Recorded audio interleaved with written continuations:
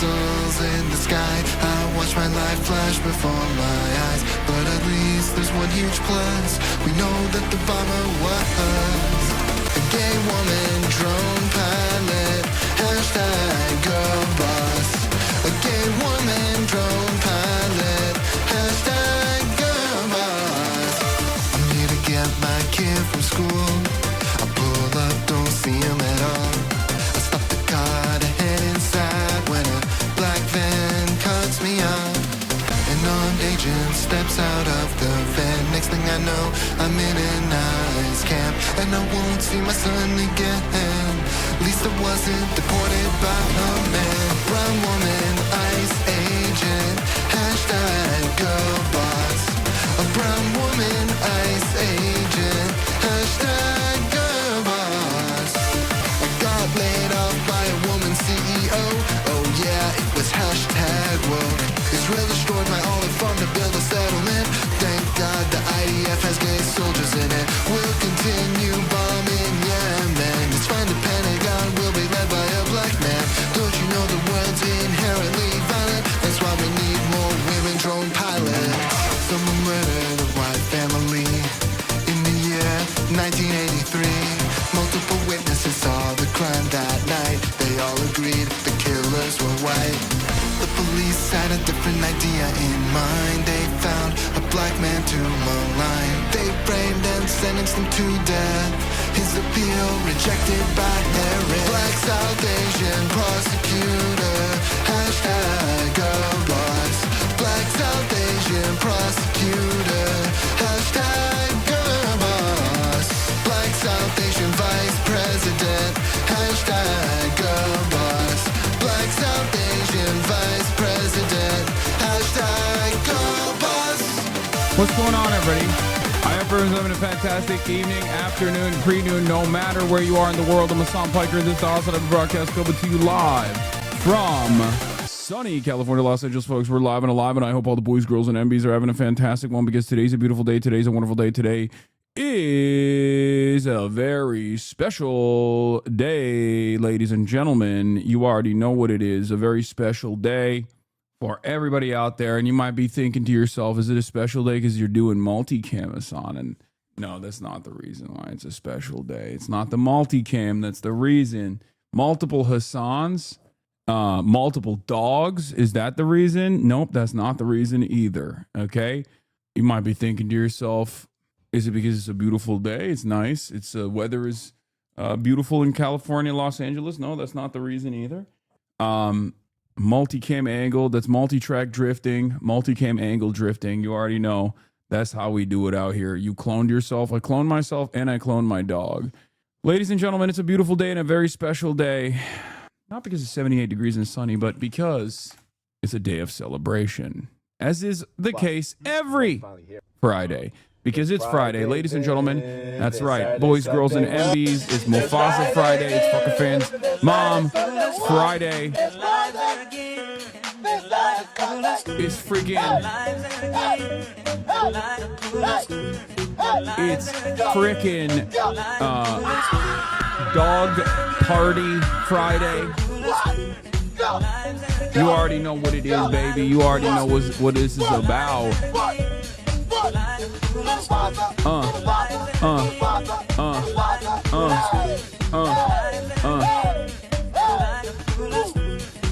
In any case, ladies and gentlemen, boys, girls, and MBs, you already know we celebrate Fridays around these parts because it's a day of celebration that our forefathers fought long and hard for. 78 degrees and sunny here in California, Los Angeles. In any case, it is in any case, it's Friday, October 10th, 2025, 11:29 a.m. It's a beautiful day in California, Los Angeles, folks. We are live. We are alive. Your trending numbers are blowing your purse, Kirk, killing numbers out of the water. Yeah, no, I'm blowing up. I'm blowing up big time. I'm blowing up big time in white woman Twitter. I'm blowing up big time in like all of the media environments, I think. it's actually really interesting because it's one of those things that is just like so objectively untrue. Even though if like people stick to the clip culture, um, if people just stick to like the clips in general, like sure they'll make up their minds. They'll be like, that guy's a real piece of shit, and they'll forever think of me as that person, right? But like if they were to briefly glance over, or if they were to like watch any number of videos, like I mean, Kaya literally grew up on camera. So if they actually saw any uninterrupted broadcast, like they would be like, all right, well, this is a little bit overblown, I think. But ultimately, do you think MSM will change their views on you after this? I feel like you were doing good making waves in MSM lately. No. If you noticed a lot of the outlets that have like covered this or attempted to cover this without any sort of consideration for like defamation or whatsoever, it's been like Fox News, New York Post, shit like that.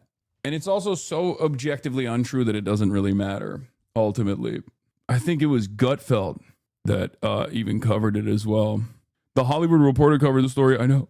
And it's really funny because like they went to PETA, and PETA is like one of the most militant, like pro-animal rights organizations out there.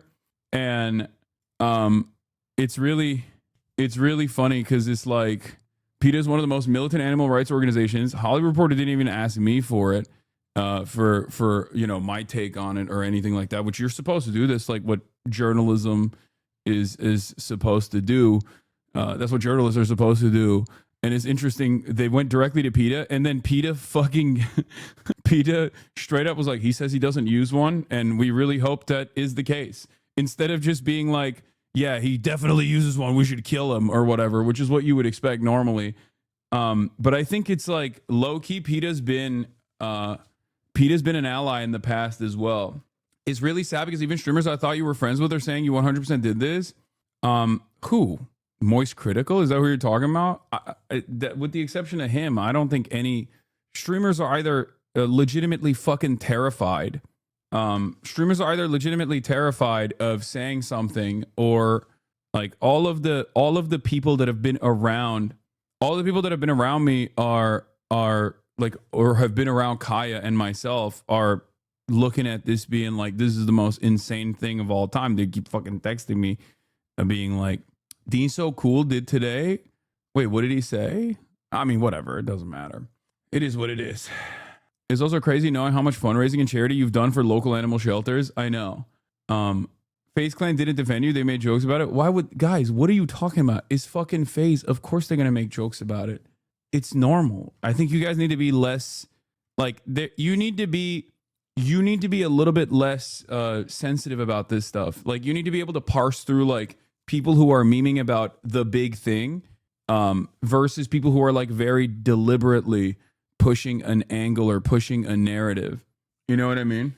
We're also making jokes about it. I've been making jokes about it. I posted on my Instagram stories about how I have 2 dogs to abuse now. Like, I have unlocked a second dog. Can you believe it?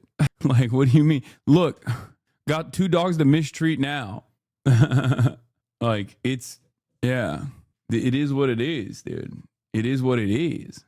I think one of the funniest parts about this is that, like, got doxxed over the Kaya drama. I work as a part-time trainer and made a post about how to identify abuse that no signs are seen in your clips. People are pretty fucking ruthless as far as like how they attack people, and it's not even like sincerely because they think that this is real animal abuse or anything like that. I think it's just more so because people, like a lot of the people that are just like actively coming after me, or in the inception point came after because they were looking for anything that they could. It's been really funny seeing some people be like, yeah, this is how Muslims are. This is, of course, Muslim pieces of shit. Of course, this pro-Palestine piece of shit would say something like this. And it's like, all right, dude, what are you going to fucking do? And then you have a bunch of people who are just like very actively going after people who have been like, I've been around this dog. I don't think that this is real. And now they're like, now people are just like trying to break into their accounts and stuff. The Yelp did not seem like a shock collar was used. I've met Kai. She was extremely loved and there wasn't a shock collar inside. But since I made the tweet, people are trying to hack into my account repeatedly. Like, it's like those guys, those fucking losers, they don't actually get the coverage. Like, this is never going to breach like public consciousness. Folks are like, Hassan is a creep. Let's look to what Andrew Tate has to say about it. Yeah, the loudest voices on this stuff, with the exception of like Moist Critical, who's a fairly tame, normie content creator, have been just like some of the worst motherfuckers you've ever met online. Yeah, fucking Milo Yiannopoulos and shit. It's just the latest Hassan controversy. Yes, I know. It is. It is what it is. It happens. Yeah, I mean, but it has definitely pushed way past like the previous controversies, because like it's definitely hit the normie sphere. This is like a America Deserved 9/11 style situation, maybe even worse than that, because I literally just now got like a normie friend of mine hitting me up to be like, dude, there's like people talking about it in like my like coworker space. Kids are talking about it. You know what I mean? It's like this is the meta. This is the thing that people are running with. I've seen people saying horrible stuff about Kai while being mad at you for supposedly shocking her. Yeah, it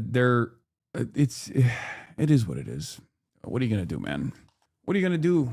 I mean, maybe I'm too fucking weird.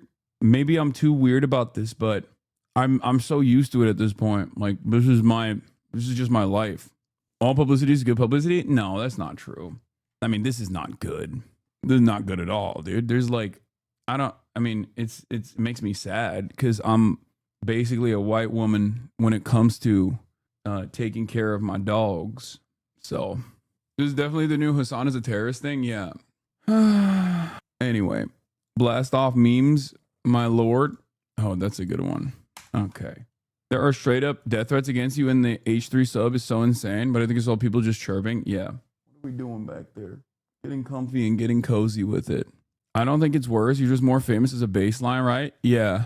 I'd love to move on respectfully. Of course, we're going to move on. But you have to admit it's funny that this guy's making fun of the rumor. No, I did. I responded to this person.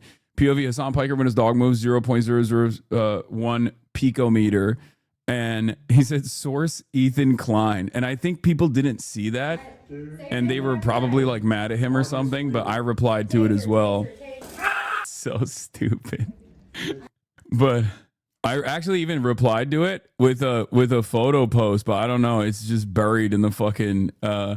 it's buried in the comments probably.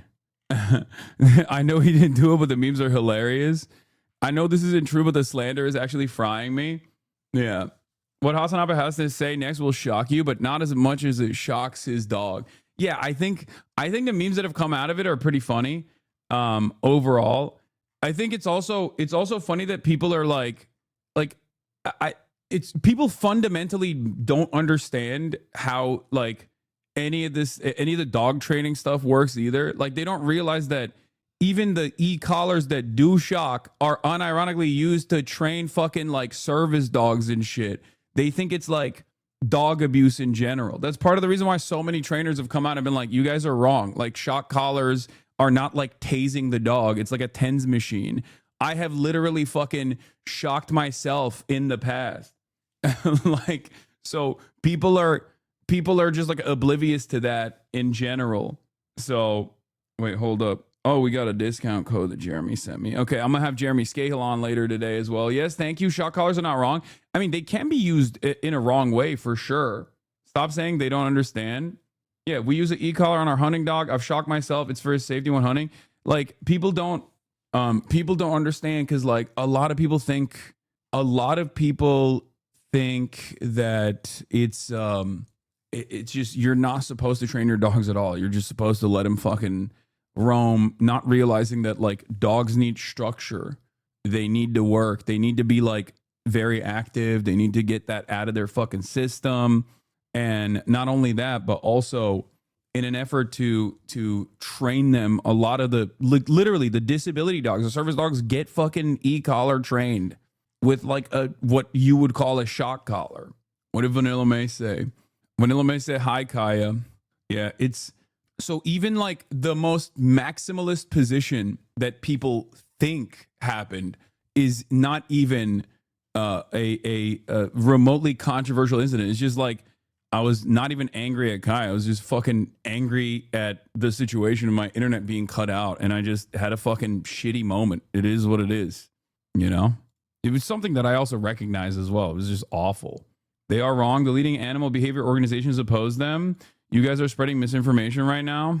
Yeah, people criticizing me keep their dogs locked in a fucking crate for 10 hours a day.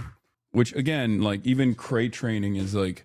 I couldn't even do crate training, to be fair. Like, I fucked it up. Because I wanted to. I wanted to try and, like, potty train Kai on a crate. It didn't work. She just was so goddamn stubborn.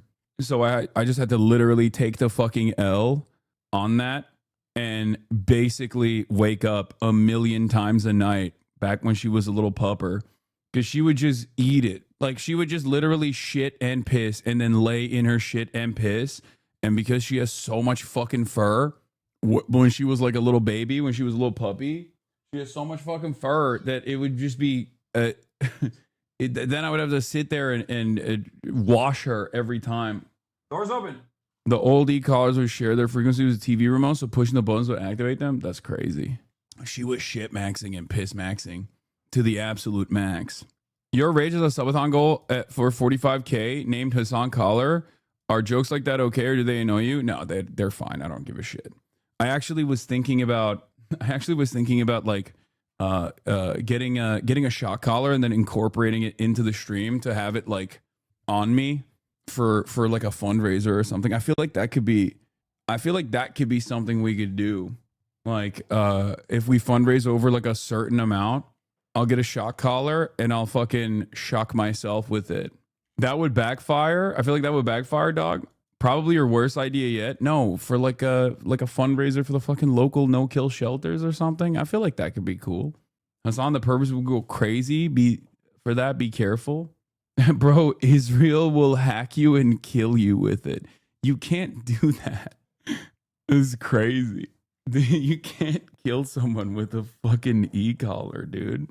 That's stupid. That's what your hate watchers want. I know, but we could farm the hate watchers for a good cause and fundraise off of it. Israel will donate $30 million to shock you for 8 hours straight. Yeah. Anyway, this is not a great idea. Okay, well, maybe we won't do it. That's what they said about the pagers. True. They're on their way to every pet store to give the shock collar the pager treatment. Did you congratulate nephew last night? No, but congratulations to young nephew, Jason the Ween, for, I assume you're saying about the 100K subs, right? Yeah. Screw that. It's a good idea. Every 5K raise is a shock. I think so. I think that would be a good idea, but I don't know. But yeah, if you were asking me, like, do I fucking care about the jokes? No, I don't. Because it's one, completely untrue. So it doesn't bother me that much. What bothers me for sure is like people who sincerely get duped by it and then like actually think I'm doing this, like actually think I'm like abusive. That does hurt my feelings a little bit. But, you know, it is what it is. People fucking, guys, I've been called a terrorist for the past 2 years. Like, I've been called a terrorist for the past 2 years. The fucking government, multiple governments are my ops at this point. What am I supposed to do? Like, it is what it is. I'm used to it. Yeah, fucking current mayor of New York, who dropped out of the fucking mayoral race, Eric Adams, was like subtweeting me, you know? Is this the last time we're going to talk about this? Hopefully. Yeah. Guys, look at the current political climate and what people support. They're not the smartest. Yeah, I mean, we're not in the best place in general for media literacy, for critical thinking. It's just, we're not in a good place at all. So it is what it is. What does Kai think about all this? Hi, how do you feel? Kai, how do you feel? Okay. Dogs stretching in front of you like that is also a sign of comfort for those of you who don't know. Hi. So nasty. Because like, as always, this morning I took both her and Fiona to the gym. So she basically was duking it out with the two Belgian Malinois that she's besties with. And one of them just fucking treats her like a chew toy, which is crazy because she can't fucking feel anything because of her mastiff skin. So she just gets fucking chomped on, and then it's all wet. Her entire fucking face is wet from being, it's just so nasty. She's stretching. She clearly never walks or gets to stretch, so it must be abuse. It's true. Anyway, that's, I think we've explored this subject matter enough. But yeah, personal news wise, not anything else going on in my life other than I just, I shot the podcast, the Fear Am podcast. It's almost shedding time too. Oh, fuck. I forgot about that. Oh no. The podcast was good. As always, it was an absolute banger episode. Any plans for March's birthday? Marchy Poo is old now. Congratulations. Congratulations to Marchy Poo for being old. Yeah, that's right. Yeah, let's just fucking blast it, dude. Let's just get twisted with it. Let's just go crazy with it. And let's blast off. Will you fire March and get a newer, younger producer? Yeah, for sure. Happy birthday to Vorlo as well. Damn. This is a big day. Hassan, have you ever heard of Israel? What's Israel? I'll bite. What's that? What is that? Yeah, so we're going to be talking about Palestine ceasefire, state National Guard fights taking place right now. Some really interesting things are happening there. Shutdown drama is continuing, but the administration is weird about it. Because on the one hand, they're posturing as though they don't even care about the shutdown, but on the other hand, they're doing things to basically make people not feel the impact as much. And we'll talk about that. We'll also talk about Donald Trump not getting a Nobel Peace Prize, but the person that got the Nobel Peace Prize is a very interesting figure, which I think is setting the United States of America up for more intervention, direct intervention, potentially military intervention in Venezuela. And Jeremy Scahill is obviously going to be on the broadcast later. Jeremy Scahill, friend of the show. What's Jeremy Scahill's at? I don't know why I can't put the ad on. Did you hear about the Qatari airbase? No, I did, but Trump wants to put sanctions on the Nobel Committee. That's fucking awesome. He is such a petty bitch, dude. It's just at Jeremy Scahill. I don't know why I can't at him right now on Twitter. My Twitter is a little busted for some reason. But when is it not? You know what I mean? Yeah. Okay. All right. At Jeremy Scahill. Later, Jeremy Scahill will be on to discuss ceasefire and perhaps scary gaming later. Get in now. www.twitch.tv/Hassanabi. Fantastic guest. He was on Electronic Intifada. Ghost of Yote. I have not downloaded it. Oh, mass layoffs have begun. Russ Vaught. The RIFs have begun. Silent Hill F, our new VIP Vanilla Mace finished it well before you. When are you and Vanilla gonna game? Whenever she wants.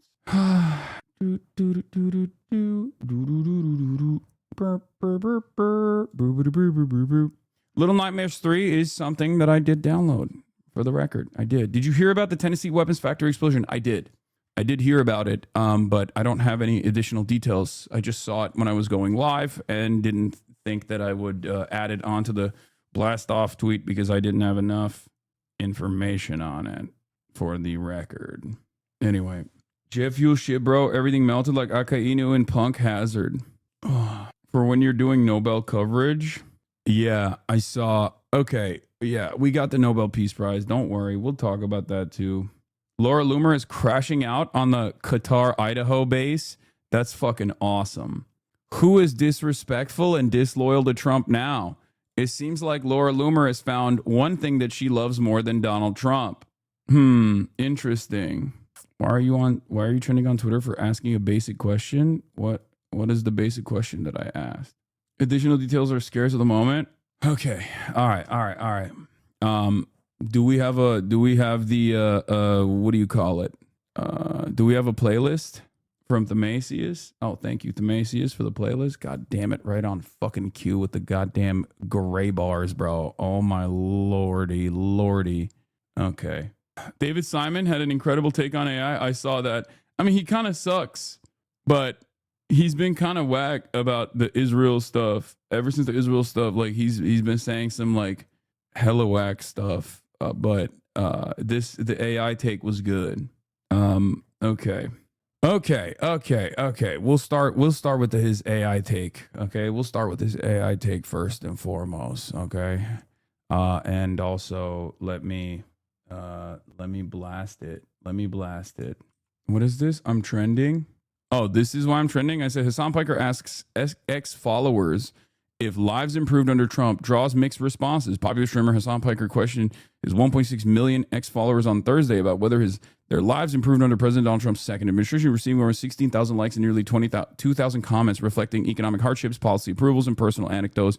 Responses range from complaints about rising costs and financial strain to rare claims of personal success independent of the administration of support for immigration policies. National polls indicate divided opinions, with 52% believing Trump is fulfilling campaign promises amid persistent economic anxiety and influence from Project 2025 as 2025 concludes. Yeah. I said, is there anyone out there who thinks their lives are getting better under this admin? I get Twitter is the worst place to ask for this, but seriously. Because, like, I just think in general, everything is getting worse. Like, maybe it's just my perspective. I don't know. Because, like, obviously, I'm in a unique position. I'm well positioned to be one of the very few people, a handful of different Americans that actually have the financial success where I if I wanted to, if I played my cards right, if I just like leaned into capital accumulation, for example, I could be positioned perfectly fine and actually make out like a bandit, right?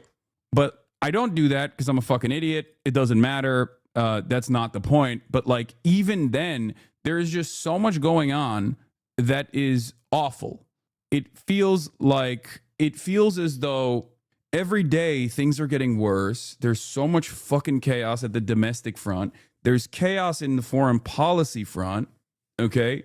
There's just chaos everywhere.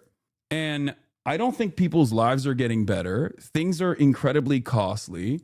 Okay. Things are more expensive than they were before. It kind of feels like the system is breaking down and people are just like, well, what am I supposed to do about it? I have nothing that I can do about this. I just can only work my regular job and hope that I can fucking make ends meet. Like, it just feels as though that is the meta. There are some who think like, well, at least we're owning the libs. You know what I mean? There's definitely some of those guys out there who are just like, well, we're owning the libs. But I don't think those guys are that prominent. I don't think those guys are that, like, I think even those guys are still fucking hurting, right? Yeah, nothing bad can happen. Only good can happen.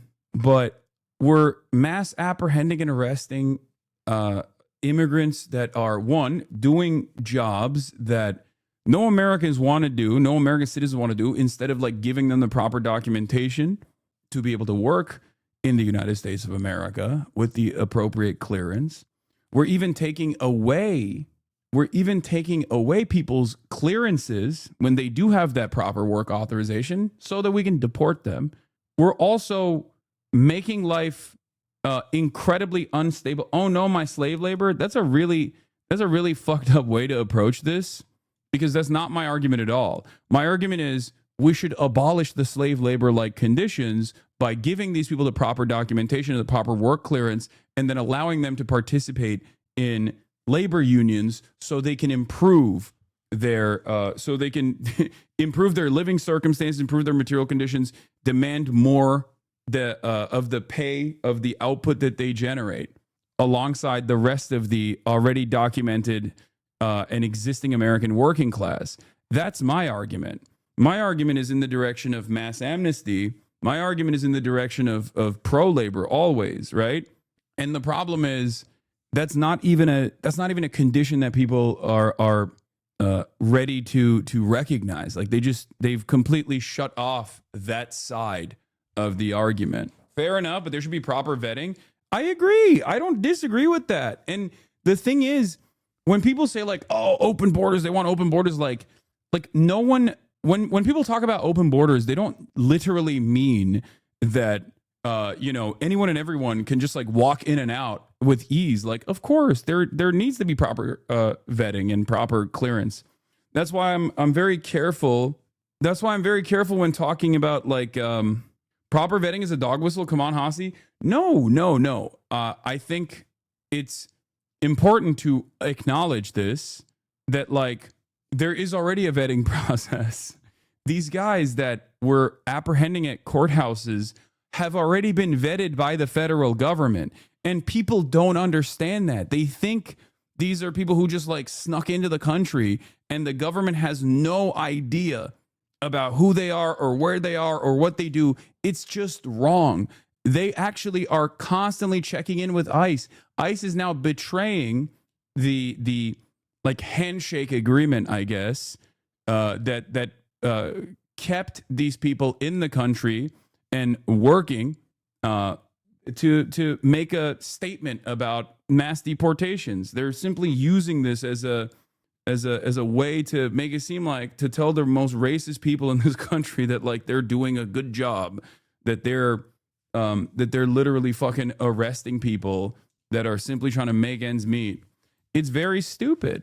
Don't say that Americans don't want to do the jobs, even if the jobs suck, because you're capitulating the narrative that the real problems that American workers are at fault for immigrants coming to do those jobs. No, I'm just talking about the reality, man. I'm just talking about the fucking abject reality, okay? In any case, I think this is difficult to argue against. More Americans would be totally on board with doing these jobs if they paid higher, if they had better work conditions. And ironically enough, if they hired more people, for example, so that the workload was distributed evenly amongst a larger population of workers who were getting paid even more. But in any case, that's not even, we're so far removed from that argument. We're so far removed from that argument right now. It's just like, doesn't even make sense. What I was simply talking about is we're also fucking hemorrhaging the brain drain. There's like a reverse brain drain now. We're immigrants of all sorts that propped up this country, that made the United States of America the greatest superpower in existence, was largely due to the fact that everyone wanted to fucking come here. Okay, there's obviously a lot of different reasons for it beyond that, but like everybody wanted to come here. All of the fucking high earners, all the people that come from a background of financial security, that got like education, they got college education, like they all wanted to come here.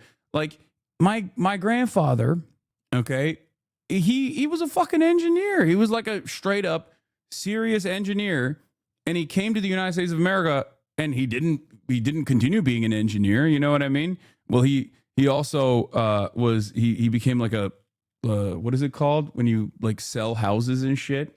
That's what he did. But like this story is something that this story is a realtor. This story is like very, very common, right? It's a very common story. Like chemical engineers from like Afghanistan come to the United States of America and they become like cab drivers. You know what I mean? Fuck your grandfather. That's a 5% of an American dream. Damn, dude. Hassan, seems like your career is based off of opposing opinions. Wow, thank you, Squirtus Piss. That's an insightful take. The reason why I'm bringing all this stuff up is because like that was a huge deal. That was what made America like such a competitive force around the world, you know? And now we're terrifying the fucking immigrant academics because they're woke and gay, because we're just so obsessed with this anti-intellectualist slant that we're engaging in, that we just treat immigrants like dog shit. Documented immigrants, if they speak out against Israel, it's like, well, sorry, we're going to cut your research funding. Like, that's insane. That's an insane thing to do. I don't even, like, someone was saying we're cutting off our nose to spite our faces, but honestly, it feels even worse than that, because we're not even spiting our faces at this point. We're just cutting off our nose because we love cutting off our noses. That's what it feels like. And we're not even cutting off our nose. We're chopping our heads off. So I don't know. There's a fucking reason why I feel like China's going to be cleaning our lunch money, right? Like they're leading in a lot of sectors. And I think more and more people are starting to recognize that, especially even the most like deluded American, right? Who kind of realizes that things are not great in the United States of America right now. Every now and then they'll see like some crazy next level Chinese innovation and they're like, well, why don't we have that shit here? Right? Like that's our thing. What do you mean you guys figured out bone glue, organic bone glue? That was us. We used to do that. That was supposed to be our thing. Why is that your thing now?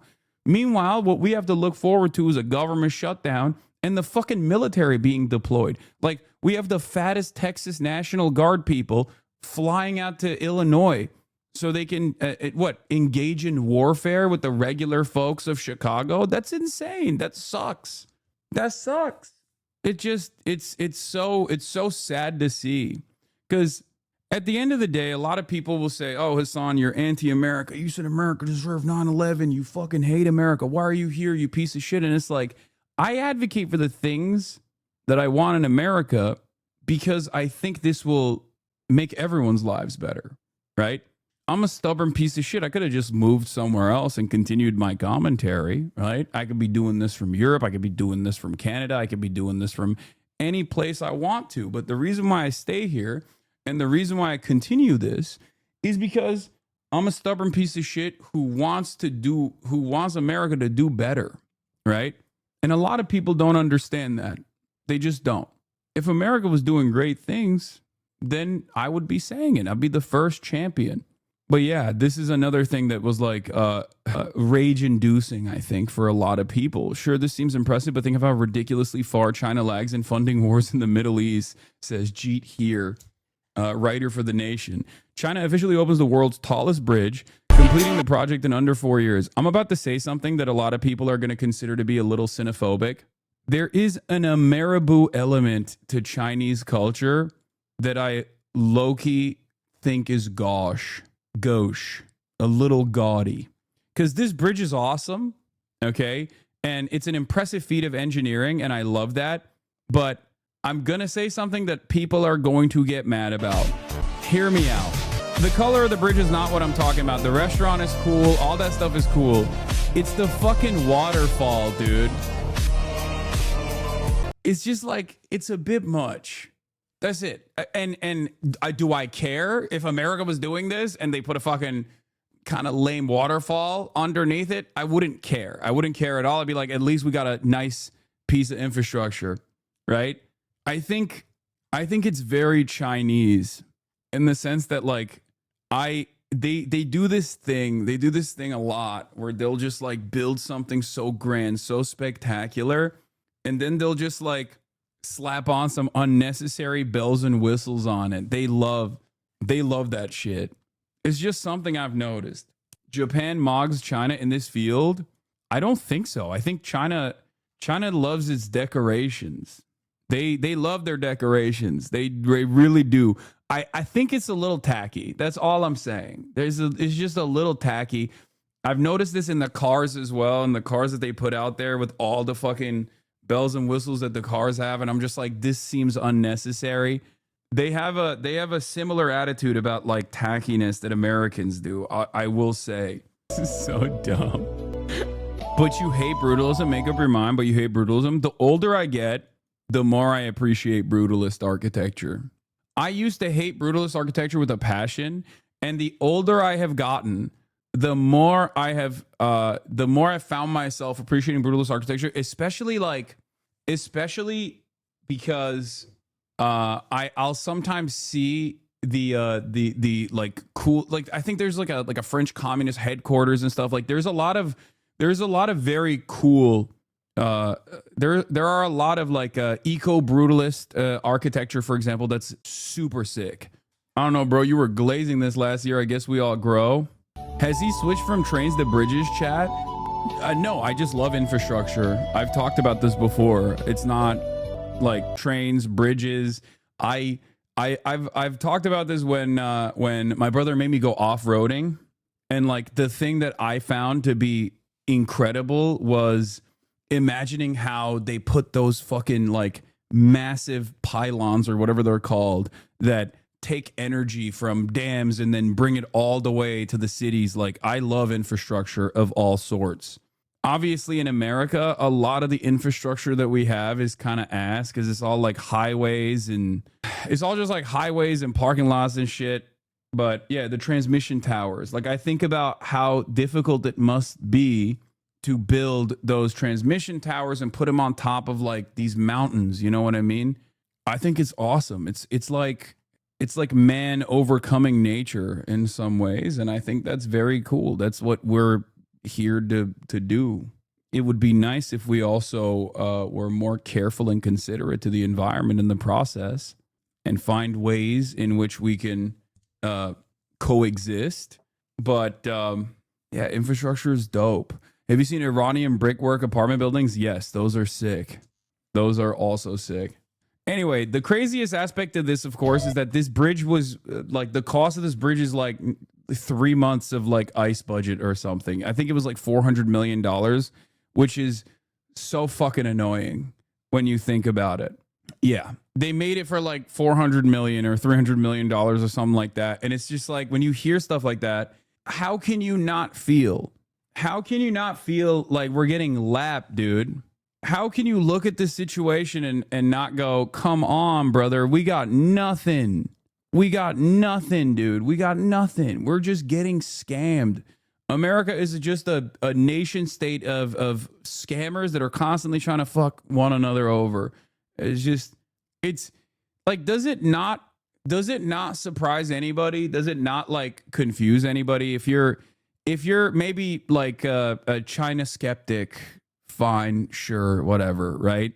But do you not look at this and go, why don't we have anything like this? When's the last time you've seen an American project like this that wasn't like a $400 quintillion stadium that had to pave away an underserved community so that they could put fucking parking lots because we don't have any fucking public transit in these major cities, so you have to have a car reliant infrastructure, which means you have to literally fucking open up new parking lots so that people can go and sit in traffic for 3.5 hours when they go to like a massive event. And it's also privately owned and it's slapped with stickers all over it. Are you referring to this, bro? Oh my God, I saw this. There's so many TikToks like this where they'll be like, this is a random tier 4 city. Let's take a look at what it looked like in 2000. This is like reverse Israel, by the way. This is unironically, this looks like the reversed video of what Israel did to Gaza. Okay, straight up. They'll be like, hey, this was a tier 4 city with no infrastructure whatsoever. Let's take a look at what happened between 2003 and 2025. And I'm like, how is that possible, bro? How? Ankara'da yaparız bunları, başkanımız yapar. Erdoğan, peace. Bringing back nature, although I will say China needs to work on keeping their wildlife from dying out like the giant salamander. I think they're making, I mean, they're fucking super pragmatic about a lot of stuff. But one thing they have done that I've seen at least is like they do a lot of like green initiatives around the desert in an effort to make the surrounding areas of the desert like more habitable. So they do plant a lot. Like they are really invested in reforestation initiatives all over. Someone in the chat said tofu forests. Tofu forests, copium. We can't do this in America because there's no profit margin. Yeah. Bro, it just keeps going. It just keeps going, man. The West is only good at making and protecting pedophiles and bombing shit. No, that's not even true. Like, the West for a... What's up, dog killer? This guy said, I am a dog killer. Yani otizmliyi mi tasarlamıyorsun? That's crazy, man. All right. I think he's confusing me with the Department of Homeland Security Secretary Kirsty Noem. Yeah. Or maybe he was talking about how I fucking eat them dogs, okay? I'm a hot dog killer. That is true. I fucking down those shits. I down them. Yeah. I am the glizzy gobbler. Anyway, I don't know how we fucking got to China here. I just let's get back to how everything is shitty. Okay? Let's get back to how everything is shitty. AI is one of the only industries that is a self-sustaining bubble that they've created. It's like a bunch of different companies getting subsidies and then funding one another over and over again. It's without AI, I think there was like 0.1% GDP growth in this country this past year. Very cool stuff. Okay. Very cool. That seems good. That seems normal. That seems awesome. Everyone is warning about an AI bubble, by the way. Not that it matters. It seems it doesn't matter. Buckle up. IMF and Bank of England join growing chorus warning of an AI bubble. And for me, it feels like, well, on the one hand, people are like, there's an AI bubble, but basically the counter to that is it's fine. It's fine. Yeah. Every warning sign shows that there is there's perhaps an AI bubble that is imminent versus we'll be fine. I don't even know what is going to happen when this shit pops. Okay. Born too late for the .com bubble, born just in time for the AI bubble. Yeah. What does an AI bubble mean? It's just that AI companies are unimaginably overvalued and they're basically propping up the stock market, and there are no fundamentals backing why there's this level of like investment into AI. And the only thing that this is like bringing for us is just like eco side, if that makes sense. AI development as it is going to hit a crazy dead end. Yeah, this is the diagram that I saw this morning and it fucking bricked my brain. Here's how the AI bubble is being created per Bloomberg. Okay, just so you know, it's not coming from the wokes. Okay, it's coming from the wokes over at Bloomberg that are warning as well. You have OpenAI, you have Microsoft, Nebius, CoreWeave, Intel. NVIDIA is at the middle of this. NVIDIA agrees to invest up to $100 billion into OpenAI. OpenAI to deploy 6 gigawatts of AMD GPUs. AMD gives OpenAI option to buy up to 160 million shares. Like, I don't even know how to explain this. I don't even know how to explain the funding mechanism here. But it's just one big fucking circle jerk where the value is base boosted to unimaginable degrees, and it's the shit explanation. What this lacks is dimensionality because there is interest payments on all of it. It's an Ouroboros. Let's see what this TikTok or here you go. Thank you so much. Here you go. Thanks so much. Here you go. Thank you. Okay, but what you fail to consider in this process is that we just generated like $800 billion, if not $1 trillion of GDP. Okay. The GDP increased by $1 trillion. It might be the same money exchanging hands. Okay. But ultimately, nobody considers how good that makes the stocks go up and how good that makes the GDP growth look. Okay. So much. Here you go. Thanks. Thank you. Atrioc has an amazing video explaining this. This is super I want clear. something very, very, very interesting and important. It was about this. The world's most valuable company is investing $100 billion into the world's most valuable private company, OpenAI, linking the two titans of the... Wait, what? Ask ChatGPT to explain it? No, it's the classic. It's the shit-eating story. Two economists are in the forest, okay?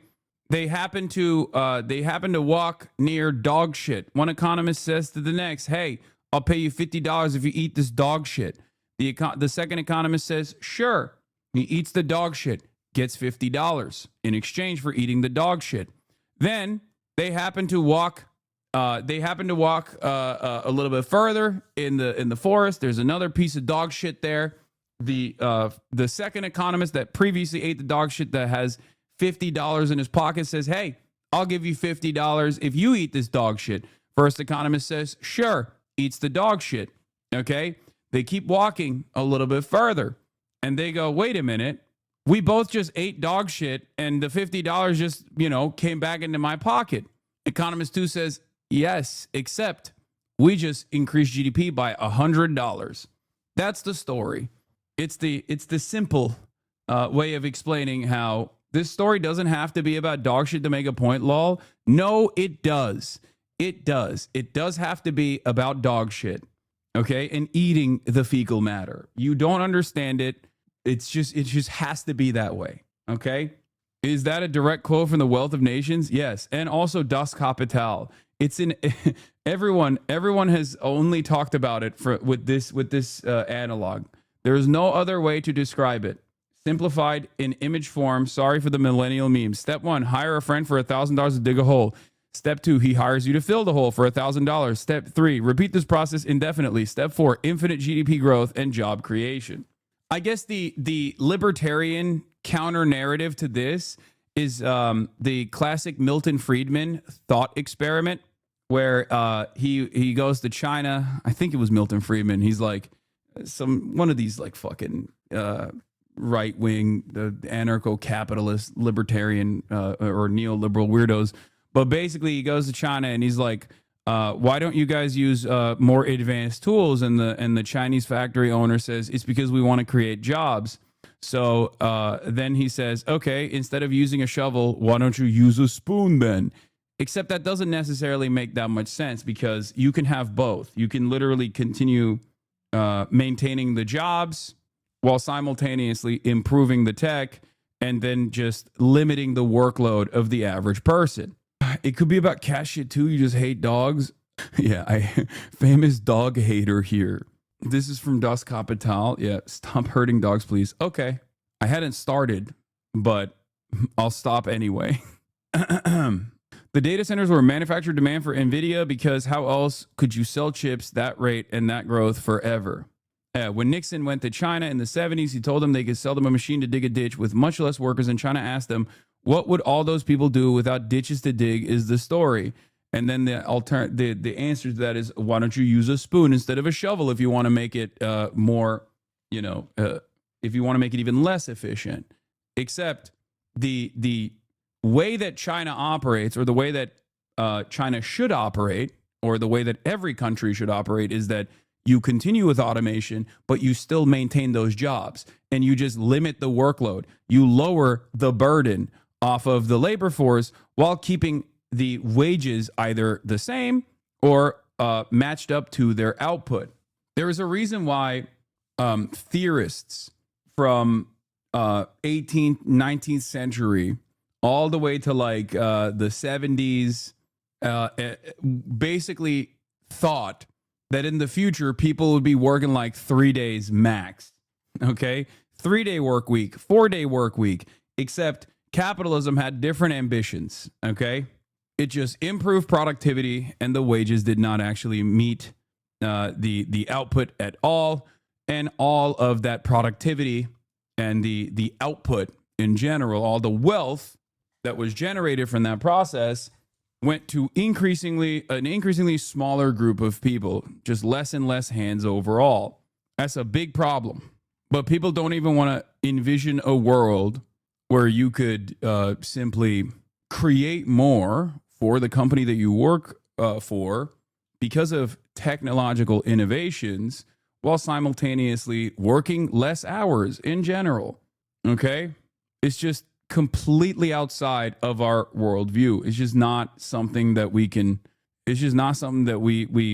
ever foresee for ourselves. Current age of AI, obviously. Upon this news, NVIDIA valuation skyrockets. OpenAI private valuation skyrockets. Other chip company valuations skyrocket. But it left me and some other analysts with more questions than answers. There's more going on under the hood of this $100 billion deal that I think we all need to take a closer look at. But before we do that, I have to go back a little bit. I have to introduce a third player to this game, and to explain them, I have to start with bicycles.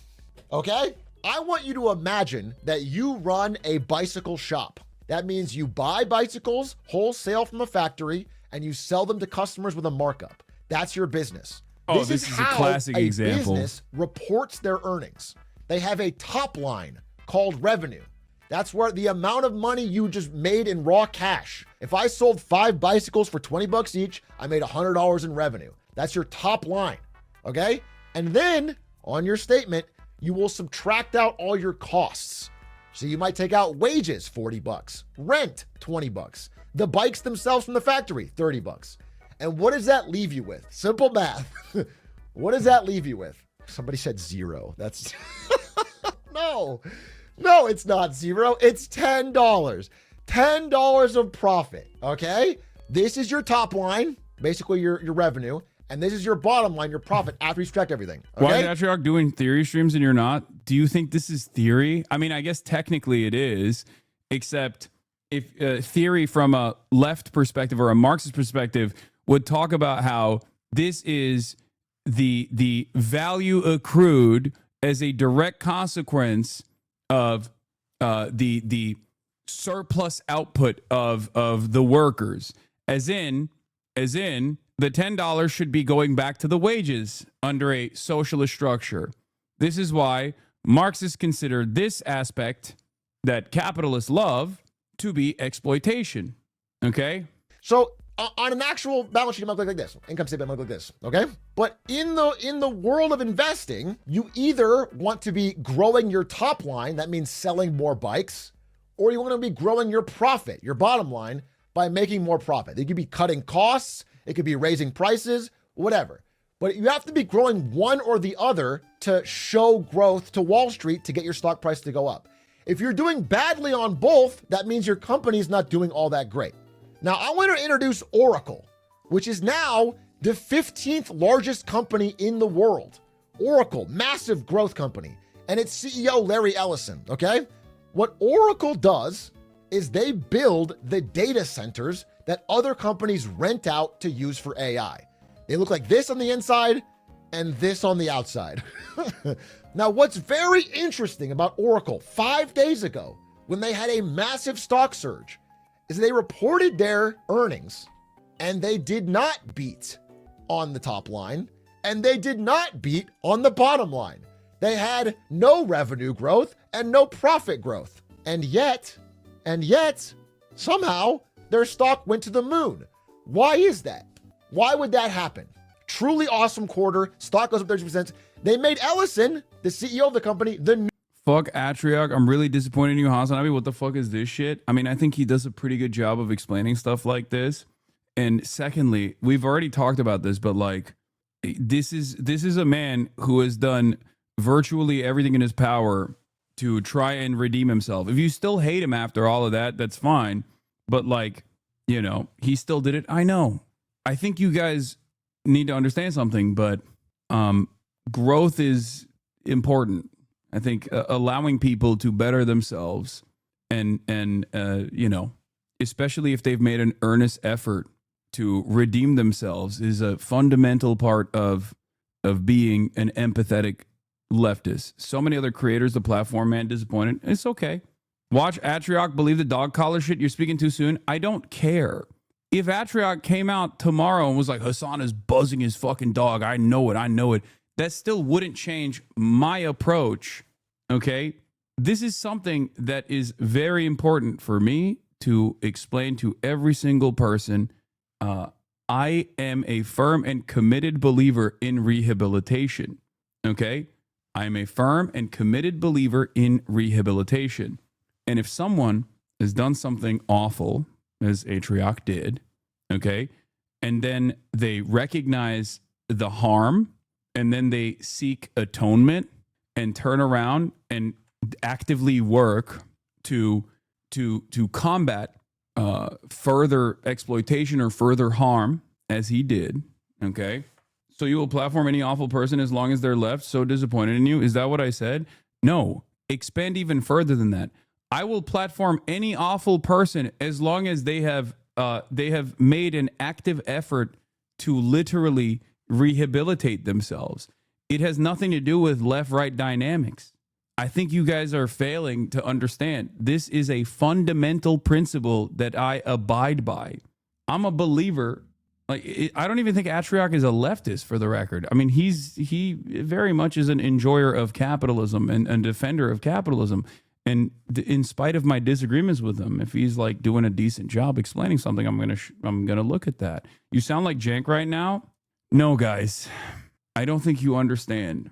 This is probably one of the biggest disagreements I have with like a lot of baby leftists in general. Okay. And it's getting, we're derailing. Okay. My position on people, or like my opinions on this fundamental principle that I abide by in terms of people that are actively trying to limit the harm that they might have engaged in the past, is something that I'm committed to regardless. Okay. I don't know how you handle the scrutiny of policing. I think it's important. I think it's important to address this whenever it comes up, because I do think that Americans in general have a very carceral state attitude, a very draconian culture when it comes to making when it comes to seeing people in their worst moments forever. It leaves no room for redemption, and it leaves no room for rehabilitation. That's why I always say charitability is key. What has he done to atone, though? Not watching AI porn on stream since the incident? First of all, he didn't watch AI porn on stream. That's crazy. But no, he actually did use his own fucking money to like go after those websites and take him down. Yeah. Chat, remember the last emperor of China. Oh, you're talking about Puyi. After the Communist Party took power, served his time in the fields, and then returned to society as a fellow citizen to those he once ruled. Yeah. So if you're rich, you can buy your way out of any consequence. No, I don't even think he's that rich, for the record. And this is not about like the financial penalty, because a rich person could just as easily move on. I don't know, pay for PR or something like that. Move on, pay for PR, and continue living out their days.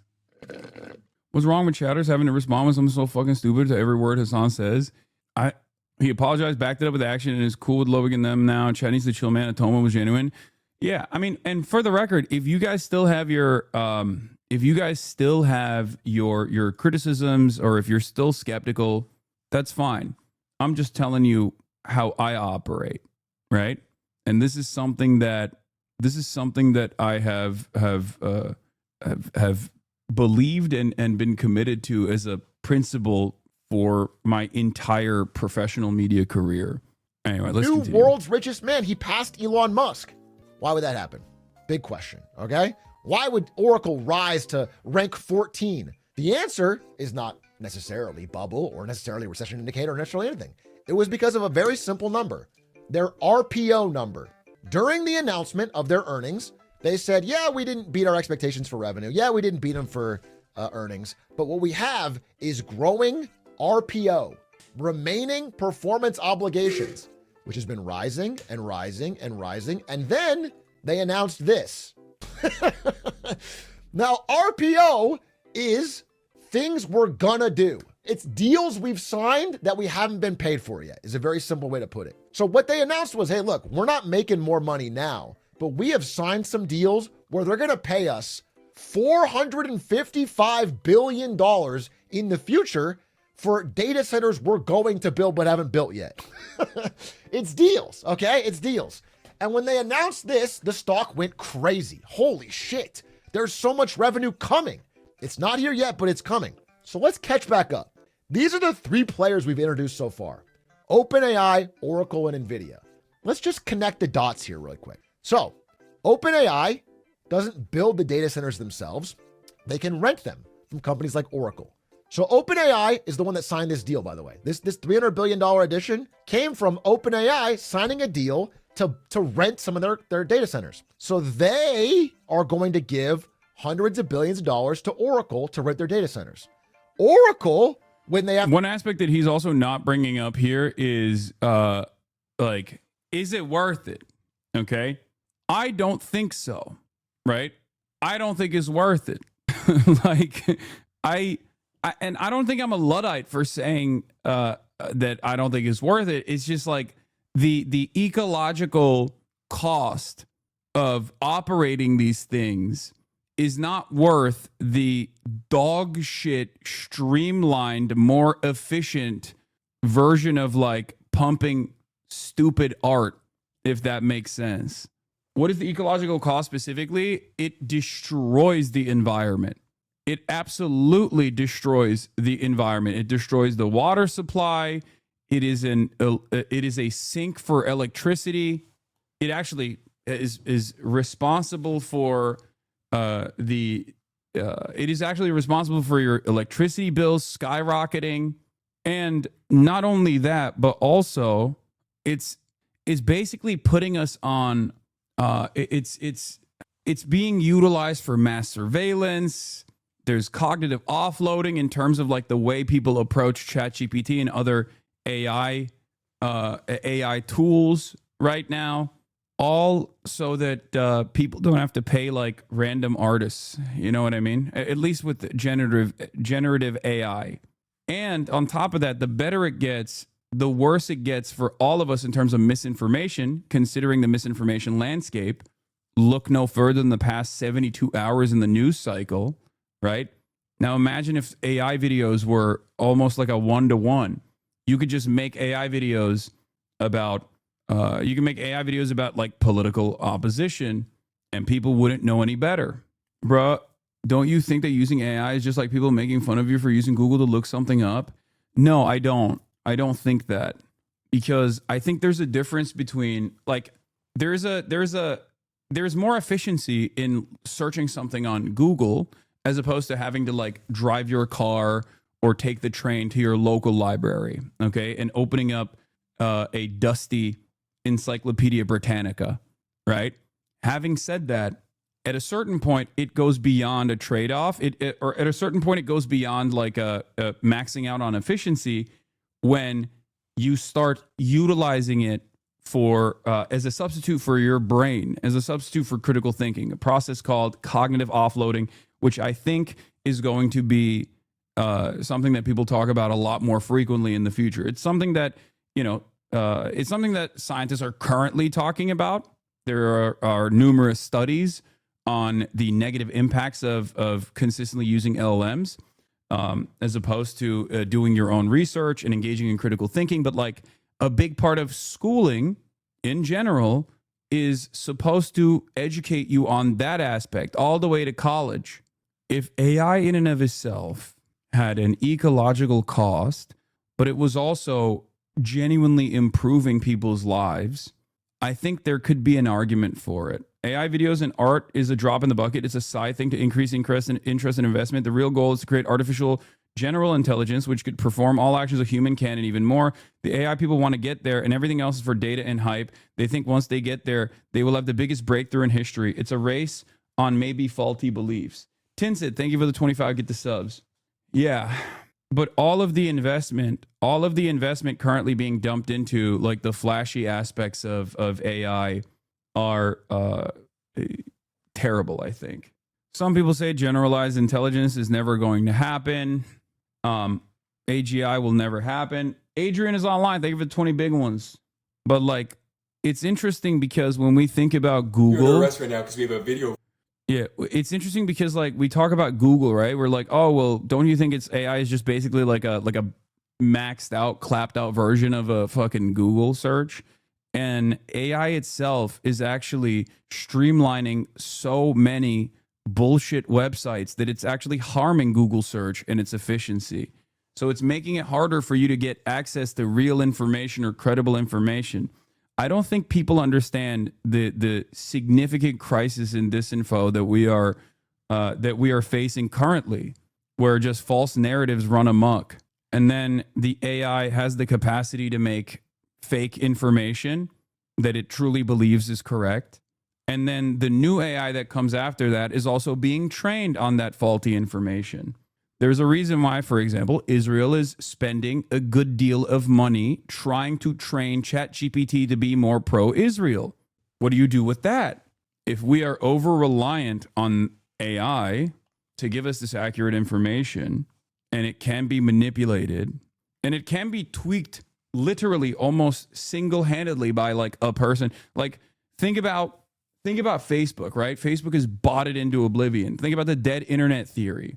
Like these things do have the capacity to change people's minds because we're social animals, and that social experience can be replicated in a totally fake way.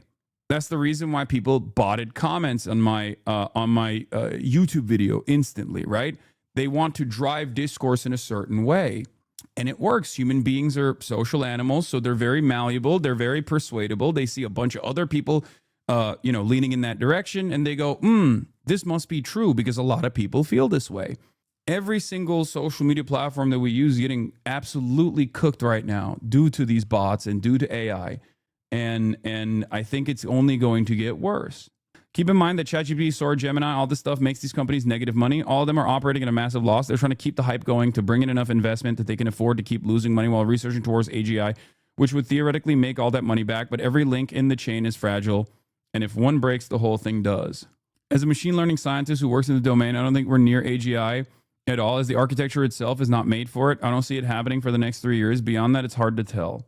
Check my last message for a classic example chat will easily understand. What is this? Example of AI inefficiency. I saw this and lost my mind. We're 1000xing the processing power required to do basic logical tasks that have been solved for years, toggling a Wi-Fi light bulb via Siri. I built my first ChatGPT app. It connects with my Philips Hue lights so I can control them directly for ChatGPT. After logging in with my Hue account, I can view the status of my lights and control them with natural language. Here's a short demo. I don't know, man. I just see, maybe I'm too old for it, but I feel like I actually am fortunate enough to have been born in a generation that came before AI was all over the place. I think if you're parents right now and you want your children to have a leg up and be better automatically and be smarter automatically than like 90% of their peers, it's better to try to train them and educate them in the old methods. They should still keep an eye out for AI in general. They should know how to use these tools. But I think it's very important for them to steer clear of that sort of thing and read and train their brains to engage in critical thinking, because I feel like that will automatically make you a much smarter individual than those who are hyper reliant on LLMs, because I think the next generation is completely cooked. To build the data centers, because this is remaining performance, they're going to go to where? To NVIDIA. They're going to go and give that $300 billion to NVIDIA to buy the GPUs to build a data center. Now, there's one part missing. Where does OpenAI get the money to pay Oracle, to pay NVIDIA? Where does this money come from? Because this is a Good big question. problem. Again, OpenAI has been searching for ways to finance their $1 trillion AI plan. They don't have the money now. Where did they get the money? And Sam Altman, when asked about it, said this: look, there's always a lot of focus on technological innovation. Everyone's talking about innovating technology. But what really drives progress is we figure out how to innovate financial models. I don't think we figured out the final form of what financing for compute looks like. He wants financial innovation. Okay, well, let's introduce some financial innovation. How do we close this circle? Let's go back to the very first story we talked about. NVIDIA to invest $100 billion in OpenAI. Well, that would be a virtuous cycle. Because if NVIDIA is going to put money into OpenAI, which is going to rent servers from Oracle, which is going to build servers with NVIDIA chips, you've got yourself a real beautiful circle here. An infinite money glitch where all three companies can win. If it reminds you of this image, trust your instincts. But it reminds me of the year 2001. So let's do a magic spell and flash back to 2001, the year of Justin and Brittany and Shrek and 9/11 and Smallville and Lord of the Rings and Destiny's Child. Okay, it's 2001, during the height of what became known as the dot-com bubble. Now, we've talked about possible parallels between the internet and AI and the bubbly nature of them and how they're still going to be good technologies, but they're a little early. I'm not going to do that today. I'm talking about a very specific part of the dot-com bubble that allowed it to extend itself beyond its natural life cycle. This is an article from 2002. This wasn't about pets.com. This wasn't about stupid internet startups. This is called the stupid loan bubble. I can't believe I let myself get super rabbit holed into this. Went down this rabbit hole pretty aggressively. We have to stop it for now.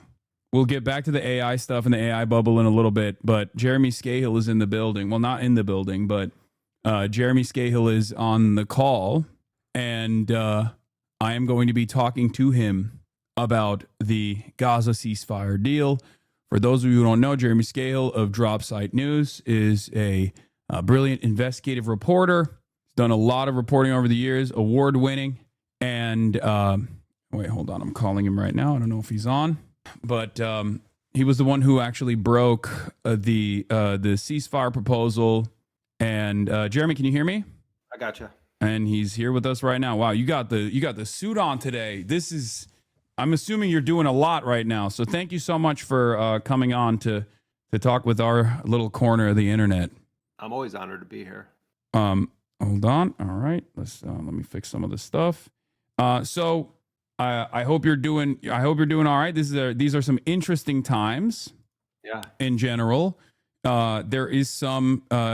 It seems some good news, even though I am still skeptical, and I actually wanted to talk to you about that directly because you have over these past 2 years of unlimited genocide with American support, been one of the few reporters that has directly communicated, directly interviewed leadership of Hamas, leadership of the Houthis, the Ansar Allah movement, and have done amazing work in the field with this. And you actually interviewed the negotiating team, as far as I understand, or at least like the leadership in this last round of negotiations. So let's get right into it. This seems a little different. In your estimation, do you know why it seems a little different? Yeah, I mean, first of all, we're 2 years in to one of the greatest mass crimes in history, and I just want to say at the onset that watching Palestinian reporters reporting today without their flak jackets on, the bulletproof Kevlar vests with the press logo on them. On the one hand, you feel this sense of relief, not just for the journalists, but for everyone that managed to survive. But then also you feel this deep sense of sorrow, that Anas al-Sharif, for instance, the great epic hero of a journalist who was assassinated by Israel, that he wasn't here to be the Palestinian journalist in Gaza to break that news. And I was talking with my colleagues today, and there's so few of those journalists left. My colleague Jala Ahmed, who I do a lot of these reports with, was pointing out that those scenes of the journalists recognizing that the ceasefire was setting in. It's such a smaller crowd of people than the previous rounds when you had these truces. And, that also is representative, I think, of what we're hearing from so many people in Gaza.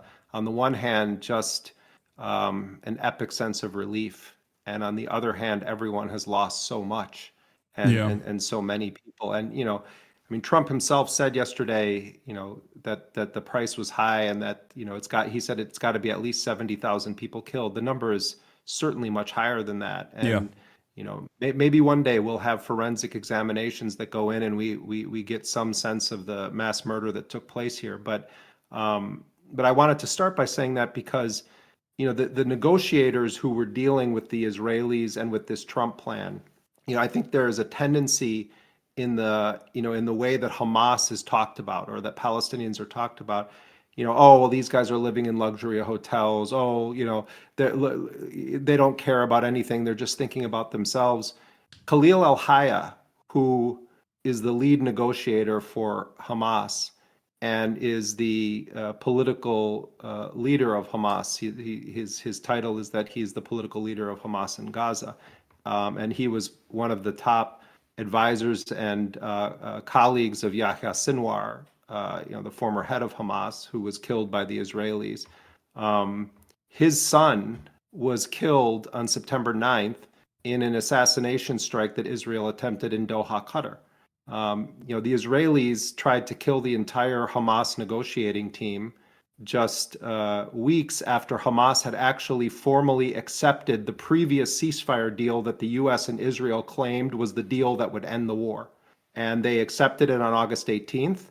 Most people don't know anything about this because it got almost no reporting in the media. Yeah. But on August 18th, Hamas actually accepted the deal that for months they were told was the deal they needed to accept. So they did that.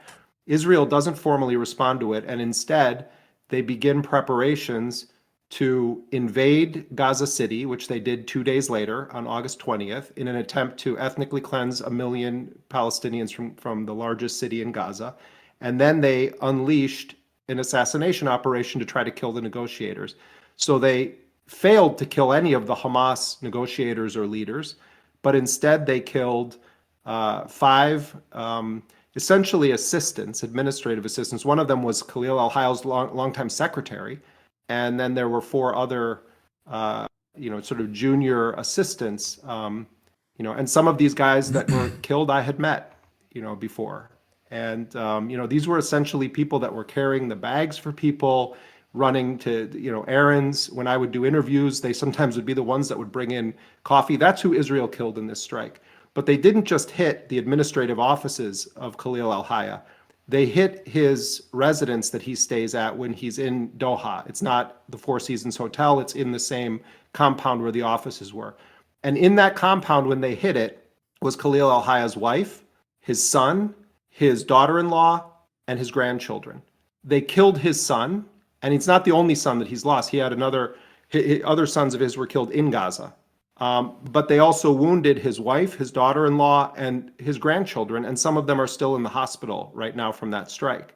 Bassem Naim, another target in that strike, has lost multiple members of his direct family. I'm just giving this as an example to say that, Netanyahu hides in his bunker, when the Iranian defensive strikes took place in response to Israeli aggression against them. And Israel, for decades, has just been assassinating any Palestinian who is representing any Palestinian resistance movement. So the context of what we're going to talk about is that this delegation headed by Khalil al-Hayya, who just had to bury his son, and right before he left for these negotiations, he very rarely does any kind of interviews. He sometimes will release statements. He gave a very brief interview on Egyptian television when he landed to engage in these negotiations in Sharm el-Sheikh, and he was asked about this assassination strike. And he said, he recognized that his son was killed. And he said, we are not people made of iron and stone. We also grieve. And then he said, but I don't believe that my son's life is worth more than any of the sons of Gaza. And he was saying it's in the spirit of the memory of all of these people who have died that I'm entering these negotiations. And he said that I hope that their lives lead us on a path to liberation in Jerusalem. That's what he said right before he goes into these negotiations.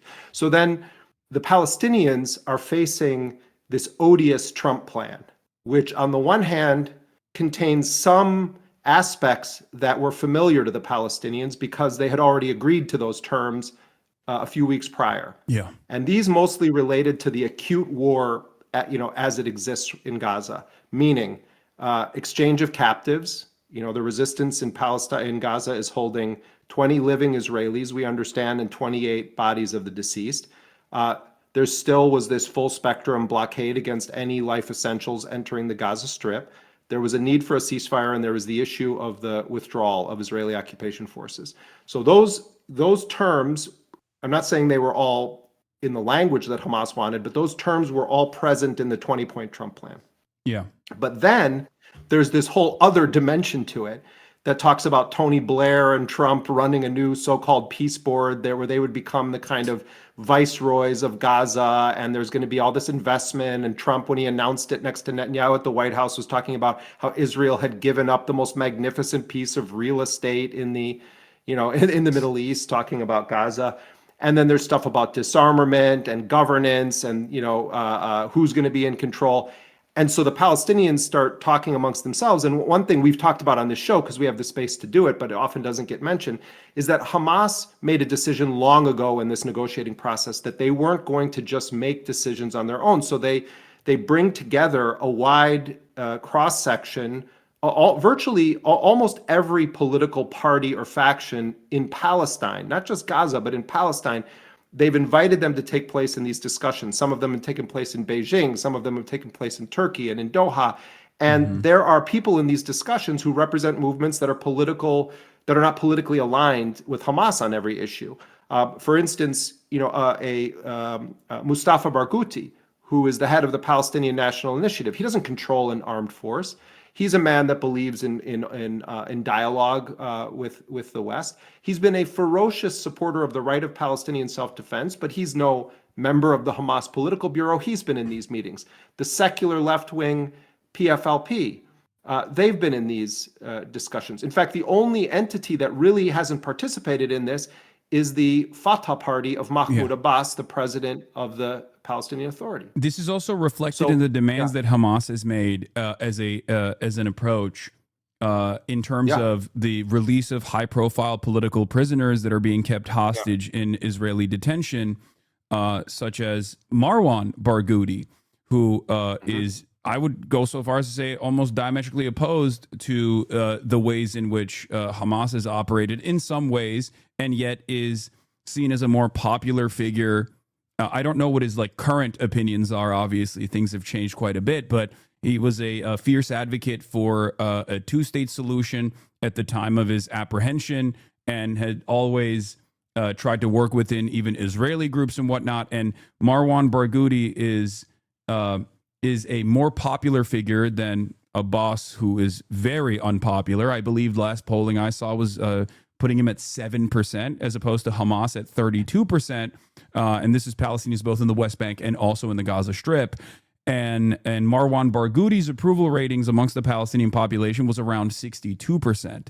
So the very fact that they were committed to the release of a high-profile prisoner, a high-profile Palestinian prisoner that would be a uniting figure that would actually overthrow any sort of leadership that Hamas could potentially have in the political future of Palestinians, implies that their first priority, first and foremost, is always the emancipatory needs of the Palestinians and a need for sovereignty for the Palestinians, rather than the cynical approach that Israel has consistently taken in this, where they assumed, perhaps falsely, that Hamas is only invested in maintaining its grip of power and simply making themselves a more popular unit that can just dominate the lives of Palestinians and then make money with real estate deals or whatever as they go live in mansions in Doha, as they like to claim.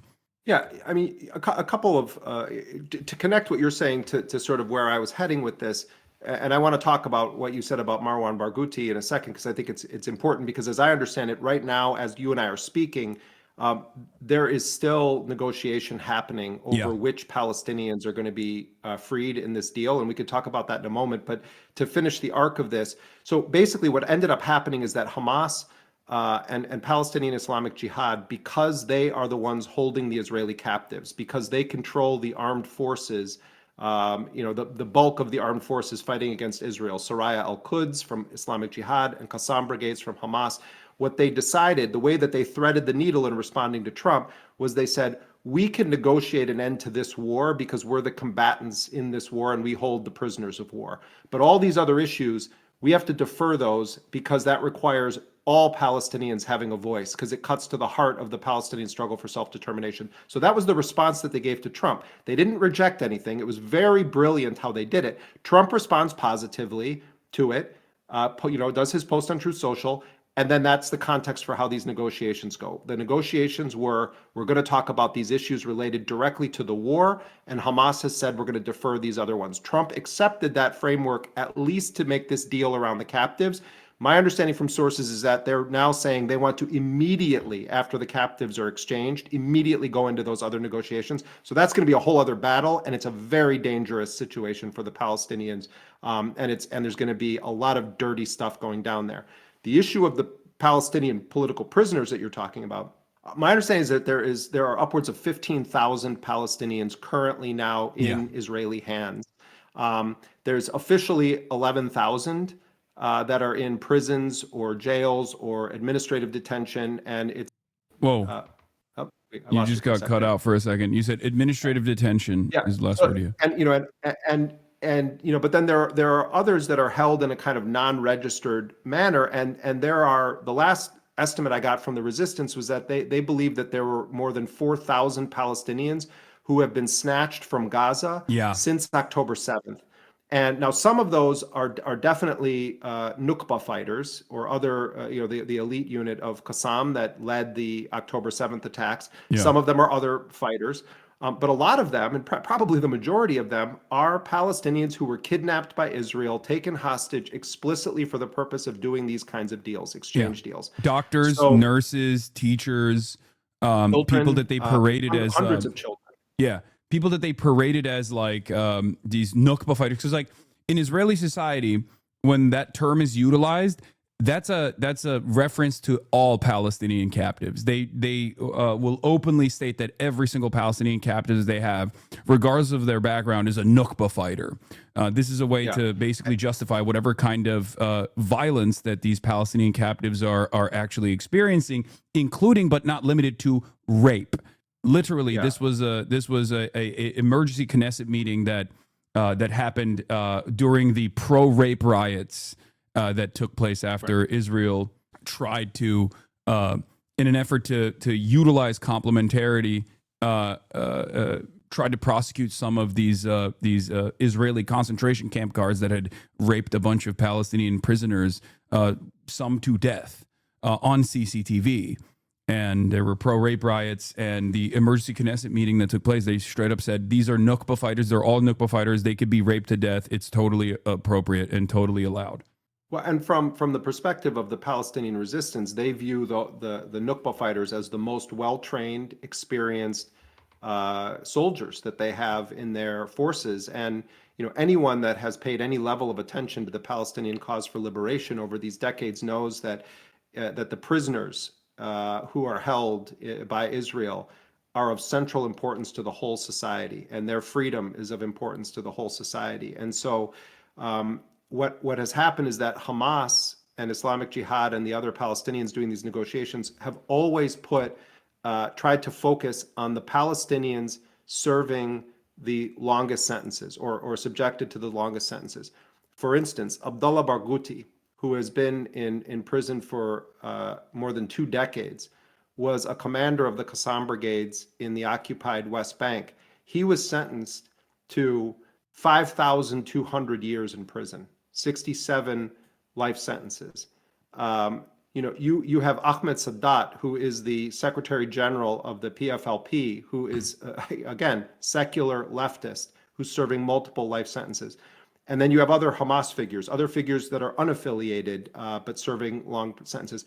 They have their own way of prioritizing prisoners based on the sentences, and they made sure to not just have it be Hamas wants to get its people out. So Marwan Barghouti has always been number one on their list.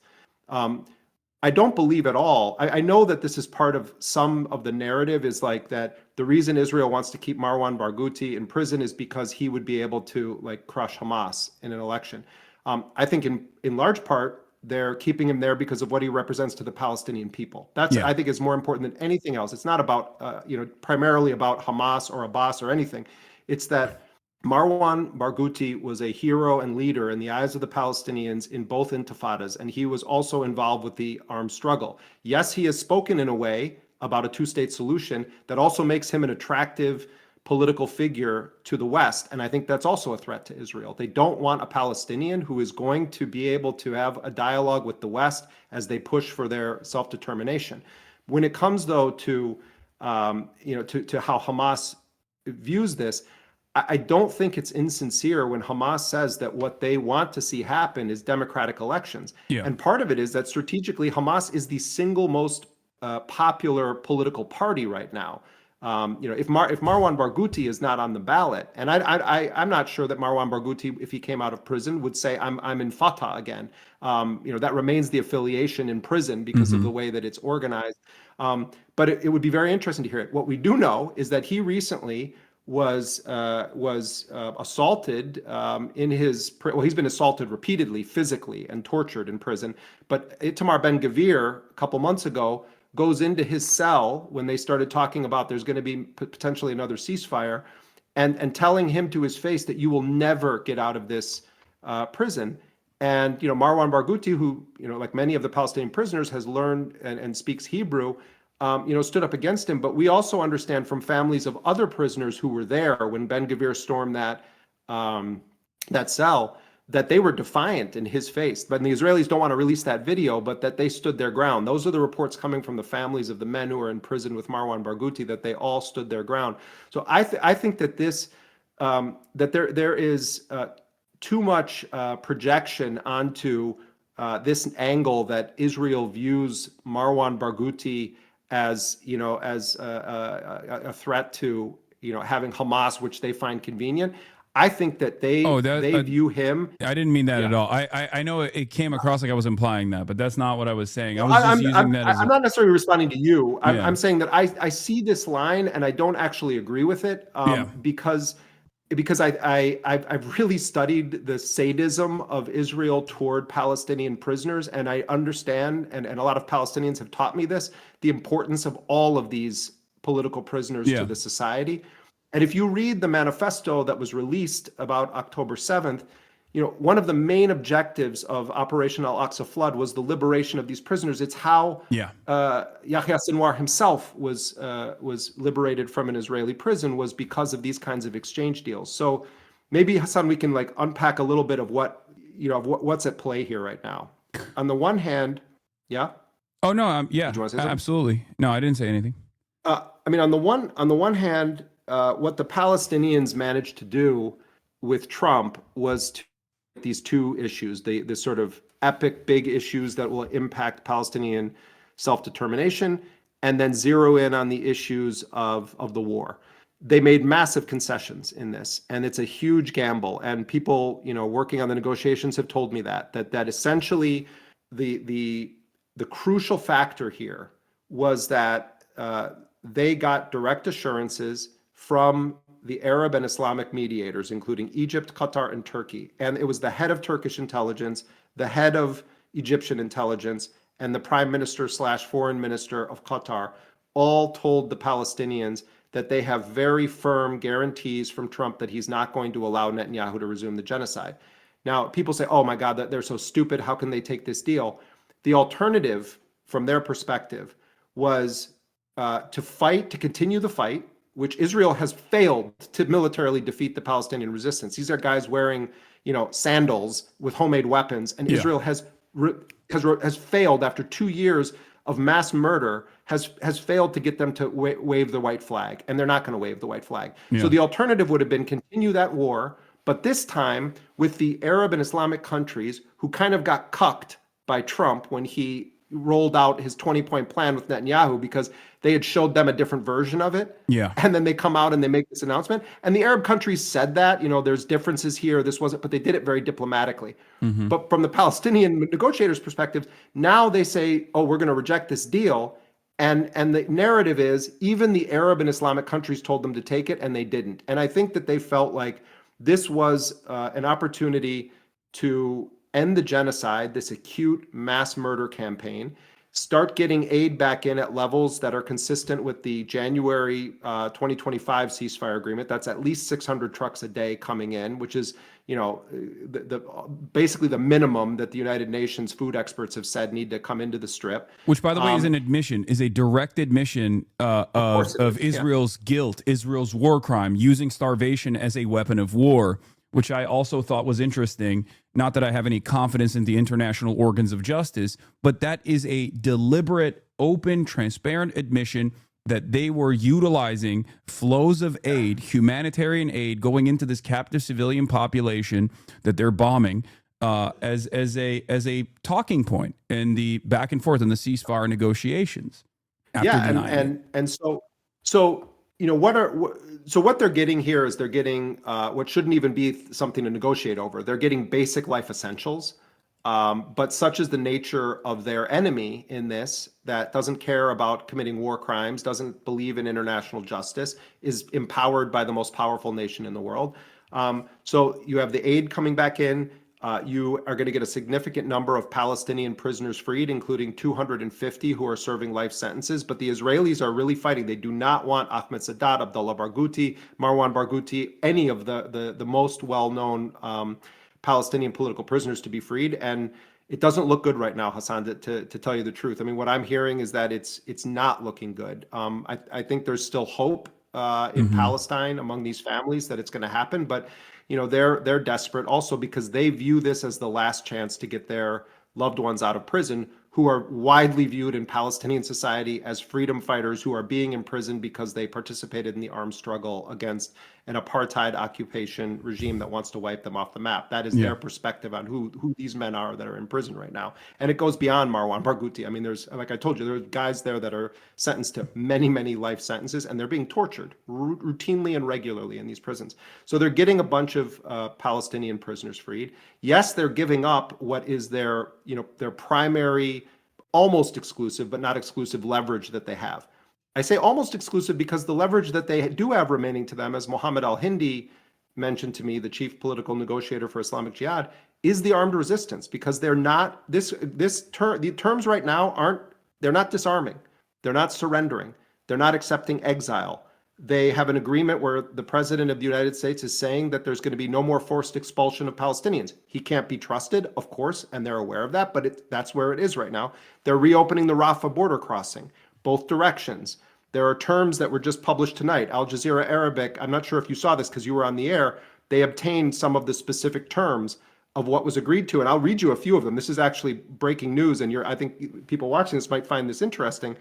But the agreement that Trump endorsed says the war will stop as soon as Hamas and Israel agree within 72 hours. Aid at the January 19th levels. Then it's stuff about the exchange of captives. But it says a mechanism will be established for exchanging information about the detainees between Hamas and Israel via mediators. An Egyptian delegation will be sent to the Offer checkpoint where prisoners are gathered to verify the names of those scheduled for release, the Palestinians. This is incredible what I'm about to read you right now. A joint operations room committee will be formed, including Egypt, Qatar, Turkey, the United States, Israel, and Hamas for follow-up. This is in terms of implementing the ceasefire. Hamas is going to send information on its captives. Israel is going to send information on the Palestinian captives. And then it says that Hamas in the Gaza Strip simultaneously will coordinate with the Red Cross to hand over the Israeli captives, and that all of them need to be handed over between Sunday and Monday at 6 a.m. local time, along with as many of the remains as possible. So what the Palestinians achieved from their perspective in this is that they didn't abandon their red lines, but what they gave up was something that they said they weren't going to, which was they weren't going to release all of the Israeli captives until they had a very clear timeline and a substantial progress toward a full Israeli withdrawal. You look at those maps, the Israelis are only pulling back a little bit from the sea. And then the second phase of their withdrawal, this is just a redeployment. The second phase of their withdrawal, though, Hassan, would be only once there's an international force in place and that there's a certification about demilitarization and disarmament. And then the third zone has this nebulous thing about a border zone, a buffer zone that's going to encircle the entirety of Gaza. And by the way, when I say that border crossing is going to be open with Egypt, that's the only gateway Palestinians ever have had to a world that Israel isn't in control of. Because it's their only gateway to Egypt. Everywhere else, you're in Israel's hands. Israel still will remain in control largely of that border crossing, but they have to agree to a mechanism where the EU and Egypt are involved with it. So they made a concession without which there wouldn't have been this deal. And they're taking an enormous risk, and they're putting a lot of currency on the fact that Arab and Islamic countries are sticking their necks out in a way and saying, we promise you Trump isn't going to let them do the genocide again. You can look at them and say, oh my God, they're foolish. Like anytime someone who doesn't have skin in the game, whose family members are not being murdered, whose son was not just killed and then they have to go sit in a room next to the Israelis in a negotiation, who says, oh, Hamas is making a mistake from the comfort of their computer somewhere. Like Palestinians overwhelmingly want the genocide to stop. They were demanding the resistance make a deal. And what I hear from all Palestinians involved with this at a negotiating level is we got what we felt was the best deal that stops the genocide, preserves our rights to self-determination, doesn't give up any of our fundamental rights. And yes, we had to make concessions, but we're doing so now with an unprecedented level of involvement from Arab and Islamic countries. If they resume their genocide again, it's on all of those people. It's on all of these Islamic countries that they failed to stop it. Yeah. No, absolutely. Obviously, I'm not one of those people. I have been very critical. There have been some people who are like, "Oh, just keep up the fight. How dare you?" And it's like, yeah, when you're sitting in the comfort of your home in the Western world, it's very easy for you to speak on the death and destruction that befalls the entirety of the Palestinian population. But the calculation here that I was trying to comprehend, and I wanted to ask you more about this because you have been able to interview a lot of these people, is this a calculation born out of both the internal political pressures of broader Palestinian society and recognizing that this defensive attrition is far too costly, or are there actual real assurances coming from the American side that they're confident? Or is that confidence simply coming from the idea that there are a lot more eyeballs on this, an unprecedented amount of attention from the Western world as well, from Western populations? I think you put a pin on a bunch of things that are at play here. Certainly, there was just off the charts pressure on Hamas primarily to make a deal, and it wasn't just coming from sort of random people in society or the kind of the population. And it also was coming from within their own families, within their own, larger, broader, extended families. And I get the sense when I talk to them that they toil over that fact and that they're trying, I think they felt that they had made every possible concession they could have in August 18th when they accepted that deal. And the response was then to try to murder the negotiators. So that definitely is a factor, that pressure. I also think that there is a recognition that the overwhelming majority of our world today recognizes Israel for what it is, sees its crimes in full view. Even though these European countries are just a pathetic discussion group on these issues, and they say all kinds of nonsense about, in order for there to be a two-state, the Palestinians have to be disarmed. I mean, it's have any of them studied fights against colonialism? Because they were the colonial powers, and of course they're thinking like that. The savages need to be disarmed so that we can invite them into our little community as lesser players.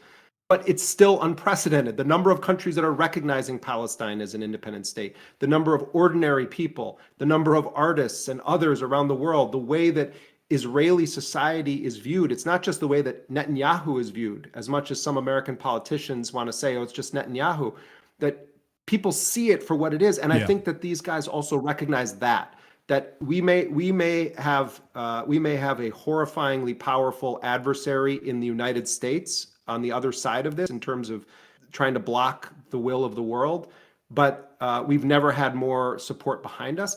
So I think those two things factored in with a lot of Palestinian analysts that you talk to from within the resistance, they believe that the last 2 years have severely weakened the Israeli state. Yeah. And so I think part of it was basic, our people are being annihilated. Yes, our fighters are saying that they can continue the fight, but you're fighting against a nuclear-backed mass murderer, like a serial killer masquerading as a nation state. Yeah, backed by the United States, and now it's going to be a narrative of everyone in our neighborhood that are supposedly our friends or we share a faith with is telling us to take this deal and we reject it. I think they felt that the cost risk analysis just on a strategic level was such that they had to try for this option. And I think they didn't have any other choice. But it wasn't like this narrative of, Israel's invasion of Gaza City put so much pressure on them that they had to come to the table. That's always been false, and it's been false for 77 years that works as a tactic. You can kill Khalil al-Hayya, you can kill Yahya Sinwar. You're not killing Palestine. So, Yeah. I don't think that was the factor. I think the factor was recognizing some strategic realities and trying to recognize what can we get now that if we reject this, we'll never have a chance to get again. But primarily, I think it was motivated by trying to end the genocide so that they could focus on these existential questions that Trump's trying to ram down the throats of everyone in Palestine right now.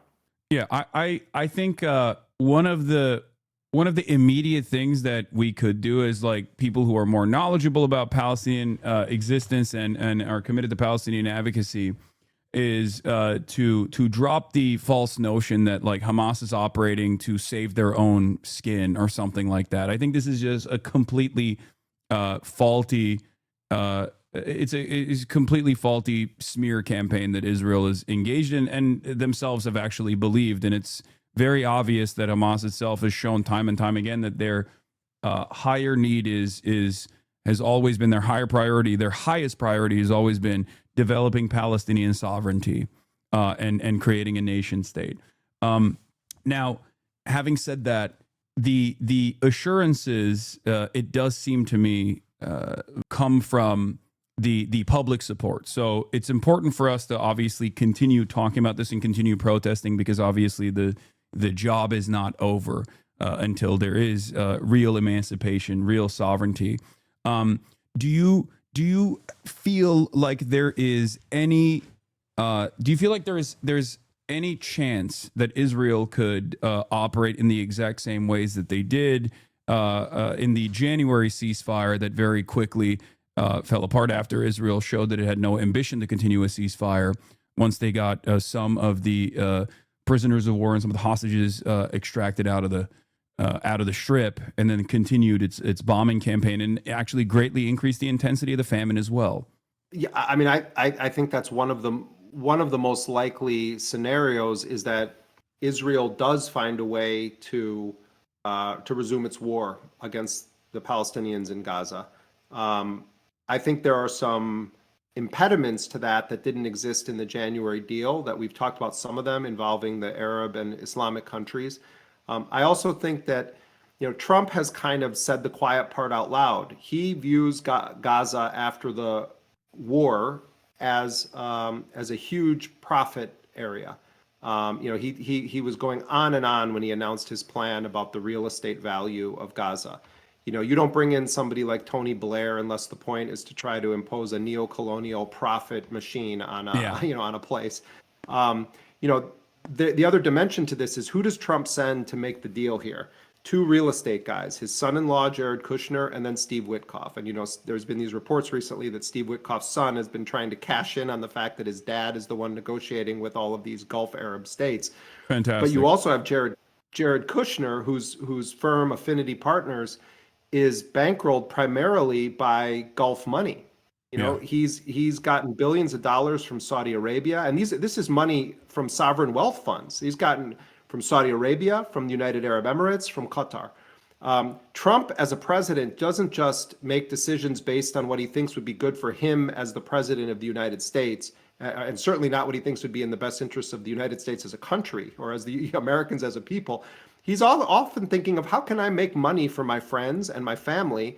And he's still basically running a mafia-like enterprise with his family businesses. So having Jared Kushner there in the room with his business partners, who also are the mediators. I mean, do people understand? Like, this is so wild that this is the reality of what happened here.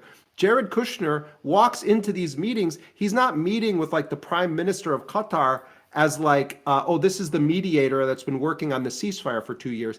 They have a personal relationship that is a business relationship. Yeah. These people are giving Jared Kushner huge amounts of money. So there's a sick and twisted reality here that perhaps one guardrail that is not, rock solid, but it is a guardrail of sorts, is that there's so much interlinkage of the money between the Trump family orbit and some of the parties involved with this, that could also be something that causes Trump to sort of say to Netanyahu, I'm not letting you do this right now. I'm not saying that's going to happen. I'm So you're saying we saying have to that recognize facts. the narcissistic desires or even the financial interest that Trump has might play a role in to some degree maintaining a continued ceasefire here.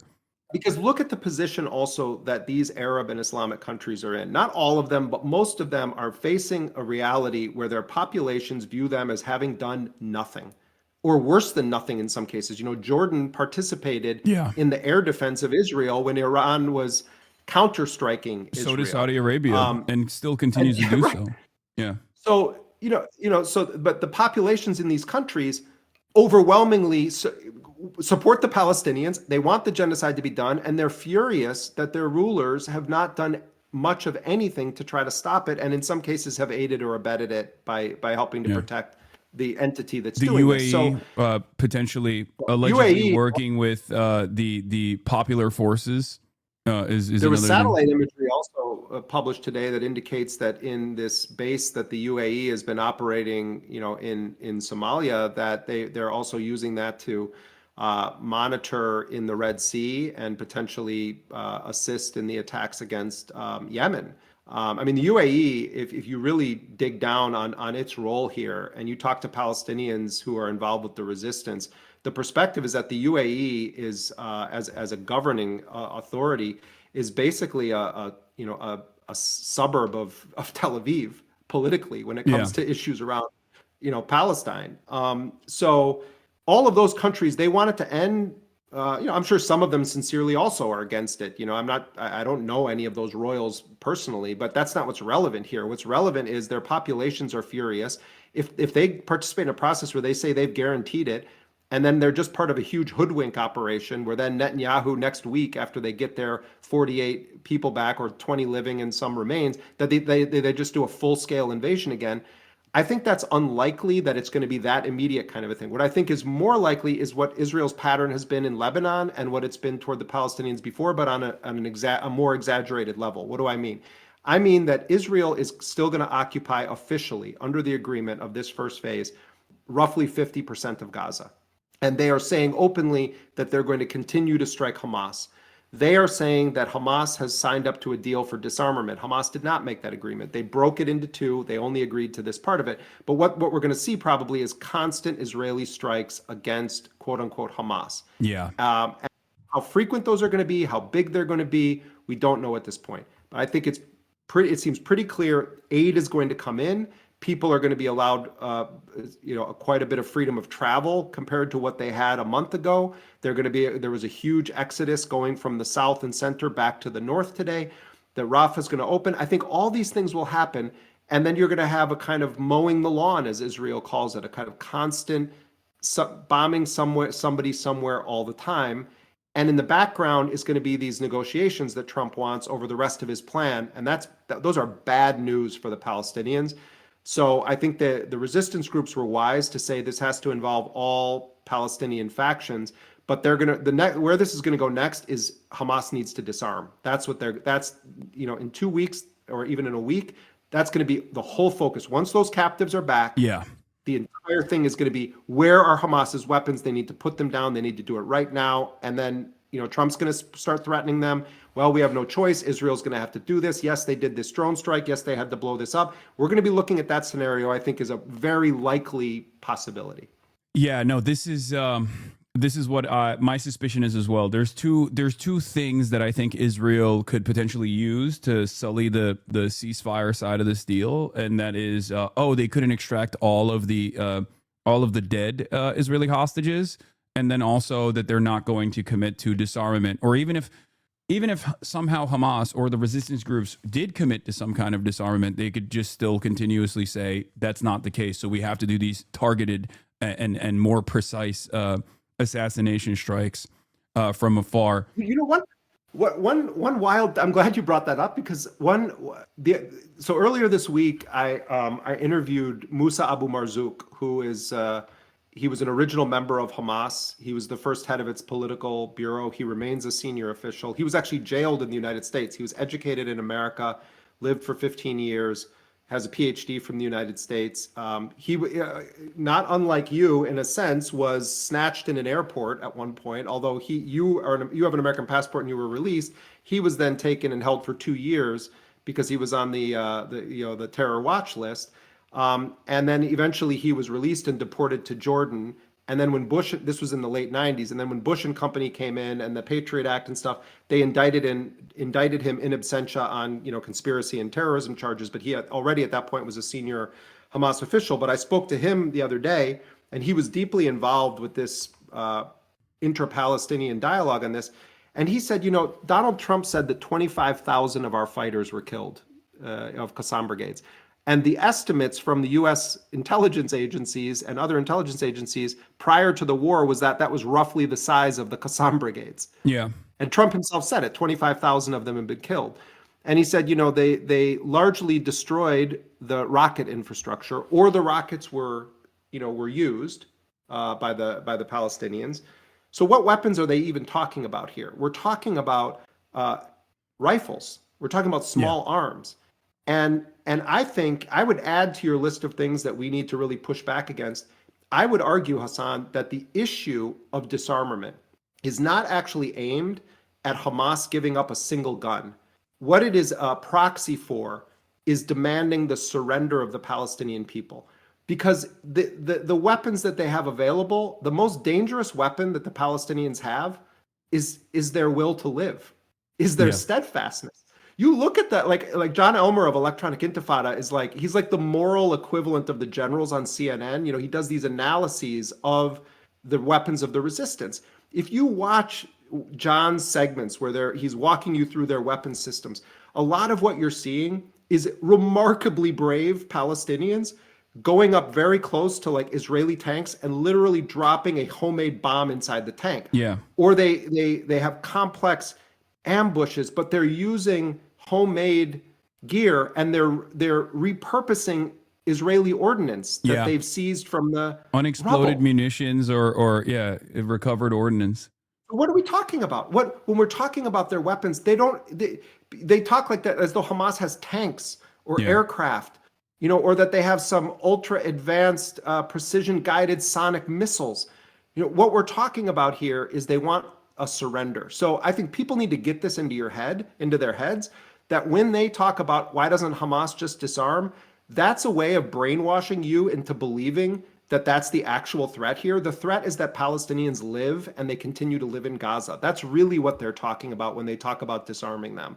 Yeah. So, but this is going to become the entire obsession, where every Hamas person who gets interviewed is going to be harangued with the question, but are you going to lay down your arms? Are you going to disarm? No one asks that of the mass murderer who was indicted by the International Criminal Court, who has nuclear weapons, who by routine burns children alive in tents, who has killed tens of thousands of people whose only crime was being born Palestinian. No one talks about disarming that state. What's Germany's response today? Oh, there's a ceasefire. We should lift this limited arms embargo we have on Israel.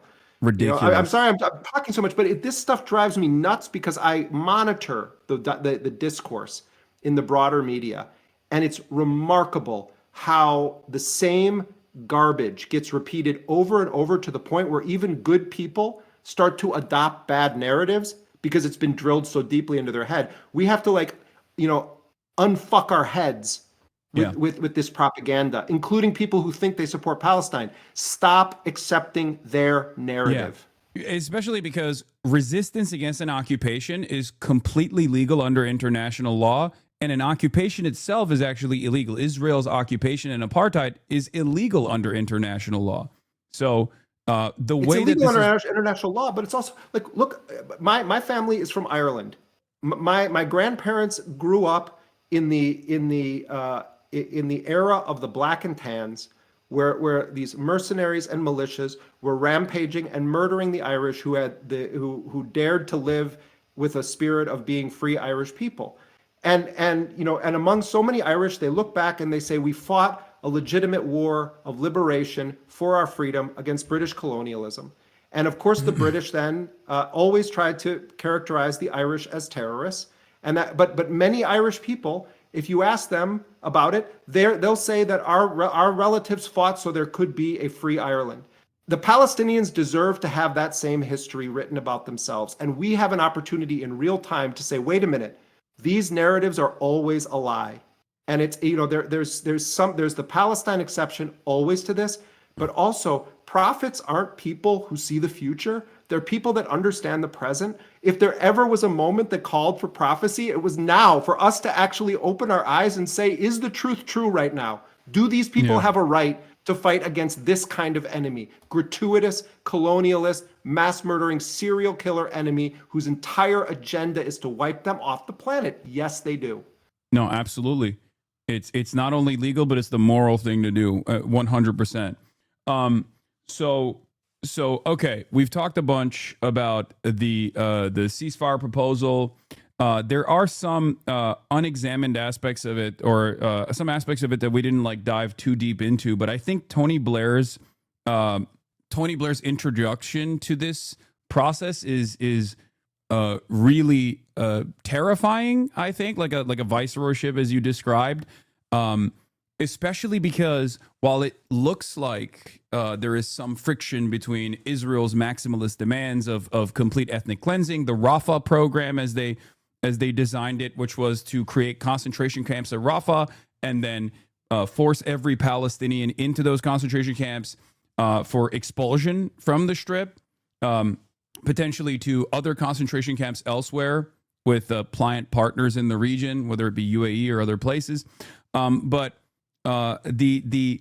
I don't think there's a lot of daylight between what Tony Blair's ultimate role is here and what Israel could potentially do with Tony Blair, considering that he played a formative role in the Boston Consulting Group program, the Gaza Riviera project, when they were designing it with this like insane cryptocurrency. We're going to make a Silicon Valley out of the Gaza Strip, and we're going to give people like crypto tokens as opposed to their symbolic house keys that they have as we ship them off by force from the Strip, never to be able to return.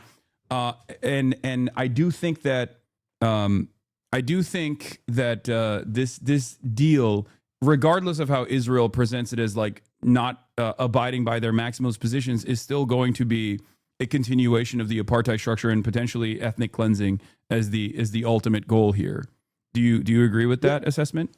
I think generally I do. Yeah, I do. I think that I think part of how Israel views this, particularly as long as Trump is president, there are certain things they have to go along with right now that maybe Netanyahu didn't want or it didn't happen the way he did. But there's another level on which Trump is really saving Netanyahu. This war, quote unquote, was not going well. They weren't winning. They weren't recovering the rest of their captives. They were continuing to have soldiers dying. It wasn't massive numbers of soldiers that were dying, but relative to the size of Israel's population, they were consistently losing soldiers. They were having morale problems. They were having recruitment problems. There were military commanders who were constantly saying, this isn't going to happen quickly. So there's a level on which I think there's some relief on the part of Netanyahu on this. I think that there was a lot of emphasis placed on, is his coalition going to fall apart?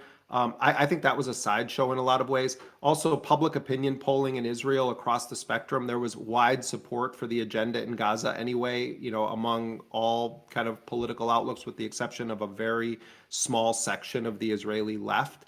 And when I say small, I mean microscopic compared to the polling of 80+% supporting various aspects of this agenda. But it lives for another day. Their reputation is in tatters. It's lower than it's ever been. Trump is facing his own mini insurrection within the MAGA base. People are starting to, you have people like Marjorie Taylor Greene going on TV today and saying this is a Holocaust and saying this isn't fake, and it's like, I don't have anything to say about Marjorie Taylor Greene. I thought she was just an epic clown in so many ways. But what she's saying right now, but she was important in Trump world. When people like Marjorie Taylor Greene are out there saying this, I'm not saying, oh my God, I'm now going to embrace Marjorie Taylor Greene. I'm saying that if this is happening within his own base, and the discourse around Charlie Kirk, and Charlie Kirk's assassination and all the questions that are being asked there, these are factors in Trump world. Trump is totally plugged into like the culture in that way. He's obsessed with it. That all of these things are coming together to mean that, there's a sense in which Trump is thinking domestically. Trump is kind of saving Netanyahu in a sense. And from Netanyahu's perspective, he gets all the Israeli captives back.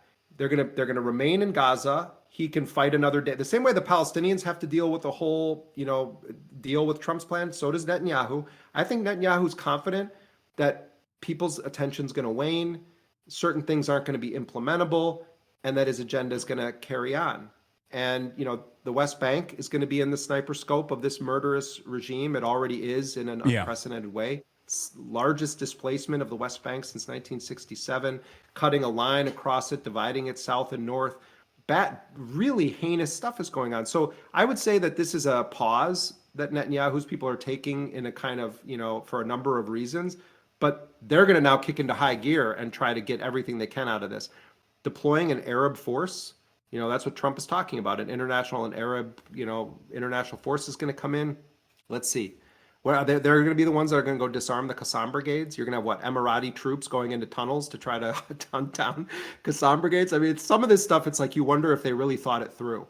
Yeah, but when you, but it's dangerous. That's part of the reason why. Because well, that's part of the reason why I've thought that I've reflected on this iteration of the ceasefire in a similar way to the first one, where it's more so. It's not about a real ceasefire, but instead it's about managing the PR of this genocide as it maybe winds down a little bit, and it's not as continuous and as aggressive as the now 13 Hiroshima equivalent munitions that have been used in the entirety of the Gaza Strip, but more precise striking, like you also mentioned in Lebanon, like what Israel has continuously done in Lebanon post the potential so-called ceasefire that took place in Lebanon as well against Hezbollah. So, having said all of that, I think one of the things that we should be pushing for as media figures in the Western world is probably to try to open up the floodgates of Western press to enter the Strip, to try to even begin to calculate the totality of the harm that has taken place, to make a better assessment and put the true human toll of Israel's genocide, Israel's relentless genocide in front of as many Western eyeballs as possible, which is something that I know Benjamin Netanyahu also fears, which is, I think, a separate ambition of his to never really abide by a full-blown ceasefire. Yeah, I mean, I also want to say, like, I'm really I'm deeply concerned about where this is going to go. I think, I'm so relieved to the point that, like, I really felt when I got a call 37 minutes before Trump announced this deal. We published a story saying that the Palestinians had accepted the deal, and the first person that told me this came out of one of those meetings, Palestinian, and left me a voice note, winded, just saying it's over, like we've agreed to it. And that the emotion there is so complicated, but the biggest part of it is just thinking what has happened the past 2 years, what has happened to so many people. I think of, I thought that night too of, like, of all the images of children burned alive, or children who survived, but they're trembling and they're next to their younger sibling and they're having to comfort them in a hospital bed when they're filled with rubble and their parents have just been killed. And everyone watching this, I know your audience, they care deeply about this too. And I do see you guys in the chat, by the way. People were asking me if I saw, and I always feel at home coming to this community. But I know everybody has some image fossilized in their head from this genocide, anybody with a heart. And I think of Hossam Shabbat, who reported for us, a great young reporter who would have been a brilliant writer, and he was assassinated by Israel. So on the one hand, like, I cry tears of relief for all of our brothers and sisters who lived through this, who survived it and lost so much. And on the other hand, we know Israel. We know exactly what they do. And that's frightening, and it's terrifying. And it's terrifying to think that the Palestinians had to take this risk to believe that maybe Trump is going to have his own constellation of interests that can keep this, at bay. And that's our reality. Tony Blair, when he and Bush and others who were the architects of the Iraq War, what they thought they were going to do in Iraq erase the society and build up this neoliberal dream. And they deployed all of it's why they put L. Paul Bremer in, who cut his teeth under Henry Kissinger. They put him in, a neocon investment guy, risk insurance guy. They put him in there and he becomes the viceroy of Iraq. And the Iraqi people rose up against the United States. Yeah. And Iraq didn't go in the direction. It looked like it may have looked at times like they were winning. Oh, they killed, they captured Saddam Hussein. Oh, they destroyed the Ba'ath Party. But a different form of resistance rose up in Iraq. And Iraq is very much up for grabs. We don't know the direction it's going to go in. But one thing's for sure is that their neoliberal dreamland didn't happen. And they didn't win that war. They actually left in disgrace from Iraq. So, the two things I know to be true indisputably is that the Palestinians are never going to surrender. They're never going to surrender their will, their right, and there's a steadfastness that all of us should be in awe of among the Palestinian people. And the other thing that's true is that this entity that is trying to crush them is not going to give up. It's not going to give up unless it's confronted. And it's a shame and a stain on society that the only real confrontation of this apartheid regime that is happening from the very people that are being genocided right now. That the world stands by and thinks strongly worded statements are enough. And in our country, Hassan, in the United States, if we don't alter our political system, if we don't confront this rot at the core of it that has to do with the influence of this colonialist regime, Israel, on our politics, then we're not doing our job to actually stand in any sort of defense against what's happening to the Palestinian people. Because if the United States wasn't enabling it, it would crumble. Yeah, and obviously what goes around comes around as well. I mean, this is also a self-defense initiative as well for the future of American democracy in theory. So there is that aspect of it as well. This level of this level of control, this level of foreign control, obviously, I think is very frustrating for many Americans. Not that they take the initiative, or not that we even have the networks of pressure that maybe some other countries have, such as Italy, because I have been a little disappointed, to say the least, about a lack of movement from what remains of the labor movement in this country, while feeling emboldened by the general strikes that's taken place in Italy, and that started off with like an edge, a much smaller independent union that gave the confidence to much larger unions to also take action and to implement a general strike, no matter what the cost is.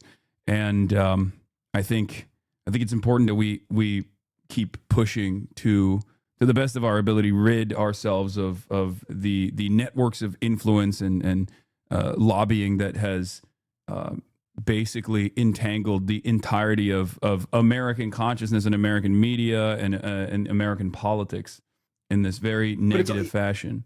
Yeah, I mean, I agree with you, and I would also add about the journalism industry. I believe that the core principles of good journalism, that you have your facts straight. That you actually do due diligence. I mean, just to give you one example, we knew that this deal had been reached, but I only had one source on it, and I didn't publish that story. I was sitting there pulling my hair out because I was starting to see stuff online about it, but I had it cold and I knew my source was right. But I believe that you need to get a second source. So we waited. We sat for almost 90 minutes, and I was calling every single person I knew. The second we got a second source confirming that the Palestinians had agreed to it, we published that story on Dropsite. But I'm giving that as one example because I think that this narrative that somehow journalists have to pretend as though sometimes the truth isn't true, that you have to act like, well, there's the Israeli way of viewing this, and then there's the other side. I don't buy that at all. And I don't think that most people, I think people are smart enough to understand that, there is no such thing as objectivity in journalism. What matters is, are your facts straight? Are you being transparent about what you actually believe when you say something? Are you delineating between opinion and fact? And are you giving people information that they can use to make informed decisions? So many journalists, they understand clearly what's happening, and they're either working at companies where they'll get fired if they say it, or they're quiet about it because they want to keep their jobs, or they've bought into this lie as a way of kind of inoculating themselves from having a conscience, where it's like, well, our job is just to say he said this and she said that. This is nonsense. It's also bullshit. Journalism. It's whitewashing. They don't even they place a higher value on Israeli sources, consistently refuse to either even acknowledge Palestinian sources, or when reflecting on Palestinian sources, they oftentimes associate that information in a negative way, where they'll slant it as like the Hamas-run health ministry, even though time and time again it has been proven that Israel is an unreliable narrator of the events that have unfolded, making the media actually look foolish and silly, making people actually lose even more confidence in the credibility of mainstream and legacy press in general at a time when they're the most needed, right?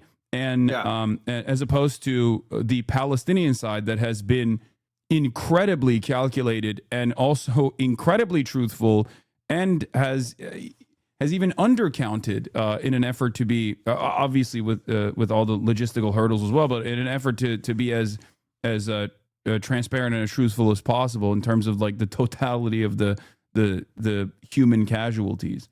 You about also to back up to what you made a good point before that I forgot to kind of emphasize, but you were talking about journalists going in, to Gaza, and I think it's very important that as many reporters and journalists as possible be able to come into Gaza, but it should be done recognizing that you are walking on the land of a people that have just endured a genocide, whose loved ones' remains have not been recovered, and where a record number of our colleagues have been murdered in a hunting campaign against Palestinian journalists by Israel with the support of the United States and other countries.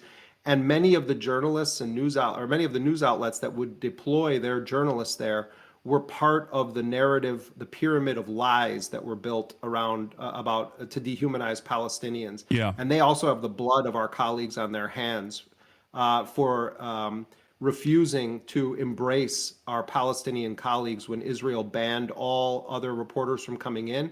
It's not just that the people that are silent when Anas al-Sharif is assassinated, the most important journalistic hero of our lifetime, when Hossam Shabbat is assassinated, when Hassan Islaya is assassinated, directly targeted in a tent. He knew that they were going to kill him. It's not just the people that are silent, don't know the names of the journalists, won't ever mention that our colleagues are being killed. It's also that these news organizations had an opportunity when Netanyahu locked the place down and said no other journalists in, to hire Palestinian journalists. One of the things I'm most proud of that we've done at Dropsite is that we believe in hiring Palestinian reporters in Gaza to report on the genocide. And you know what? Some of the reporters that we've worked with, they didn't have much training in journalism. Some journalism school, others were accidental journalists. Some of them, like our great Abu Bakr Abed, started off being a sports journalist and then ended up having to cover his own genocide. But it's one of the most rewarding experiences of all of our lives, the small team of people that run Dropsite, to be able to work with those Palestinian journalists. Abdul Qadir Sabah is someone whose name a lot of people may not know. He's one of the main reporters now for Dropsite in Gaza. He remained in the north of Gaza for so long, and he's been producing incredible video footage. So many of the videographers were murdered by Israel, and he has continued to do it. People should look at his reports for Dropsite. One of our reporters has 5 children. She was almost killed, and by accident one night happened to sleep in an area of the house that the rubble that they were staying in because it was cold and they wanted to move their kids to another location, and it got bombed, and the wall that in the room where they normally slept collapsed, and they would have been killed. We hear those stories from our reporters. But the point I'm making is you invest in them and you share with them, here's what I know from my life as a journalist. Here's some edit suggestions I can give you. We need to actually check this. Did this person say this exactly to you? Or is it something that like they were sort of generally saying it? Okay, if they said it exactly to you, here's how we're going to handle this. Make sure you get the last names of people. Do you have video of that? That's an extraordinary scene. the amount of work that's required to sort of say, we want to collaborate with you. You are the eyes and ears of the world, and what little we can share with you to translate this into a broader audience, that's our commitment. Like, that's what we're doing. We believe in them as journalists. Why didn't all of these news outlets say, we're going to find Palestinian journalists to work with? You know, it's because of this narrative. Oh, they're Hamas. Oh, they're biased. You know, John Simpson, the famous BBC correspondent, we need to have Western journalists go in there so we can have an independent view of what's happened. No, Palestinians are giving you an independent view. You just don't believe it. Yeah. No, the reason why I mentioned the Western press and humanitarian organizations entering the Gaza Strip is because, unfortunately, as it stands, a big part of the inability for large swaths of the Western population coming to the full recognition of this the genocide stems from the fact that at its base, they do not value Palestinian lives as human beings. It sounds insane to say, but that is obviously the truth. And it's reflected in their coverage. It's reflected in the way that it's reflected in the way that even like people who consider themselves to be pro-Palestinian view these events, where there is an air of collateralization for all of the lives lost. They do not, even when Barack Obama yesterday was talking about like Israelis, families who are in mourning and Palestinian people in general, like there is this asymmetry to the violence and who is the overwhelming recipient of said violence as opposed to those who are perpetrating it, and that is the reason why I say like it's a way to broaden people's perspectives by in a way that's not dissimilar to like Doctors Without Borders, for example, get people from the West directly into these areas so that there is like broader coverage and broader access in general. Yeah. I mean, I think.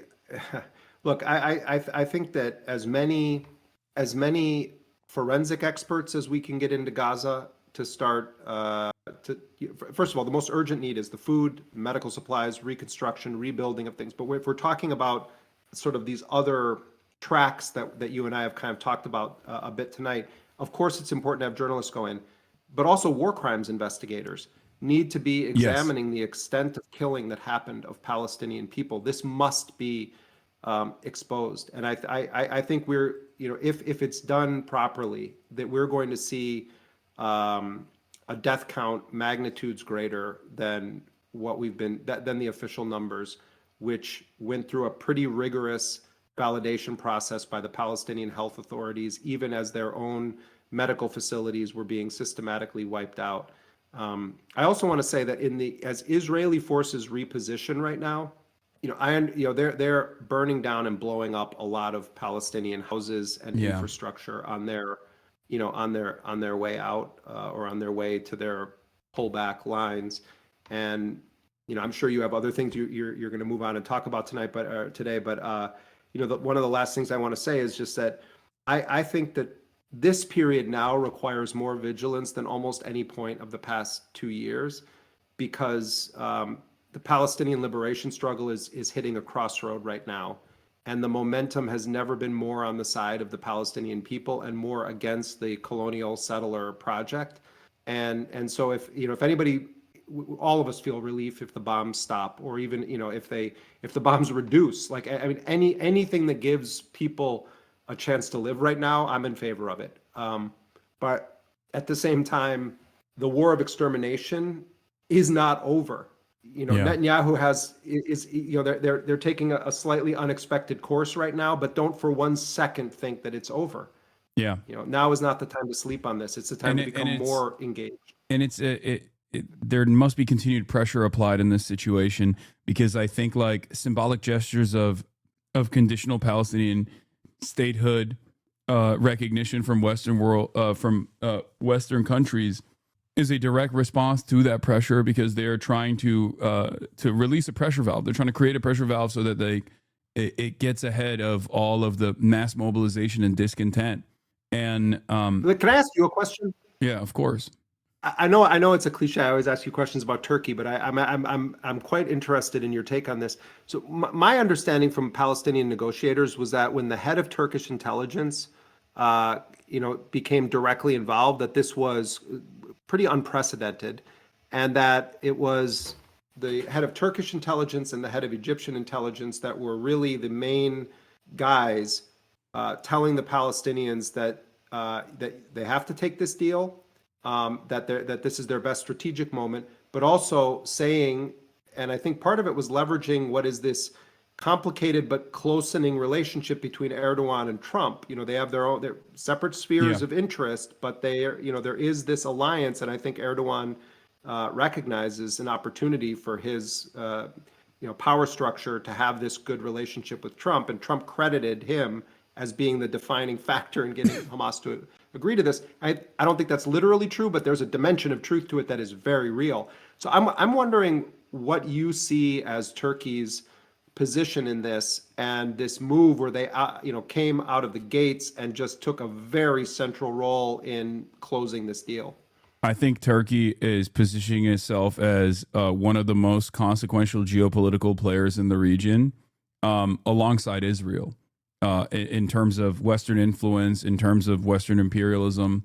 I think they gave, in the eyes of the American foreign policy apparatus, I think the actions in Syria, overthrowing Assad swiftly with the Free Syrian Army, alongside HTS, was seen as a major gift to the West, a major gift to Israel's ambitions as well. That much is clear, it seems, as Israel continued its incursion into further and further Syrian territory. And I think there are the two major players in the region right now that are incredibly valuable from an American foreign policy perspective is Turkey and Israel, and they're a little bit at odds with one another. But I think that's the role that Erdogan is playing very well, like a servant of the West, unconditionally, while simultaneously, of course, still playing all sides to the best of his ability, but ultimately still, as long as it's under the nuclear umbrella of the United States and NATO, will always follow through on whatever America's desires are. That's, I think, why it's more important that I guess the Turkish intelligence played a role in speaking directly to the Palestinian resistance leadership. There's also obviously people within that structure that have spent a good deal of time developing relationships, playing roles in the negotiations process, even in terms of like the hostage release agreements that have taken place in the past, including, I think, the release of Yahya Sinwar. They have more credibility in the eyes of the Palestinian population than like anyone on the Israeli side ever could. And I think there are still some competent actors within the State Department that recognize the role that Turkey could play. I mean, I'm very critical of Erdogan, and I openly criticize him with regular frequency, but I think like they do serve an important role from the American perspective here, because they, like I said, have more credibility in the eyes of the Muslim world. Dare I say, even more credibility than Gulf states do, as a matter of fact. I mean, certainly Turkey is taken very seriously by this administration, and I think it's. I agree with you. It seems very clear that Erdogan recognizes great opportunity in Syria, in Palestine. Also, Turkey for many years has been playing a very deep role in East Africa. Somalia. And it's the sphere of influence of Turkey has expanded dramatically under Erdogan, and it's going to be very interesting to watch. Not just the relationship with Turkey, but I know maybe you already talked about it, but this I saw that you were posting about it. The Qataris signing this deal to have a training facility within a U.S. military base, which there's a handful of countries in the world that have these kinds of arrangements where their personnel are deployed and inside of an American military base. But it's like Germany, Italy, the Netherlands, strangely Singapore, and now Qatar. And Qatar just had this rather unprecedented security agreement with the United States that reads very similar to the Article 5 clause in the NATO Charter, where the United States and Qatar signed this joint defense pact. In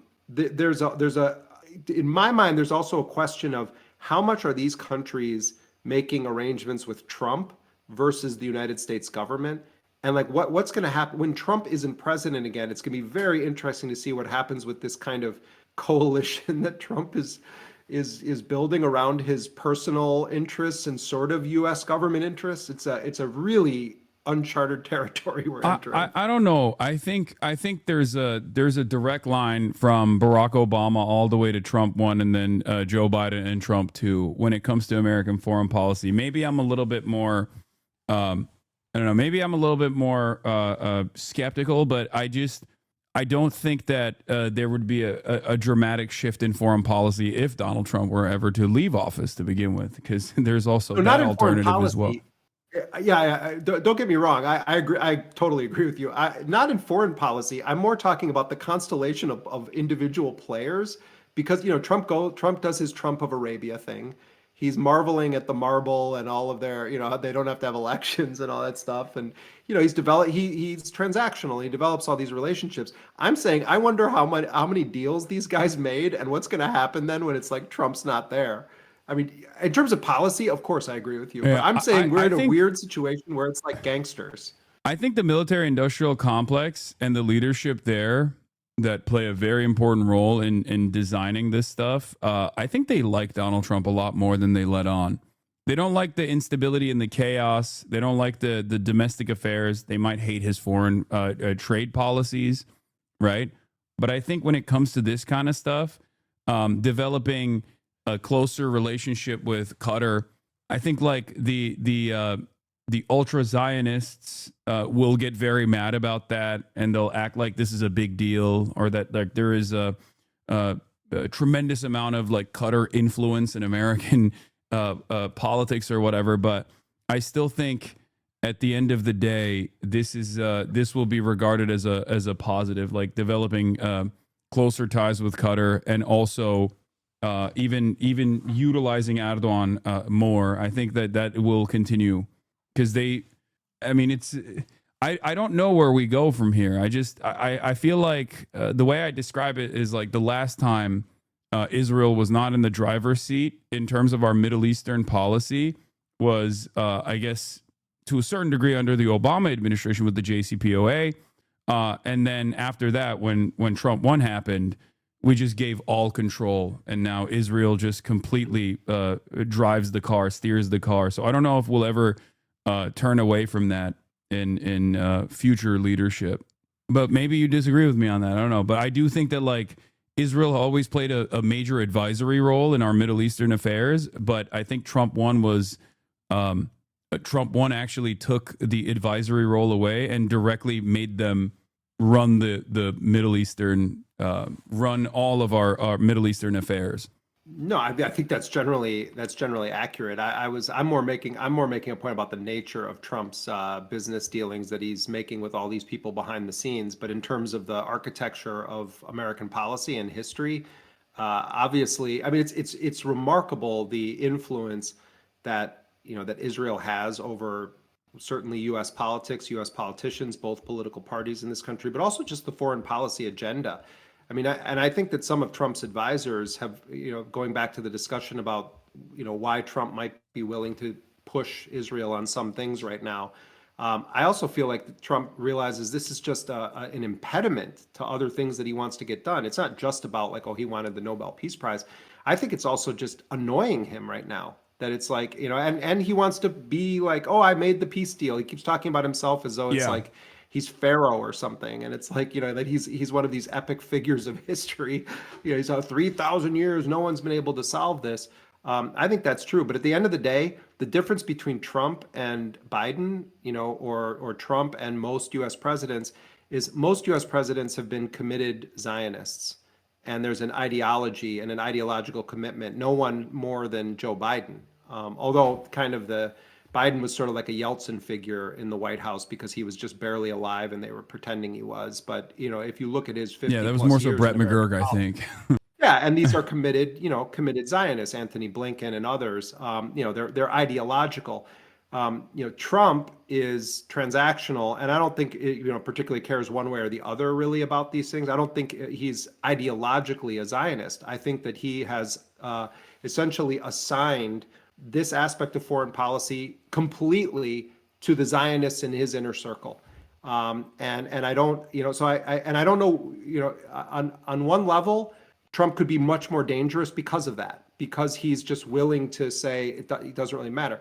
On another level, Biden should go down as the butcher of Gaza for this stuff. I mean, there were so many moments at which Biden could have stopped this, and his administration was built around that belief that you go all in for Israel, and there was an ideological commitment. Yeah, and so they both kind of end up in the same place because the Zionist interest is controlling it, but Trump is, I don't see Trump as ideological, whereas Biden was a militant ideologue for Israel. Yeah, that's part of the reason why. I mean, I'm not going to put a lot of confidence in the leadership of any Gulf nation state, but that's part of the reason why I kept reiterating that this like $400 million fight of Air Force One plane that they're gifting to Donald Trump directly is not necessarily a bad thing if it actually softens Trump's approach to at least like a more diverse group of individuals that are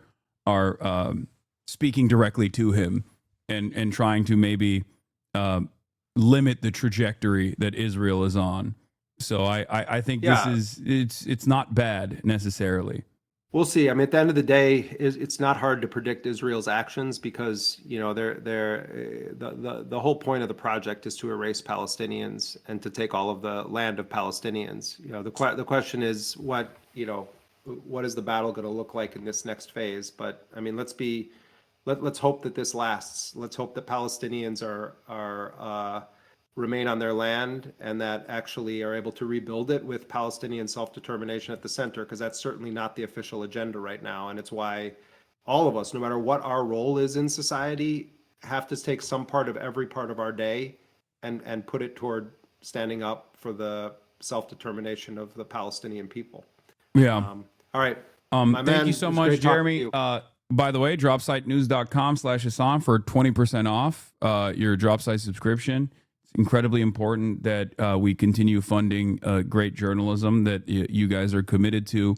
It's been an honor to have you on as always. My favorite guest for sure, by far. Don't tell that to Ryan. I mean, I won't tell Ryan. But you're like your crew of people. I know I've gotten so many cool messages from like the people that are in your chat. And one thing I want to share with this community of people is like the last time I was on, we had such a spike in the number of people that paid for subscriptions to Dropsite that came directly from this community of people. And it was like my colleagues and the team of people that we work with were like blown away by it because it was like just all of a sudden this spike. And, for people that don't know this, we don't have any paywall. Everything we do is not paywall protected. And we want it to be free for everybody. Particularly, we want the reporting from Palestine to be available to as many people as possible.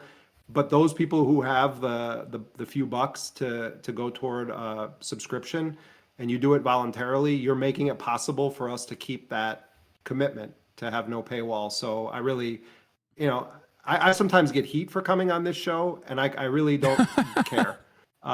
Because who's giving you heat? Name names.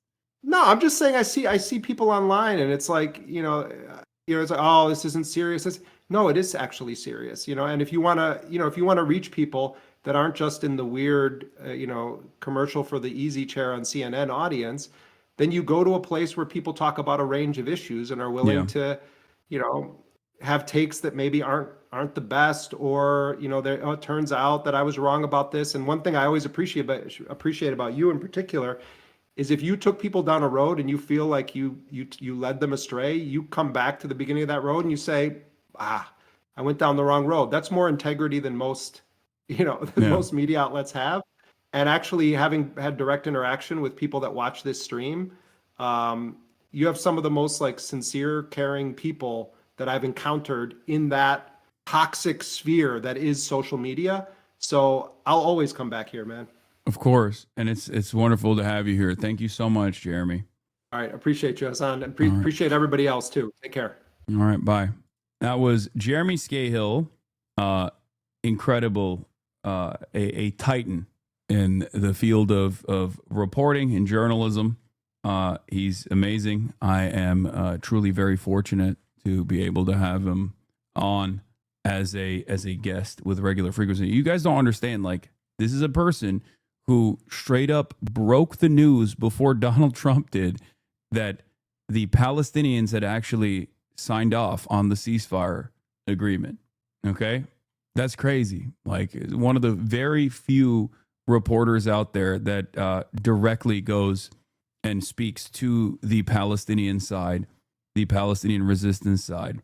Why can't you like us like he likes us? Of course, I don't just like you guys. I love this community. Otherwise, I wouldn't be doing what I'm doing. One of the only Western reporters out there that does that. In any case, we got a lot of news coverage that's coming up. The stalwart of reporting, breaking news. Trade war is back, 100% tariff on China, and the stock market was apparently taking a hit earlier while we were having this conversation. It has just been learned that China has taken an extraordinarily aggressive position in trade, sending an extremely hostile letter to the world. This is about Chinese control over rare minerals. For the record, China recently implemented a new protocol, a new mechanism of control over the rare earth minerals that they play a role in the extraction. Shut up, killer of dog. Killer of dog. Kaya, did you know you died? You're dead. You have been killed. The Department of Homeland Security Secretary did that. The killer of dog. That's not Kaya. This is the ghost of Kaya. It's a different dog. Kaya number 2. Look, see that? You see that? Yeah. I electrocuted the previous Kaya. This is the second Kaya that I got to electrocute further. You are squandering a prime opportunity to teach Kaya how to play dead. Oh, that's true. This is also, many people don't know this, but like, this is not even the third. This is not the second Kaya, actually. This is the third Kaya. Yeah. Just in, 1.65 trillion wiped out from the U.S. stock market today. Fucking awesome. What? What do you want, huh? What do you want? What do you want? What do you want? I know what you want. You can't get up here. I'm sorry. Okay. I know it's abuse. I know it's, why is she terrified of you? Because I abuse her. She wants to get up on my lap because she thinks she's a fucking lap dog. And that is entirely my fault because of the years and years of abuse that I put on her by treating her like a lap dog. This dog that is 120 pounds literally thinks she's a lap dog. It's true. Look at this. Now, we got to do this. What do you want? Huh? What do you want? What do you want? Thank you. A petrified dog. Clear-cut signs of abuse. Is that good? Sorry, new to this? Yeah. What did Cutie Cinderella say? Oh, God, he's yelling. He's going to hit her. Oh, God, he's yelling at her again. Yeah. Yeah. Dogs famously wag their tails when they're scared, when they're deathly terrified of their owners who are abusing them. If all that has come out of this controversy that Kai gets more attention and screen time, it's worth it. Yeah. I guess to certain people, they do consider not giving Kaya belly rubs when she demands them a sign of abuse. Anyway, Trump is live for an announcement. Let's take a look. Drugs, one of the great companies, by the way, and a most favored nation's pricing clause. So most favored nation is you're going to pay whatever the lowest price anywhere in the world is. That's what you're going to be paying. And I had it going very well in my first term, but we were interrupted by a rigged election, so I was unable to carry it forward. We started it, but this was something one of the reasons I wanted to run again was we had to have favored nations where the world is not going to be paying just a tiny fraction of what we were paying. I want to thank CEO Pascal Soriot, a very highly respected, one of the most respected men in business and certainly in the industry, for joining us today, as well as Secretary Howard Lutnick, Secretary Robert F. Kennedy Jr., CMS Administrator Mehmet Oz, FDA Commissioner Marty McCary, and Virginia Governor, a man who's done an incredible job. And good luck with the upcoming election. I know you're working very hard. I watch you. You're right there. He's out there working. He wants to see that young woman win, and the Attorney General, who I endorsed, et cetera, et cetera. Glenn Youngkin. Thank you very much, Glenn. Thank you for being here. For many years, Americans have paid the highest prices anywhere in the world for prescription drugs by far, many times the amount that other countries are paying is ridiculous. Upon taking office, I signed an executive order to make sure that Americans pay no more for prescription medications than the lowest price for the same drug in other locations in developing nations. Today, AstraZeneca is committing to offer all of their prescription medications to Medicaid at most favored nations prices. In other words, the lowest price anywhere in the world, that's what we get.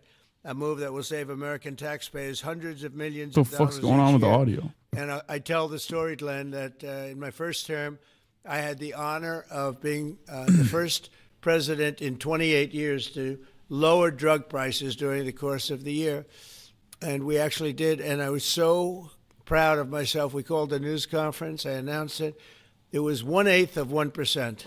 1/8 of 1%. Now drug prices are going to be going down 100%, 400%, 600%, 1,000% in some cases. But for 1/8 of a cent, Bobby, think of that. I was so proud because for 28 years, nobody had done it.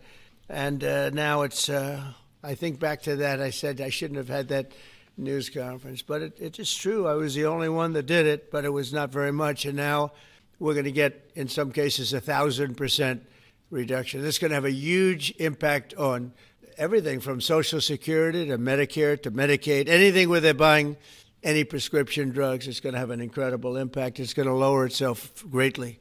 AstraZeneca will also list many of their most popular drugs online at TrumpRx.gov.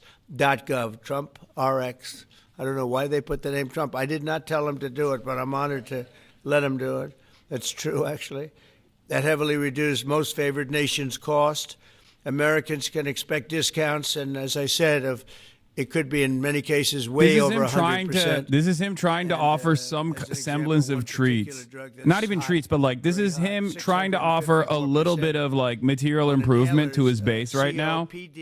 And he wouldn't be doing this if he didn't recognize that he's hemorrhaging support. They're going to be averaging about 600. Okay, that's what it is. Remember when I talked about like he ran and I guess seemingly made a convincing case that he would be better for prices and the cost of living crisis that people are facing, people are experiencing. Will also be sold at these heavily discounted rates. Only to not do that at all, will invest $50 billion and to focus on, you know, barring trans athletes or just a whole bunch of different things like that that don't actually improve people's living conditions at all. This is his opportunity to try and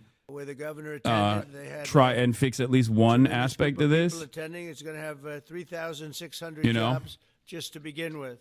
And that's going to be a fantastic plant. I saw a picture. It's going to be the best, right? You can't get any better.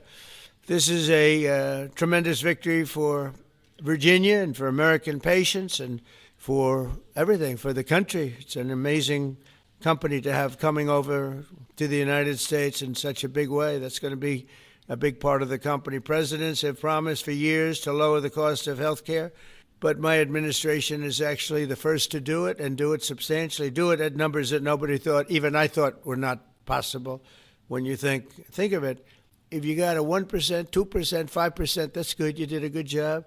We're talking about 100, 200, 300, 500, 700 in some cases, some big, big numbers. And the largest drug companies in the world are working with us to make this a reality. And so I look forward to being at your opening of that incredible facility. I hear something, and it's in a great location, Len, right? One of the beautiful locations. So I'd now like to ask Secretary Kennedy to say a few words, followed by Dr. Oz, Pascal, Governor Youngkin, and we'll take some questions afterwards. Would anybody like to have some questions? Yes? Oh, I'm shocked. Okay, we'll take them right after, okay? Bobby, please. Thank you, Mr. President. Oh, my God. I talked about this a little yesterday in the cabinet meeting. We are going to make it so that it's illegal to get circumcised. This historical achievement is really monumental. When I was in my confirmation process, virtually every Democratic senator showed me their preoccupation with making sure that we completed, that I was going to continue to get a commitment from me to continue the IRA drug price negotiations. That the IRA required the Democrats, while President Biden was in the first year of the IRA, to negotiate 10 drug prices down. And then I was supposed to, my first year, negotiate 15 and 15 every year thereafter, and that was their plan. The Democrats claimed that they had a 22% reduction, and that was a great success. When we actually looked at that, when I came into the agency, we realized we were actually paying more for 8 of the 10 drugs. The 22% reduction was off of list price, and Medicare ended up paying more for 8 of the drugs, equal for the 9th, and about a 2% discount. I'm going to be honest, dude. I think they should never let RFK Jr. do speeches. Like, people are going to say I'm being ableist, but like, he has like, it's not like Kash Patel. Like, Kash Patel creates an environment of uncertainty whenever he speaks. But like, whenever RFK speaks, I just think of pestilence.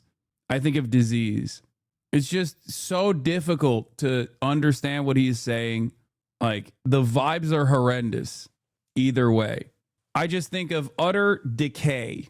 When Stephen Miller speaks, I think this guy is so nerdy. Oh my God, what a unfuckable loser he is.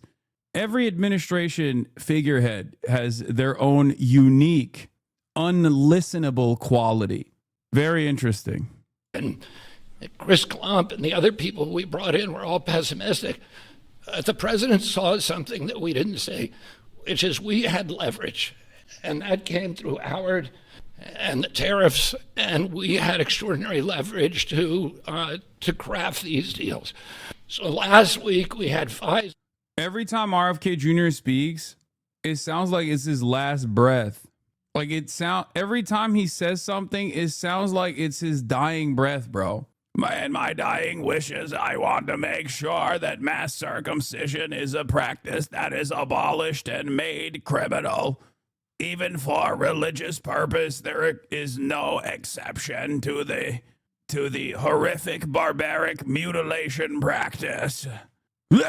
Those companies would keep their promise to reshore this industry.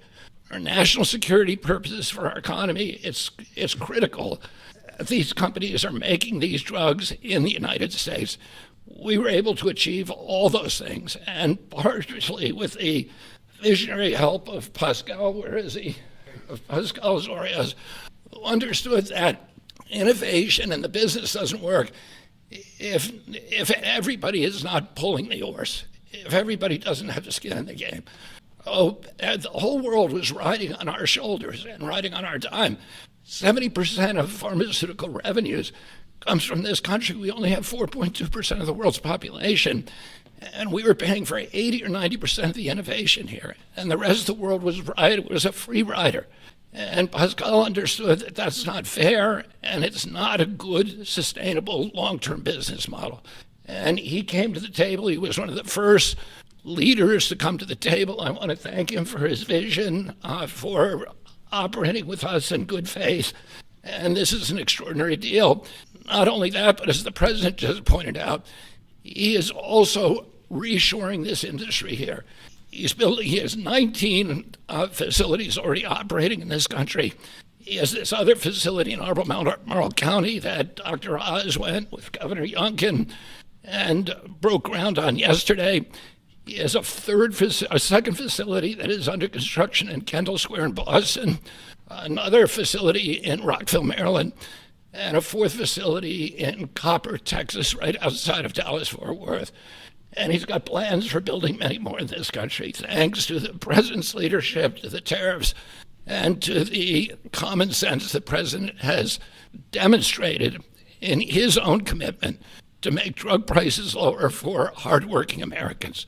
So I want to thank the president for your visionary leadership. I want to thank Dr. Oz for his part, and Marty McCary in negotiating this deal.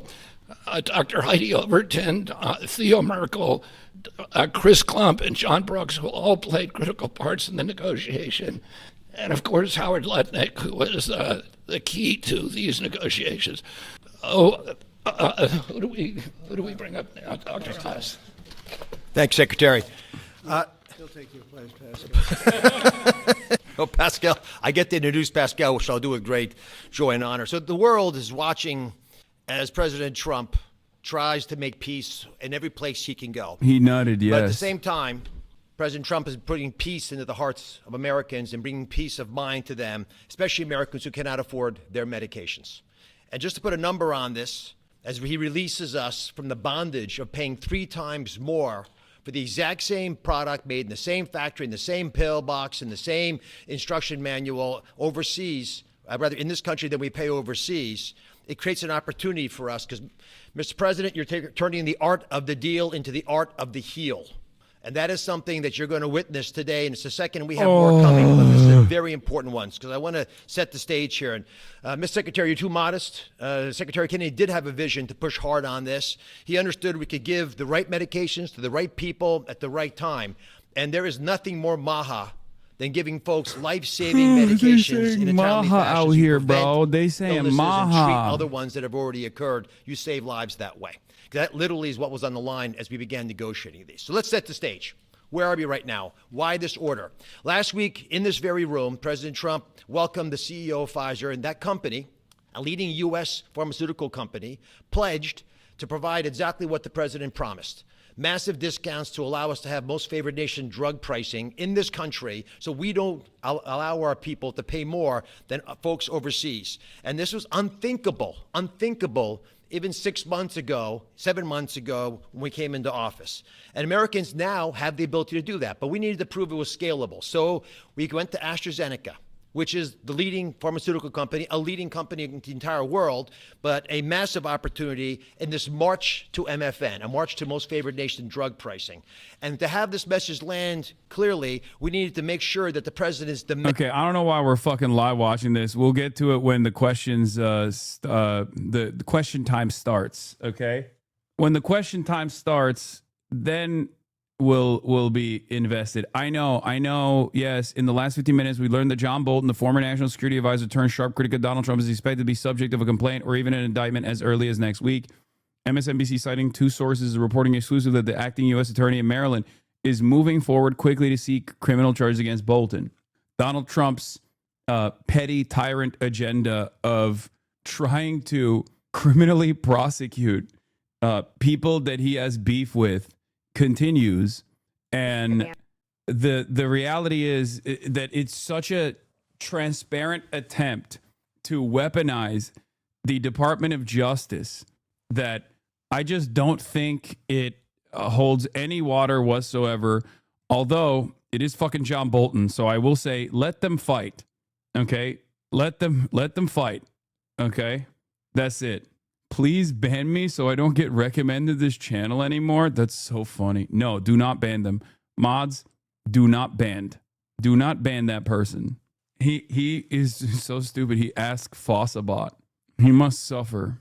He must suffer. He must have to forcibly watch every day. Okay? He must suffer and forcibly watch every day. And perhaps maybe he will. You have a dog shot collars on us now too? Yes. I'm holding them hostage like I'm holding Kaya hostage. Yeah. Yo, this dog shot collar nonsense getting out of hand, bud. I just came from a YouTube video that was strictly about indie video games, and the comments were full of comments about the incident. What can you do? The greatest antidote to slander is observable reality. Okay? Observable reality. There it is. You can't really get a good angle here, but what do you say? What do you do? I must have shocked her. I must have shocked her to sleep. I wonder how many people have unironically, bro, this shit got mentioned on CS2 ESL cast when someone was tasered. I mean, that's normal. That's how memes work. But I wonder how many people have actually come in here to be like, yo, this guy's a fucking Real monster, huh? Let me go let me go see how he treats this poor dog. And then they come in here and Kaya's just like chilling or coming up to me, trying to get on my lap. And then they're like, okay, maybe that wasn't the case. There has to be at least like a couple hundred that have come in here to antagonize initially. And then they're like, I realized that maybe I was dumb. I just want to say, I'm sorry. I heard about the stupid stuff you said. Stupid stuff said about you, and I believed it for a minute, but I was wrong. I felt it wouldn't be right if I didn't personally tell you. I just wanted to say that I'm gonna head out now, Hassan. You're a good guy, and you have a beautiful dog. Aw, see, there you go. My haters to lovers pipeline, dude. You don't need to say anything, chatter. No, actually, I'm glad the chatter did say that. Yeah, the greatest antidote to a faucet of lies is observable reality. Okay, that's it. It's funny how he insults others who don't buy what Hassan is selling. I mean, once again, observable reality. Stick around, chatter. You will also probably recognize that you might have been led astray, especially on this. Like there's an ideological commitment that you can have to assuming that my worldview is horrifying and bad and wrong or whatever. But in terms of like in terms of maintaining the assumption that like I'm abusive to my dog, there's just no evidence to this, and evidence only to the contrary. Incredible things are coming out of the first day of Barry Weiss's CBS editorial. Yeah, we're gonna do that. Like, I like half bought the interview to terrorist bullshit after that debate with your former podcast co-host I've turned in daily. This is unfortunately one of the negative consequences of experiencing things only in the immaterial world on the internet. I'm sorry, but animals who are abused will still show affection to their owners. Yes, sure, if you claim so. But there is literally zero evidence for this. Like, disproving this is impossible virtually, right? Like, disproving a negative is impossible. Having said that, this is the closest you can get to with virtually tens of thousands of hours of documentation. Like, but in any case, but they will show body language. Kai does not demonstrate body language that suggests she has ever been abused. Yes. It's very, very difficult to disprove delusions that people have made up on their minds, but this is the closest you can get to with all of the readily available evidence. There is just like one of the only things that you can actually actively disparage. Anyway, did you cover Trump talking about drug prices? Briefly, but it's mostly bullshit. All right, let's get back to the tariffs. Donald Trump to impose 100% additional tariffs on Chinese goods. It has just been learned that China has taken an extraordinarily aggressive position on trade in sending an extremely hostile letter to the world, stating that they were going to, effective November 1st, impose large-scale export controls on virtually every product they make, and some not even made by them. This affects all countries without exception and was obviously a plan devised by them years ago. It is absolutely unheard of in international trade and a moral disgrace in dealing with other nations. This is because China has damn near monopoly over the extraction, but not necessarily just the extraction, but like the development of rare earth minerals, okay? And that is the reason why Donald Trump is losing his mind. Oh my God, that's such a funny fucking photo for this article. That is such a funny photo of this article. China tightens export controls on rare earth metals. Why this matters. Move is a strategic one ahead of a new round of tricky trade talks with the United States. So they basically floated this when Donald Trump first came out with the big, beautiful tariff negotiations. This is not Bitcoin, Ethereum, or even a shitcoin. It's the S&P 500. And I don't know if China would have done this, but yeah, China controls around 70% of rare earth mineral extractions and around 90% of processing. It is as close to a monopoly as you can get. It is unimaginable, okay? The amount of power they have, especially considering that the stuff that you need for everything, okay? This is shit that you need to build anything, okay? Anything, like your phone or any number of different like defense industry tools, okay? Everything. Because in the words of an incredibly brilliant man, everything's computer, everything's Tesla, everybody transgender. And China has basically said, yeah, everything is computer, as a matter of fact. You're not wrong. And it turns out we hold all the fucking cards. Okay?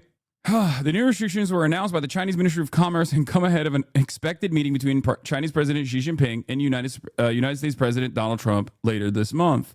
The world's two largest economies have been locked in trade negotiations aimed at calming tensions after they raised tit-for-tat tariffs against each other earlier this year, before then agreeing to pull back on some of those levies. Rare earth metals are one of China's major levers of influence with the United States.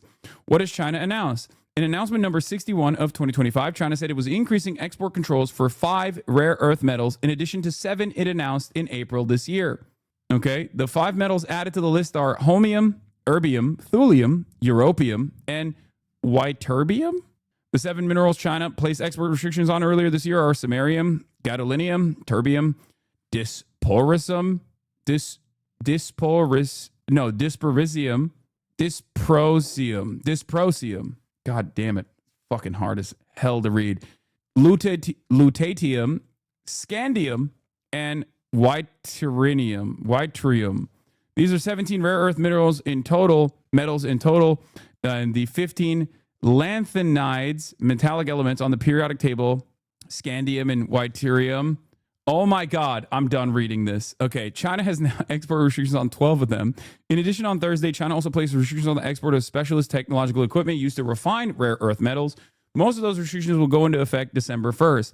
Now, it is pretty funny when Donald Trump will be like, how dare China impose any sort of restrictions on these fucking metals, when for the entirety of our trade partnership with China, we have always enforced not just like direct restrictions from, I don't know, whatever kind of like defense goods or anything that we build that somehow makes its way back to China, but we have made other countries that are under the control of the American security apparatus, we have stopped them from trading certain goods, certain key pieces of technology to China.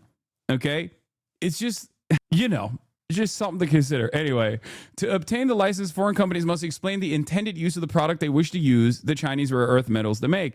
Now, of course, the saving grace here is China's endless need for trade maxing. The thing about rare earth metals is that they aren't actually rare at all. They're just hard to process. So we've just been coasting off of China without building the tech ourselves for years. Yeah, they're raw earth, not rare. So this in and of itself is certainly a major national security concern for the United States of America. That is, of course, if China doesn't trade max here and decides to shut off the faucet of rare earth metals that are necessary for American defense, for example, right? So I think this is just more so a posture. I don't believe that China will. This is a response to you forcing Japan, Korea, and the Netherlands to restrict more semiconductor tech exports in September because we are catching up on chip development. You cannot stop us, and you will lose, says Top Xi. I know, I already brought it up. I already mentioned that. Okay, Top Xi. It's just very funny for America to be like, how dare they do this to us? Yeah, it's just a point of leverage. Do I believe that China would actually stop the flow of commerce in any meaningful capacity? Do I believe that China will stop its endless need for trade maxing? No, I do not. I think this is just a way to tell America, like, this is the kind of power that we do have over international trade and international affairs in general, and therefore you should treat us as an equal partner in this endeavor rather than consistently trying to blow up your design of global trade. Your design. Remember that time you shocked your dog? I don't remember, but thank you. You are going to be shocked when you find out that that is not the case. In any case, China cited national security interests as the reason for these new restrictions. Rare earth related items have dual use properties for, oh my God, this is so American coded in terms of the language being used here. Dual use properties for both civilian and military applications. Implementing export controls on them is an international practice, a Chinese Ministry of Commerce spokesperson told reporters on Thursday. The spokesperson added that certain foreign organizations and individuals have been directly transferring or processing and then transferring controlled rare earth materials originating from China to relevant organizations and individuals directly or indirectly for military and other sensitive applications. Oh, he's taking questions now, including the China question. Let's take a look. Now, I'm not sure that Pascal would like to say, but behind the scenes, he did say tariffs were a big reason he came here, and also the fact he loved Virginia. He liked this guy. He liked me. I think the November 5th election was a very important date. We had a good election, and that was important. But yeah, he's here. A lot of. I can speak for almost everybody that's here. Most of them are here because of tariffs. Because there's a real possibility this backfires on China and encourages other countries to invest a lot more in their own processing, just like how trade restrictions inadvertently led China to building its own supply chains before it relied on the West. China may ironically be giving up its leverage if they go through with this. Yeah, that's precisely the reason why I don't think they will go through with this. It's just a point of leverage in the American negotiations because America would not be able to withstand any sort of significant limitation to continuing to get rare earth metals from China. That's it. There's 0% chance, I think, that they would just give up on this monopoly power that they have. I'm even surprised that they would flex this hard. Where did that come from? But I suspect that this probably also comes with additional assurances to Western allies of America and not the United States of America that they will continue to do trade in the same exact ways. And this is more so a strategic posture against the United States of America because America is uniquely vulnerable as a direct consequence of its endless greed in the way that it actually designed global trade that was incredibly beneficial for the 80s and 90s boom. We have airplanes, we have airplane parts. You remember that from last time. We were just surprised at China. I have a very good relationship with President Xi, and they did that. This is not something that I, instigated. There's this was market that I'm just a going to be response to arrested something by October that they did. 31st. What they the didn't fuck? really aim it at us. They aimed it at the whole world. The whole world is rug pulled at the is beginning. subject to it. So I thought it was very, very bad. But we have One many can things, hope. including a Free big thing is Kaya. airplanes. They have a lot of Why? Boeing planes, and they need parts and lots of things like that. Steve. Israeli Prime Minister Begin accept the Gaza deal, and what will be your message to the Knesset when you speak to them? Well, he wanted it. It's been a long time. He's been fighting a long time. He's been fighting hard. He wanted it. Wait a minute. I could literally bet on this and make a fuck ton of money by just doing something minor that would then cause me to get arrested. No? How the fuck does that even work? Yes, why did you reveal that though? That's why all these wager sites suck ass. Yeah. Let me go have a little fun drinking and driving. This is straight up like the fucking South Park episode. And no, I'm not going to risk putting myself in the custody of the state. That's very stupid. No King's rally on October 18th is not a hate America rally. Quite the contrary. It's a rally of millions of people who believe in American freedoms. Yeah, let's see what else. Also going to Egypt, they were terrific. But all of the countries were great. Indonesia was great. Jordan was great. They were all great. Everybody wants this deal to happen. What happens in Gaza the day after the hostage release? Day after what? The day after the hostage release, what happens there then? Well, hopefully you're going to have great success I call it everlasting success. I think you will too. I think you're going to have tremendous success, and Gaza is going to be rebuilt. And you have some very wealthy countries, as you know, over there.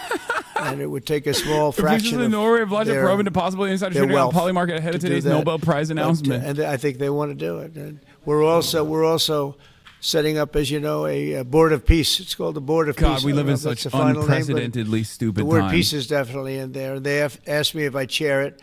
We'll make sure things go well. And how confident are you that the ceasefire will hold? I think it'll hold, yeah. I think it'll hold. They're all tired of the fighting. Don't forget, you had October 7th, which was a horrible day, 1,200 people killed. But Hamas has lost 58,000 people. That's big retribution. That's big retribution. People understand that. So, Yeah, Hamas no, I think is they're all I like tired that of he's just fighting. saying the quiet part out loud. He's And like, this every really- Palestinian is Hamas. Is true. This is beyond Gaza. Gaza is very important, but this is beyond Gaza. This is peace in the Middle East, and it is a beautiful thing. You know, it's a term that you and I have been hearing since we were very young, right? And now we have a chance of really having that. And as you know, most of the countries have passed all these resolutions. Every country is there. Iran came in. I was very happy to see that. I was very honored that Iran came in. They said they support it. Russia came in. President Putin, he supports it fully, very fully. So I was happy to see even countries that weren't necessarily involved in the process, they all support it. I don't know of anybody that doesn't. And I've never seen happier people than many of these places, not just Israel. Many of these places, they're all dancing in the streets. I've never seen anything like it. Yeah, go ahead, please, in the back. Thank you. What guarantees did you give Hamas to persuade them that Israel will restart the bombing campaign once the hostages have been exchanged?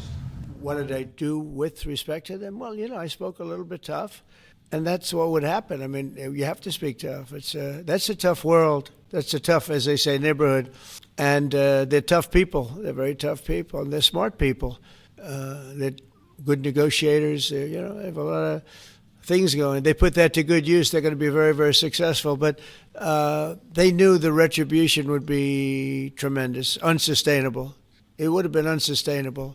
It would have been complete obliteration, and they didn't want that. And nobody wants it at this point. They want to get on with rebuilding the entire Middle East.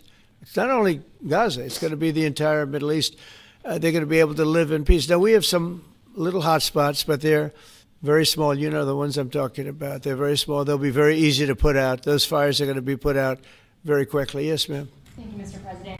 Talking about the Middle East still, going to the phases that come after this first phase, is there a consensus on the additional points in your plan, or are the details still being fine-tuned? I think there is consensus on most of it, and some of the details, like anything else, will be worked out, because you'll find out that when you're sitting in a beautiful room in Egypt. Where's the dog, bro? It's easy to work something out, but then sometimes it doesn't work from on a practical ground. standpoint. So certain little Laying things, on the but ground. for the most part, there's consensus, yes.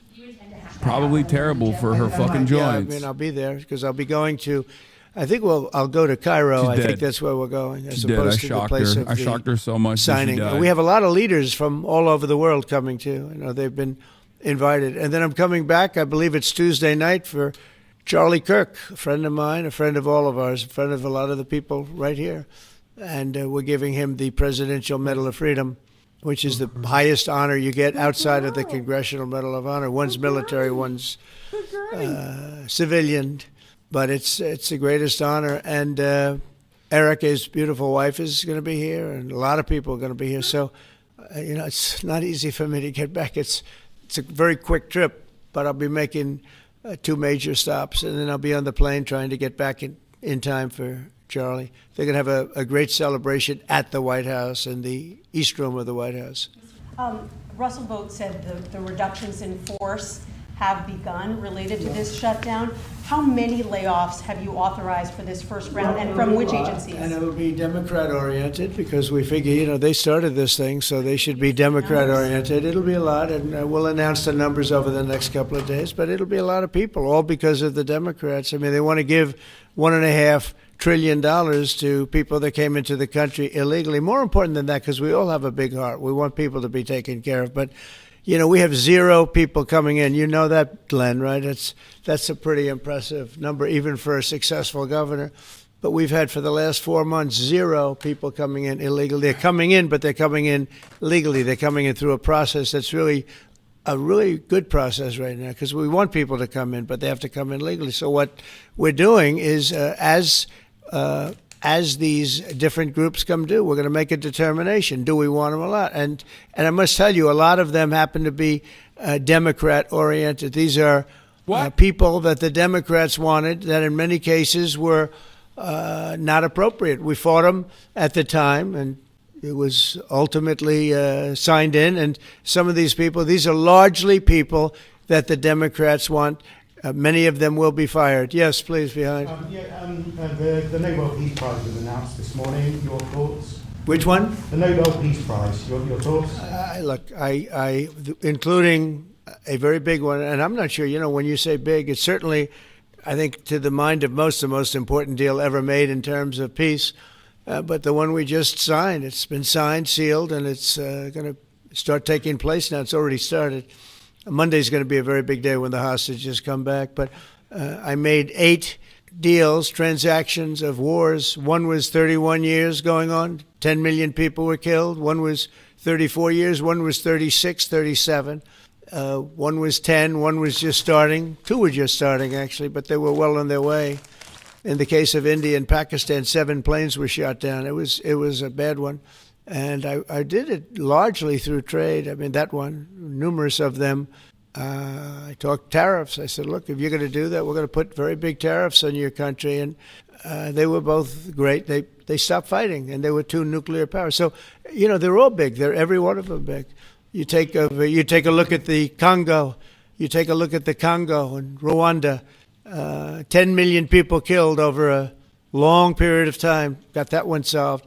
We did a total of 8 as of this. 2 days ago, I would have said 7, which I did say, but the other one was signed up, sealed. As you know, Israel signed it just now. They signed it and they approved it today, their parliament.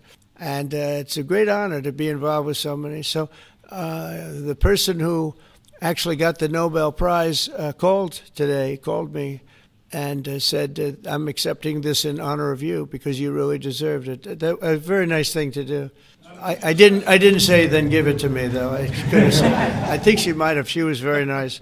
And I've been helping her along the way. They need a lot of help in Venezuela. It's a basic disaster. So, and you could also say it was given out for 24, and I was running for office in 24. All of the transactions that we did in terms of closing, but there are those that say we did so much that they should have done it, but I'm happy because I saved millions of lives, many millions of lives. And speaking of somebody that saves lives, don't ever play golf with him because Keegan Bradley just walked in, one of the greatest golfers in the world, the captain of the Ryder Cup. And man, I'll tell you did a good job. You almost came back. I turned on, I said, I sort of turned off. It wasn't looking good. And then a little while later, I turned on. I said, you guys might make that would have been the miracle. What a great job. He's respected by those golfers like nobody. And I just want to compliment you, Keegan. That was an incredible job. Right here, we have a lot of unfriendly fake news media. And he's not used to that. He's used to getting only good publicity, I think, Howard. These are all golfers. But you're some golfer, I'll tell you that, and some leader. Thank you very much. Great job. Thank you. Mr. President, on China. Yeah, please. On immigration, ICE are making arrests, targeted arrests at courthouses in New York City and around the country. Criminals, arresting criminals, that's right. Yeah, go ahead. I'm happy about it. I want them to arrest criminals. And if you take a look at D.C., a year ago, D.C. was our great capital was a very unsafe place. You know that. Some of you were mugged. And talk openly about it. Some of the media was mugged. But right now, D.C. is one of the safest places in the whole country. The restaurants are booming. They're opening up new restaurants. The restaurants are all closing. Now you can't get into a restaurant. They're opening up new restaurants. It took 12 days for us. We sent in not politically correct military. We sent them in based on merit. We won the case in the Supreme Court. Everything now is based on merit. Our country was founded on things based on merit. Like Keegan Bradley's not going to be playing golf if he wasn't a great player. If he shoots lower scores, there's no more merit system than that one, Keegan, right? If you miss a putt. Yeah, the military is just like golfing, based on merit. Trump's ridiculous. Trump's utterly ridiculous decisions to deploy the military on domestic soil is totally not meritless. Definitely good reasons for this. The frogmen in Portland. Also, you cheat in golf, so it's pretty funny that he's just like talking about the merit of the golf. I can't even believe how much better it is. And it'll take probably a month over there, and we're heading to Chicago because we want to save Chicago. Do you know they had over 4,000 people killed in Chicago over a short? Also, look at this incredibly merit-based approach that Trump has to his cabinet. Look at all the fucking dipshits behind him. Once again, a beacon of merit. World, I don't believe that can claim. You hear so much about different. I won't, embarrass anybody. Like by saying Mexico City or by saying anywhere in Afghanistan. There's no place like that. And then I have to listen to the mayor who's got a 5% approval rate, maybe less. He's an incompetent man. And the governor's an incompetent guy. He's a guy that was thrown out of his family business like a dog. And I know his family very well. And now he's a governor. And when I watch him trying to say that it's okay, we have crime under control, I lost 4,000 people over a very short period of time. Over, I believe it's like 7,000 people were shot but didn't die. But 4,000 people died. And then he gets up and talks about how it's not a problem. Or Portland, Oregon. I mean, every time I look at that place, the place is burning down. There's fires all over the place. When a store owner, there are very few of them left, but when a store owner rebuilds a store, they build it out of plywood, and they don't put up storefronts anymore. They just put wood up because they know it's going to be ripped down. And then I hear how wonderful it is. It's not wonderful. It's a disaster. That's almost an insurrection, that place. So we put our people in there, and they do the job, and they've really done the job. And the beautiful thing is we've done it. 12 days we had this place safe, and now it's, I would say within a month, it was beautiful. And it continues to be. That was 3 months ago. I'll tell you, D.C. now is one of the hottest places, just like this country. We were a dead country, and you've heard me say it 100 times. We were a dead country. King of Saudi Arabia said it. Others say the Emir of Qatar said it. Many, UAE said it. The leader, great leader, UAE, all great leaders. They said effectively the same thing. 1 year ago, we had a dead country. Now we have the hottest country anywhere in the world. Yeah. I just want to thank everybody, and I want to, in particular, thank AstraZeneca. What a great company you have. What a company you've built. You've been there a long time and done some job. It's an honor to have you. We like Big Pharma now? That's crazy. Don't say that in front of RFK's brainworm, dude. He's going to freak out. I was going to say, could he make it a little bit more? Well, we have a couple of them where they're going to spend $65 billion on one plant, AI. All I know is it's, AI is based on information. I hope they're right about information. I don't know. You got to make a lot of money there's got to be a lot of information out there, but that seems to be pretty hot. But we Has have a he lot. seen the report? We're leading the world on AI is information. based on information. I hope it's good. Otherwise, it's a lot of money. And I want to thank everybody, but in particular, Pascal, thank you very much. It's a great honor. Thank you. Thank you, everybody. Have a good time. Thank you, press. Thank you, press. Thank you, press. Let's go. Thank you. Thanks, guys. Thank you. Thank you, press. Thank you, press. That's cool. That gives me a lot of confidence seeing the president basically cast some doubt on what our entire economy is geared around at this moment. AI. Lots of money, but also, who knows? We're spending a lot of money. I hope it's good. Hell yeah. Hell yeah, dude. Fucking awesome. I'm freaking out a little bit. Many people are saying maybe not so good. Ay, ay, ay. Yes. We're going to talk about the Nobel Peace Prize. This is democracy. 2025 Nobel Peace Prize for anti-Maduro leader Maria Corina Machado, opposite of peace. This is Greg Grandin speaking on this to Amy Goodman of Democracy Now! This is, I guess, like the major point here is that it's a disappointment for Trump. He was very upset. And also, it's somewhat of a disappointment for a lot of ball knowers in terms of American foreign policy in general. But it's really interesting that this person got it. She is, I guess, the new oppositional figure that people are leaning on. And much like the old oppositional figure, Juan Guaido, who actually had less support than she does in Venezuela. But just like with Juan Guaido, she has made commitments to both privatization of the refineries and the natural resources that Venezuela has, some of the largest oil reserves on the planet, and also a commitment to Israel. Now, you might be wondering, as I did at the time, why the fuck was Juan Guaido talking about how committed he is to the nation state of Israel? Well, turns out that's just like one of the things that you have to sign off on if you want to become a part of the potential regime change. Guaido was her choice candidate because she couldn't run. She's worse than Guaido. Yeah, you got to kiss the ring, and you got to also take the American posture of Israel first. It's not even a joke. She wrote, okay, here, let's just get right into it. 2025 Nobel Peace Prize winner Maria Corina Machado once wrote to Israeli war criminal Benjamin Netanyahu and asked him to help overthrow Venezuela's president Nicolas Maduro. In 2025, you get a Nobel Peace Prize for trying to convince foreign genocidal apartheid state to attack your own country and overthrow its leadership so that Washington can privatize the largest natural oil reserves on earth. She has also said, if we win, we will move the Venezuelan embassy to Jerusalem to support Israel. This definitely is probably one of the primary concerns of the Venezuelan population, I assume.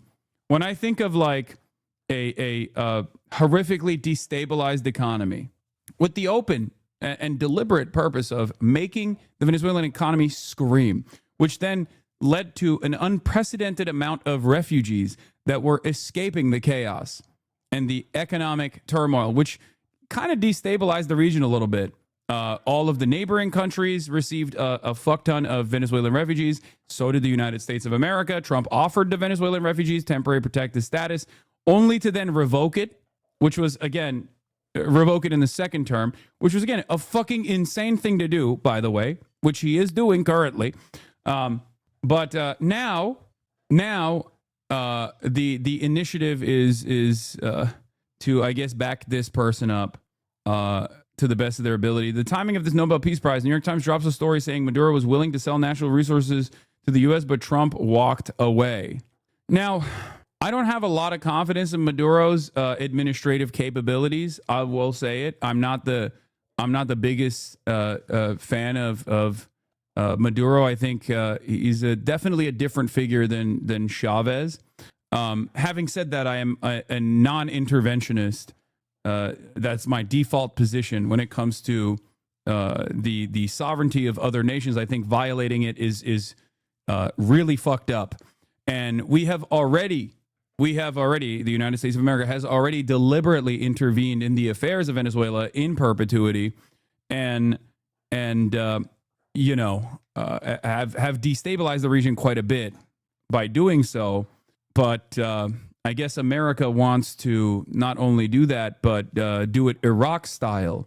And I was thinking about this quite a bit, considering the mass displacement that has already taken place. I feel like boots on the ground military warfare, but this time in Latin America, is going to have very negative reverberations, even worse than Iraq, I would say, even more costly than Iraq, I would say, especially because Iraq was far away, right? Iraq and in Afghanistan and Iraq and the refugee crisis that took place and the Syrian civil war, that actually had a lot of negative impact in both Turkey and all the other surrounding regional nations, but in Europe as well. This would directly impact America in all of the negative ways that they hate. Like, even if we're not going to think about the human toll of direct boots on the ground military warfare, the cost associated with this is incredible. Okay. The human cost for the American side associated with this is also incredible. And then last but not least, the destabilizing effect that this would have is insane. What is your non-intervention line? Obviously not in this situation, but say Israel were to step up their genocide. No, I mean like non-intervention with enemies that we've designated as like foreign adversaries, unless they're just like straight up doing horrific crimes against humanity. But with Israel, we have literally led Israel. I mean, Israel had the ambition, but we just gave them the weapons to do so. So it's a little bit different than like boots on the ground military warfare, right? It's just, we can just tell Israel to fucking, stop, and they will. So in any case, the New York Times claims Maduro offered Trump access to Venezuela's oil and mineral wealth to avoid conflict, but the story relies entirely on anonymous U.S. and Venezuelan sources close to the talks and frames Trump as the one rejecting Maduro's concessions. The timing is telling. It comes amid U.S. military escalation in the Caribbean, Chevron's renewed license, and Maria Corina Machado's Nobel Prize. The narrative portrays Maduro as weak and hypocritical, willing to sell out national resources and undermining his anti-imperialist image among supporters and global South allies. This looks like a strategic information op to damage Maduro's legitimacy and box him in politically. I don't know how major of a news story that is, or what kind of shockwaves that'll have. And for people saying like Maduro has never been anti-imperialist, no, he is aesthetically postured in the exact same ways that Chavez did as well. And no, he is definitely a formative part of that block. So you're wrong. By definition, if you are a enemy of the American state, you automatically slot yourself into that position. So the idea that he's not like anti-imperialist is silly. He absolutely is. He has to be. It's not, like, does he also want to invade Guyana, for example? Yes. Is that at conflict or is that at odds with a anti-imperialist position? Sure, but the notion that he's not like anti-imperialist is silly. Anyway, yeah. Law of the Venezuelan Empire. Yeah, I mean, he has at times done a little bit of the. He has tried to do the fucking the Vladimir Putin thing.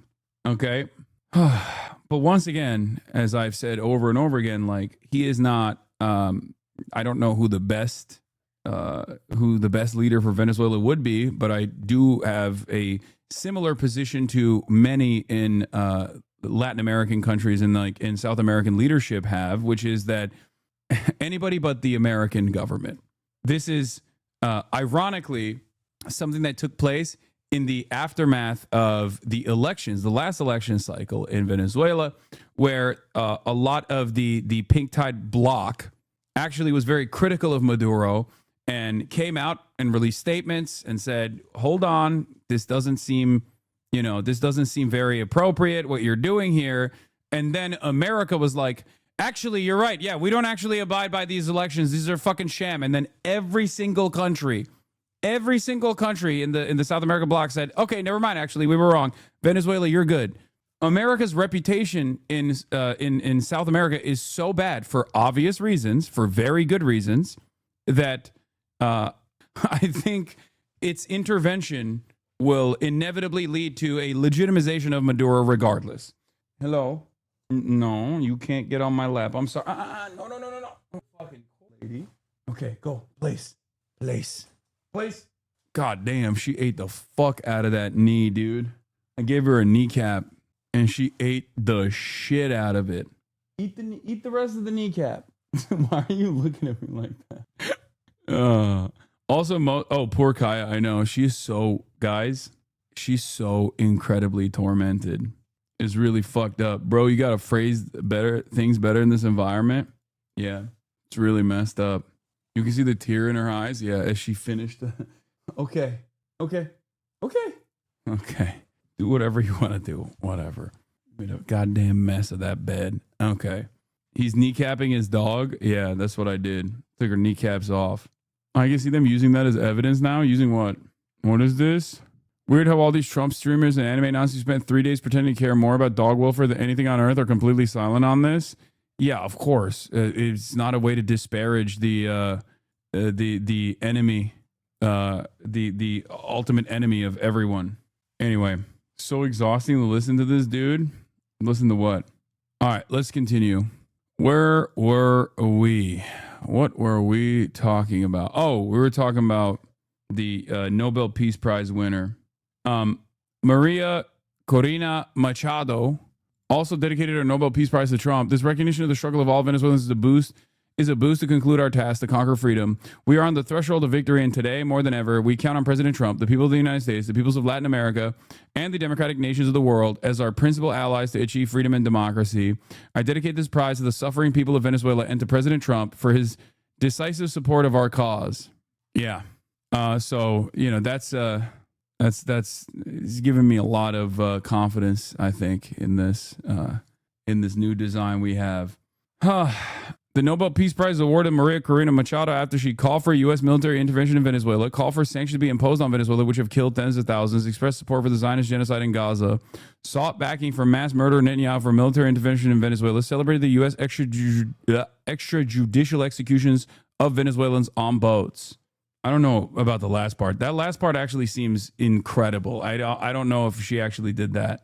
That seems a little bit far-fetched, even by like American crony standards, because I feel like I don't think the Venezuelan population would be on board with it. She's a right-winger, but I feel kind of bad for her because of how much she has to suck up to Trump just to keep his attention on Venezuela. It's like when Zelensky had to talk about Charlie fucking Kirk at the United Nations. I think that you are making it seem as though the grand ambition here is like true freedom for the Venezuelan people. I don't agree. I think if someone is an American crony, I suspect that the grand ambition there is to abide by the wishes of empire.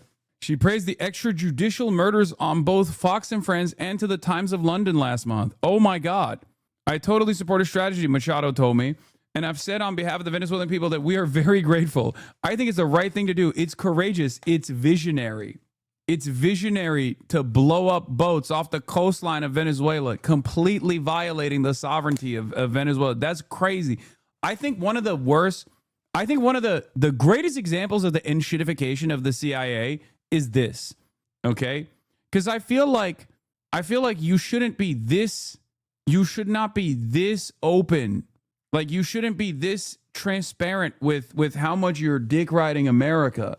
You know what I mean? Like, it's just, if I'm Venezuelan and I fucking hate Maduro, okay, and I hear the oppositional figure that I'm supposed to have confidence in go, America, thank you for blowing up our fucking boats off of our coastline, I'm going to say, yeah, maybe that's not the best person.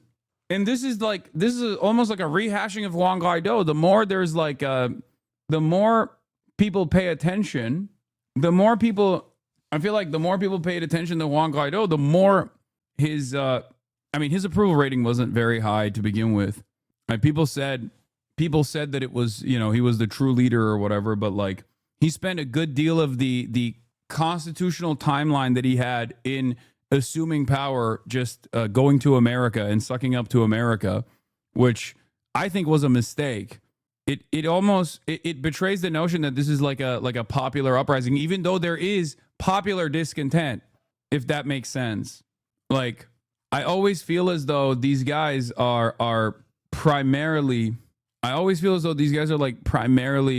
focusing on gaining as much garnering as much attention from the American State Department and American news and American media that they like kind of lose the plot.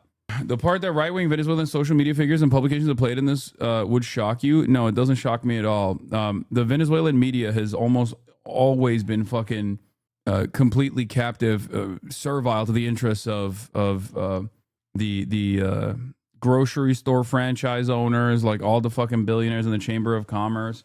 They've dominated media, so it's not surprising to me that they would also have a stranglehold on social media as well. She's been a main driver of the VE polarization both nationally and within the opposition. Hardline, uncompromising, unwilling to negotiate it or support a soft socialist opposition has led her to depend on U.S. to prop up her power. Now, with assist from Nobel, one step closer to war, says Greg Grandin.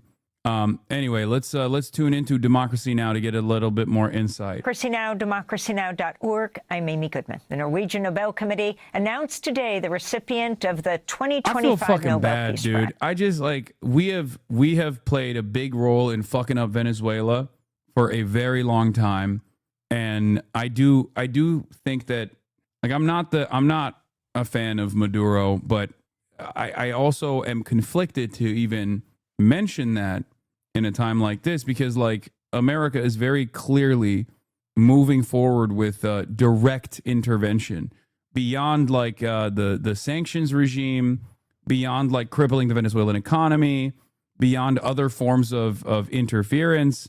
And it feels as though this is like the next step in the plan. And it feels, I mean, it looks terrible. The outlook is grim.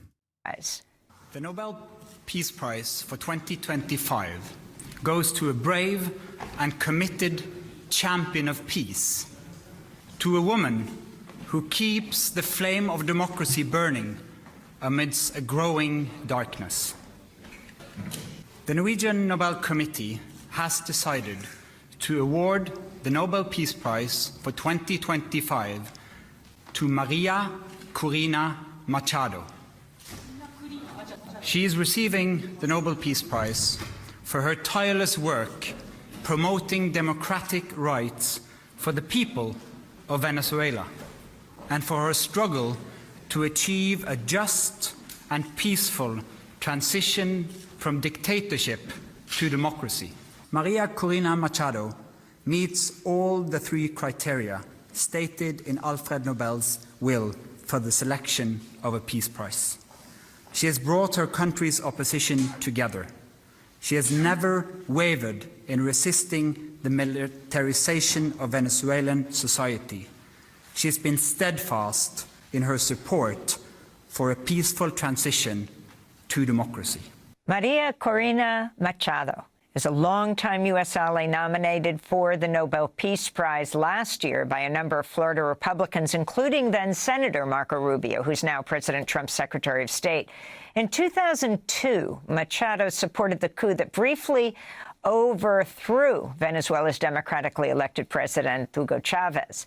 Machado attempted to run for president against incumbent Nicolas Maduro in the 2024 race, but was barred from running after the government accused her of corruption and cited her support for U.S. sanctions against Venezuela. Edmundo Gonzalez ran in her place. Venezuela's National Electoral Council declared Maduro the winner, but the opposition claimed Gonzalez won. Machado has vowed to... I want to mention something here, by the way, for people that would say, like, oh, that's crazy, I can't believe like, she was barred from running. Imagine a world where there is someone who is like directly, openly connected to China. Like there is no speculation here, right? Like we understand that she is working with America directly, right? For intervention in the country.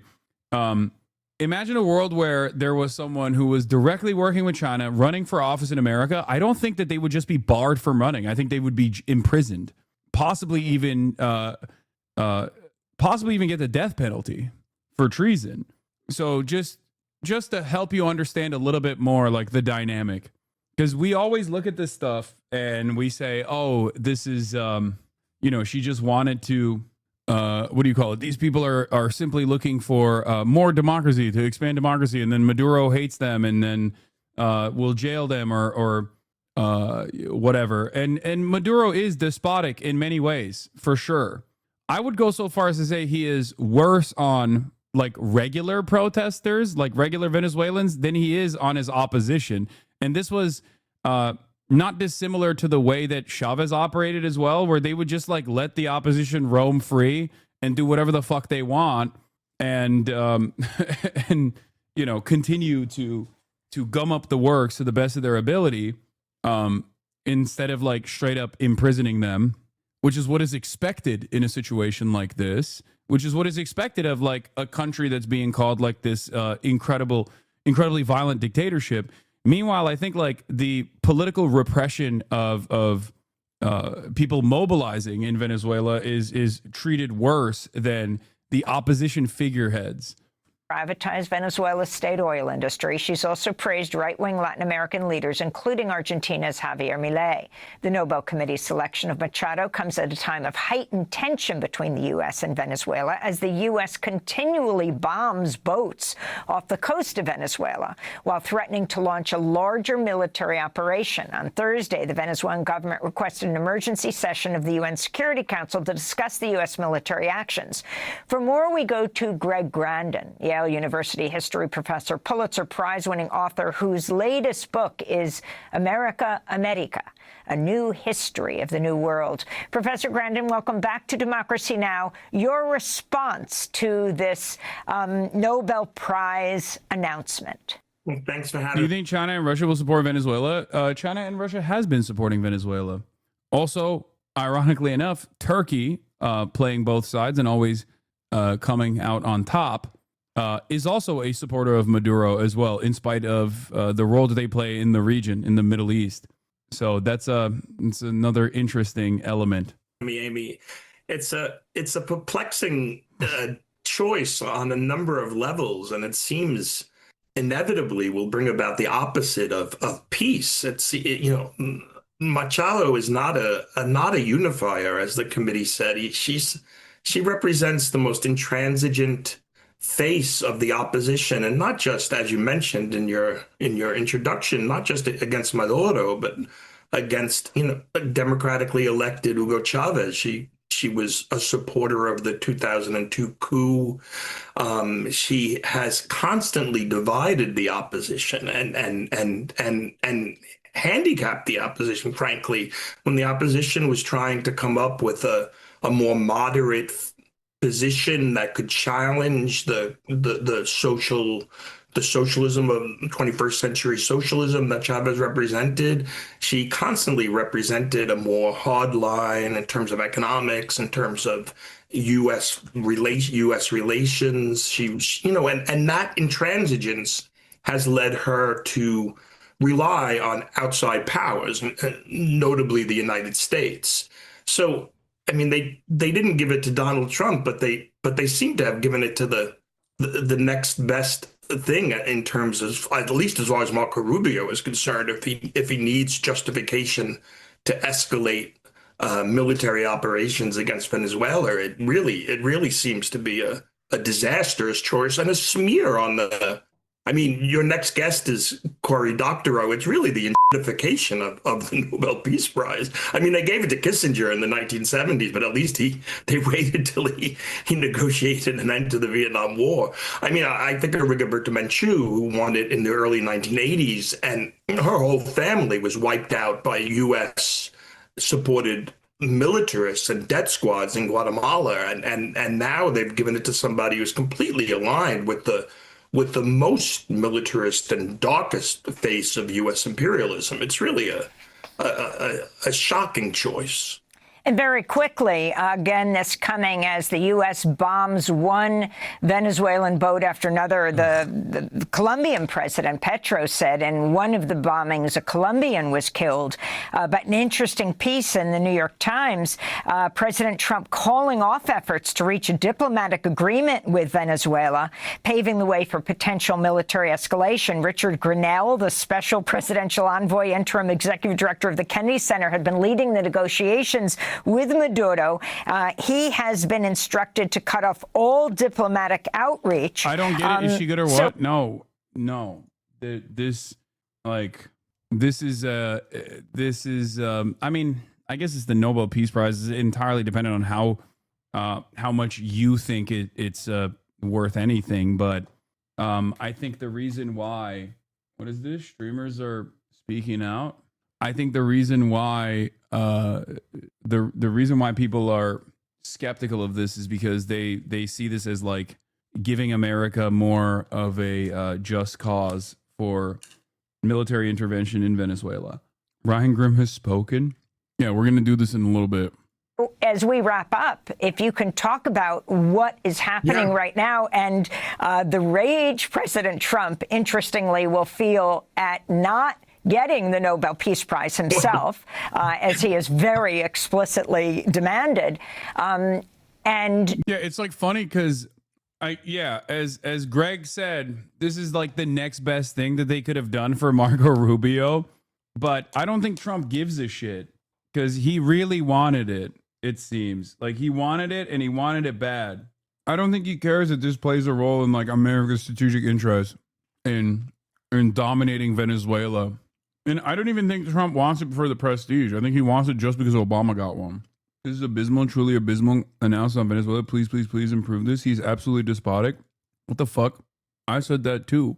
I don't understand. Do you want me to hype up the like American prop figurehead here? I'm saying that the situation is dire in Venezuela. Yeah, escalating what's going on in Venezuela. Yeah, it's just going to harden positions all around. And Machado has has not denounced. She's actually endorsed the general framework for that legitimates the bombing of these Go Fast boats in the Caribbean. 4 of them now. The last one filled apparently with Colombians. She hasn't denounced it. She's supported it. She supports the idea, the framework that the government is basically a cartel, and to blow up these boats is not to kill Venezuelans, but to kill, as she puts it, narcotraficantes. I mean, it's really, there are plenty of feminist activists that oppose Maduro in Venezuela that would have legitimated the Peace Prize, that would have legitimated the opposition. There's Isabel Mejias, who's a feminist. She's the head of Araña Feminista, the feminist spider. There's Ana Rosa Torres, who considers herself a socialist, and she opposes the opposition and U.S. policy. That would have made sense if the committee felt that it was time for Maduro to go. But this really just actually strengthens Maduro, because it confirms his narrative about the opposition being in league with the Trump administration. So you could just imagine that this is going to, as I said, bring about the opposite of peace. It's laying the groundwork and justifying greater military escalation. It's really a disaster. It's really hard to understand how they came to this decision. Greg Grandin, I want to thank you very much for being with us. Yale University history professor, Pulitzer Prize-winning author. His latest book, America America, A New History of the New World. Thanks for watching Democracy Now! On YouTube. Subscribe to the channel and turn on notifications to make sure you never miss a video. Joy and relief as a ceasefire is now in effect, paving the way for the remaining hostages to be released early next week after being held by Hamas for more than 2 years. In Gaza, thousands seen heading north back to Gaza City, just moments after the ceasefire was made official. The Israeli government overnight approving the first phase of the deal with Hamas, Trump's top negotiator. Another reason why my goat Trump deserved it. Here it is, back to back.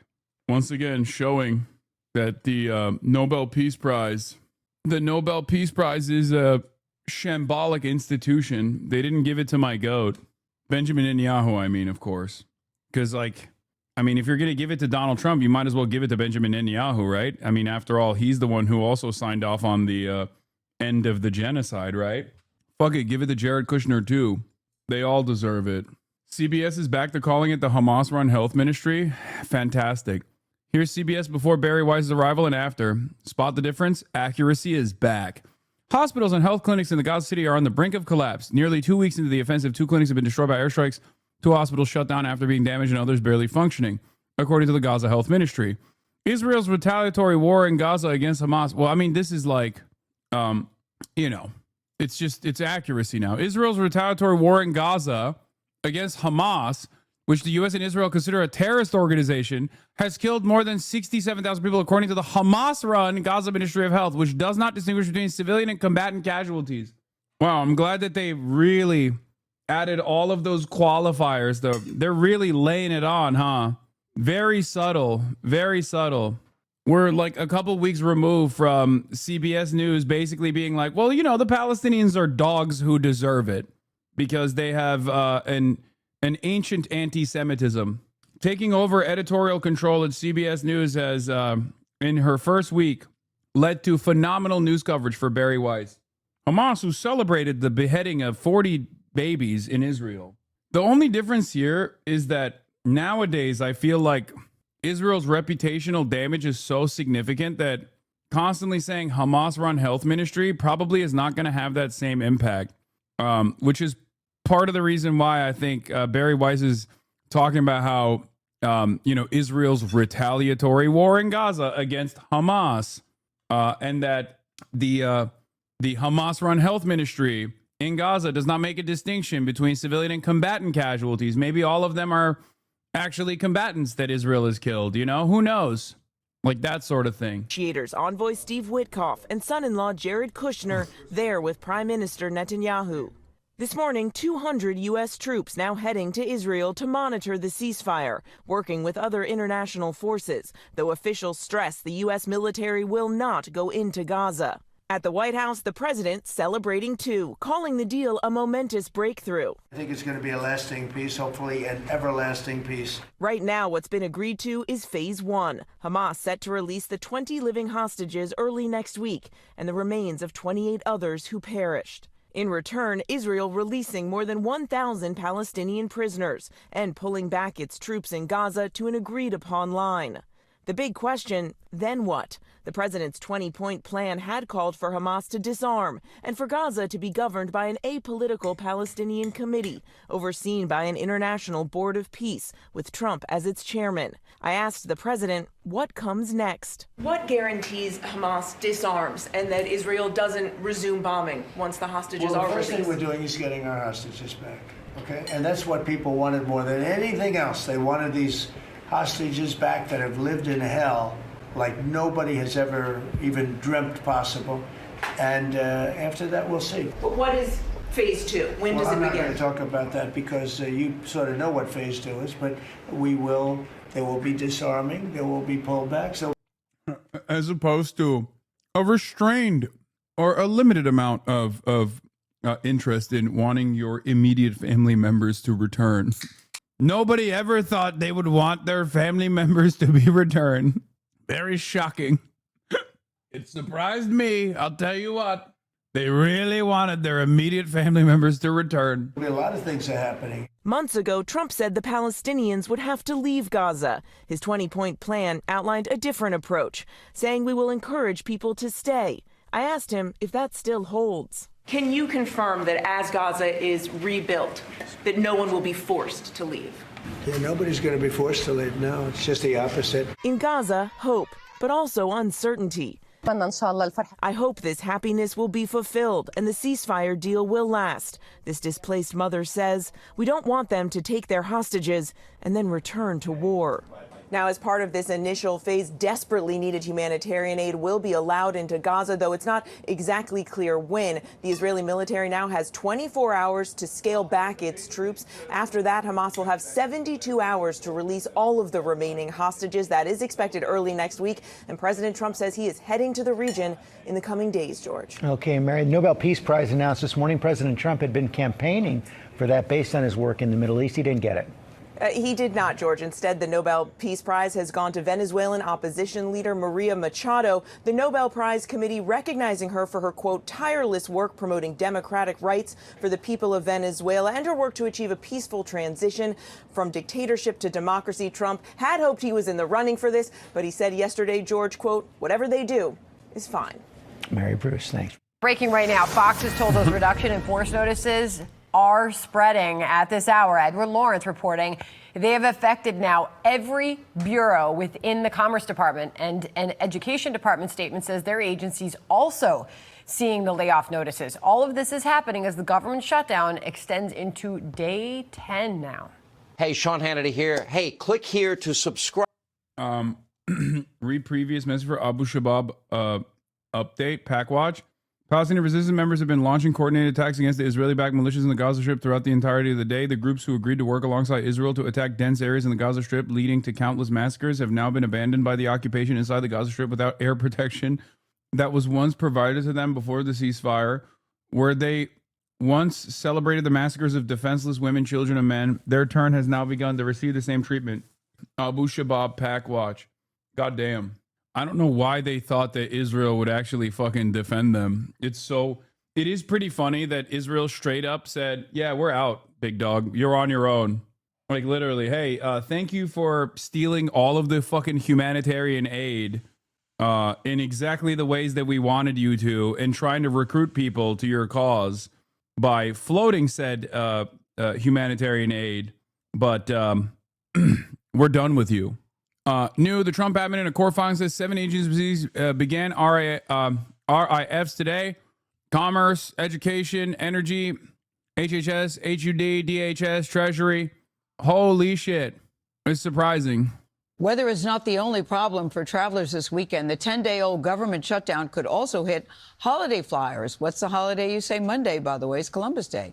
The air traffic control system is grappling with an increase in sick-outs, and one top Trump administration official is now threatening to take action to stop all of that. Chris Van Cleve is at the LAX airport. That's in Los Angeles. Chris, good morning to you. What's the latest there? I'm glad he went there.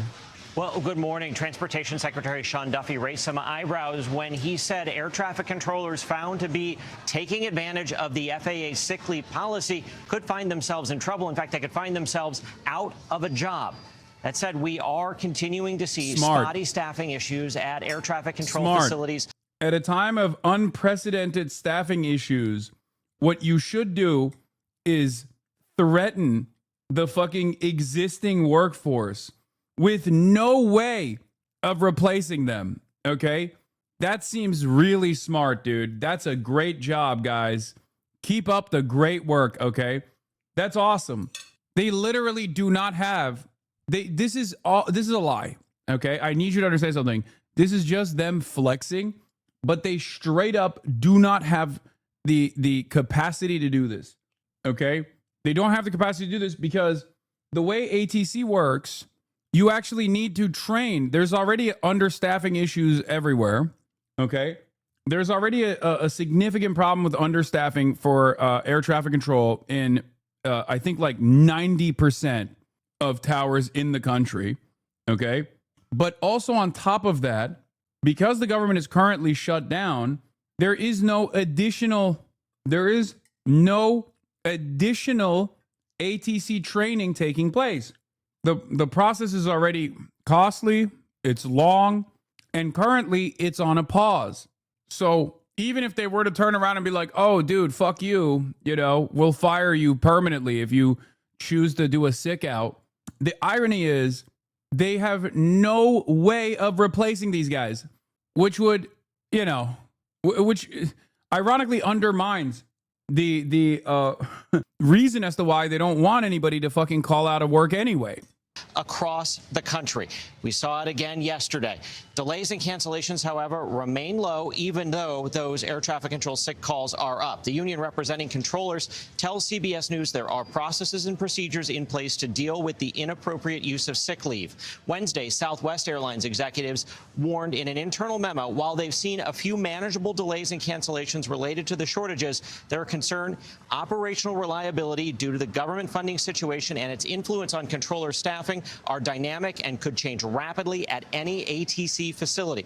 Secretary Duffy says airline delays due to FAA staffing issues have soared during the shutdown from about 5% on average to as much as 50% of the total delays at points this week. Bottom line, though, most flights are leaving on time or close to it. The vast majority of controllers are still on the job. What this is doing, though, is really injecting uncertainty into everyone's travels at a time when the weather is already doing that on a busy holiday weekend. Back to you guys. Chris, thank you very much. With no end to this government shutdown in sight, many Americans on edge. Near Fort Hood, Texas, military families lining up for hours outside a food pantry. And on live television, Republican House Speaker Mike Johnson confronted by one woman who said communism. You see that? Bread lines. Communist bread lines. Classic. She's a military spouse from Virginia. I have two medically fragile children. I have a husband who actively serves this country. She told Johnson she is outraged she won't bring the House back into session to pass emergency funding to pay the troops. As a Republican, I'm very disappointed in my party, and I'm very disappointed in you because you do have the power to call the House back. You did that, or you refused to do that just for a show. Oh, Joe Brandon. Can you believe it? Somehow this is Kamala Biden's fault. I know it. Begging you to pass this legislation. My kids could die. We don't have the credit because of the medical bills that I have to pay regularly. You could stop this, and you could be the one that could say military's getting paid. And I think that it is awful, and the audacity of someone who makes six figures a year to do this to military families. Also, I don't know if they'll show the entire response that he had, but he just lies. He lies entirely. He just lies through his teeth. Straight up is just like, oh, it's the Democrats. Oh, we want to do it. We just don't have the power to. It's like, yeah, no, you do. Oh, Chuck Schumer would never actually pass like a simple funding bill for the military. Really? I mean, if that's the case, why don't you just bring Congress back into session and then put the ball in Chuck Schumer's hands and put forth a clean actually clean, straightforward funding bill just for these, just for the military or just for whoever needs funding in this current shutdown while the negotiations continue. Gonna shock your dog again soon or not? I'm here for the dog content. That's so strange. It's a very strange thing. Unfortunately, you've come to the wrong stream for that, but very, very odd thing to say you want to watch. I like that we moved from, wow, this guy's real abusive to, I want to watch you abuse your dog so I can feel better about my hatred for you, so I don't have to ever re-examine my worldview. Yes. Must be a villain. Why do you take everything people say so seriously? Autism. But also because I feel like that's how I've chosen to run my streams, where I try to have like back and forth discourse, which oftentimes can be a mistake. But I'm just so used to treating people as though they were like approaching me in the real world, that even when someone is doing it with a very obvious, insincere purpose, I still treat them with dignity that they probably don't even deserve, if we're being real. He only reads negative comments if you tell him he's great and inspiration crickets. No, that's not true. Families is insane. But Johnson is refusing to bring a military funding bill to the floor, drawing criticism It's from because I was Democrats. circumcised Chuck and Schumer given and the Tylenol Democrats as are a preventing baby. your family from getting the care they need, not Republicans, and my heart goes out to you. House Democratic leader Hakeem Jeffries saying he would support a bill to pay the troops. So would you support a standalone bill for military members? Yes. And what House Republicans need to do is come back so we can address the military pay issue and reopen the government. And this morning, Transportation Secretary Sean Duffy really trying to increase the pressure on air traffic controllers, many of whom started calling out sick to work this week, leading to travel delays, staffing shortages at airports. He's now threatening to fire them if they do not show up to work. They are considered essential workers, supposed to work without pay during this government shutdown. Meanwhile, the lawmakers that left Capitol Hill, they are still getting their paychecks, George. Rachel Scott, thanks very much. One of the most controversial members of Congress, Republican Representative Marjorie Taylor Greene of Georgia, usually draws the ire of Democrats, but now she's speaking out against some in her own party and coming out in favor of what Democrats demand to reopen the government, an extension of enhanced health care subsidies. Congresswoman Greene, thank you for joining us here in the Situation Room. We appreciate it. Thank you for having me. Let's start there. Let's start with the shutdown. So you voted for the short-term funding bill, but now you're talking about this health care issue. Help us better understand. Why now? Well, actually, this is something I talked about when I first ran for Congress in 2020, because I grew up in a construction company family. That's such a funny statement. Just like, yeah, dude, you're the daughter of a real estate developer. Okay. That's such a funny way to you make it seem like it's some blue collar thing, you know? Literally, one of your critics with his own stream and try to inflate the dog thing has got a cat scratch on his nose. Wonder how he got that. He literally hates cats. Ask honest people who know him, law. I have no idea who you're talking about. Bought that company after But I kind of understand why my parents. And he would hate cats if he got scratched in the face. The Affordable Care Act. Yes, the Affordable Care Act. Our family's health insurance premium went from $800 a month to $2,400 a month. So I've known about this as a major problem for a long time. It's not just ACA recipients whose premiums are going to skyrocket very soon. It has been a disaster for many Americans across the board. And cost of living is so high now. Many of my constituents, many of my friends, and even my own children are finding health insurance to be extremely unaffordable and something that they are having to go without. So I think this is an incredibly important issue. I think it is a crisis. I don't think it's something to wear political party team jerseys on. I think it's something that we have to address and fix. And it's very personal for you. Very personal. It's affected my own life. And the Affordable Care Act was passed in 2010. So we're 15 years down the road, and the industry has changed drastically. Many companies dropped out of the market. We've seen doctors stop having their own practices. I don't know what's going on, but it feels like a reverse Fetterman situation. Like, did they swap bodies or something? What happened? Her district is poor. So, hello? She's a Republican. And even Democrats don't even give a fuck about their poor districts. They care about Israel. So the very fact that she's like all of a sudden hitting a number on like a left populist flank on healthcare and protecting healthcare subsidies is pretty crazy. And become hospital employees. We now have to import doctors because we don't have enough. Healthcare has drastically changed, and I'm one of those that gets real tired of political drama when it's not actually solving a problem. And this is such a crisis that I'm willing to say, okay, everyone, we have to do something about this. It shouldn't be something that we dangle the American people or military pay or all of these things. We shouldn't be dangling them back and forth. We have to fix it. What are you hearing from your constituents right now? And do you have any regrets about voting for that short-term continuing resolution, that spending bill? Thank you for that question. Number one, I am a Republican, and I support the president. I was very vocal about I didn't want to vote for a CR. I want to pass our appropriations. That's our constitutional duty, and I want to bring that taxpayer dollars back to my district. I work hard on that, so that was important to me. But I support the president, and I voted for the CR. Number two, what am I hearing from my constituents? It's great. We track all the calls that come into my office. About 60% of the calls coming in right now are calls of support and saying, yes, health insurance is a crisis. They're telling us stories about how they're already paying $2,000 a month with $10,000 deductibles. I'm getting phone calls from people that are saying if the ACA tax credits expire, they aren't going to be able to have health insurance. They're going to have to drop it. But I'm hearing from people on both sides, people already on the ACA and people that are already getting crushed by high health insurance premiums. I want to ask you about this new Washington Post poll. CR is a continued resolution. This is, I don't know, man. It's like it's kind of taking me out.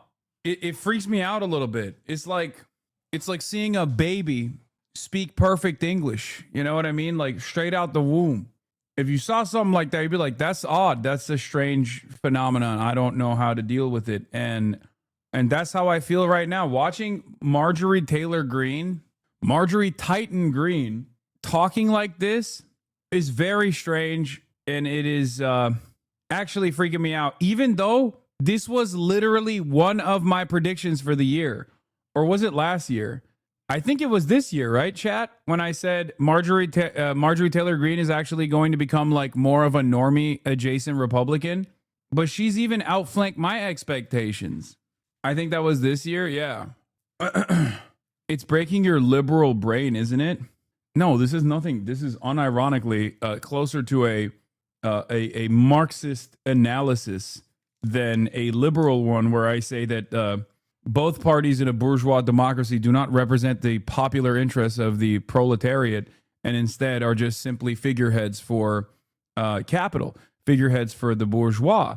And therefore, when you do actually have someone, especially from the reactionary flank, and not even just like one of the members of the reactionary flank, but like straightforwardly one of the most right wing in the reactionary flank, all of a sudden turn around and start talking about like the importance of healthcare and how Israel's doing a Holocaust and you know, stuff like that. It's just it's alarming. It kind of breaks my brain a little bit.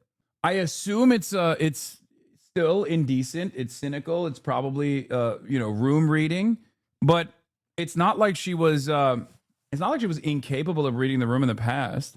Or rather, Marxist Titoist Green. That's what it is. Yeah, this is Marxist Titoist Green. I don't know. I feel like I'm getting John Fetterman style stroked out by just simply watching her go through the motions here. Has something happened to this person recently? Recalling when MTG harassed Parkland school shooting survivors for advocating for stricter gun control and something about Jewish space lasers. Yeah, that's why. It's like, it's hard, man. It's hard for me to look at this and be like, wow, this is a sincere plea. Are we duped? Do we get easily duped? Because I think anyone that reads any politician, especially one with her background, with her trajectory, anyone that looks at someone like that and assumes that their heel turn is born out of a sincere desire to do right by her constituents is silly, I think. Maybe she's on mood stabilizers now.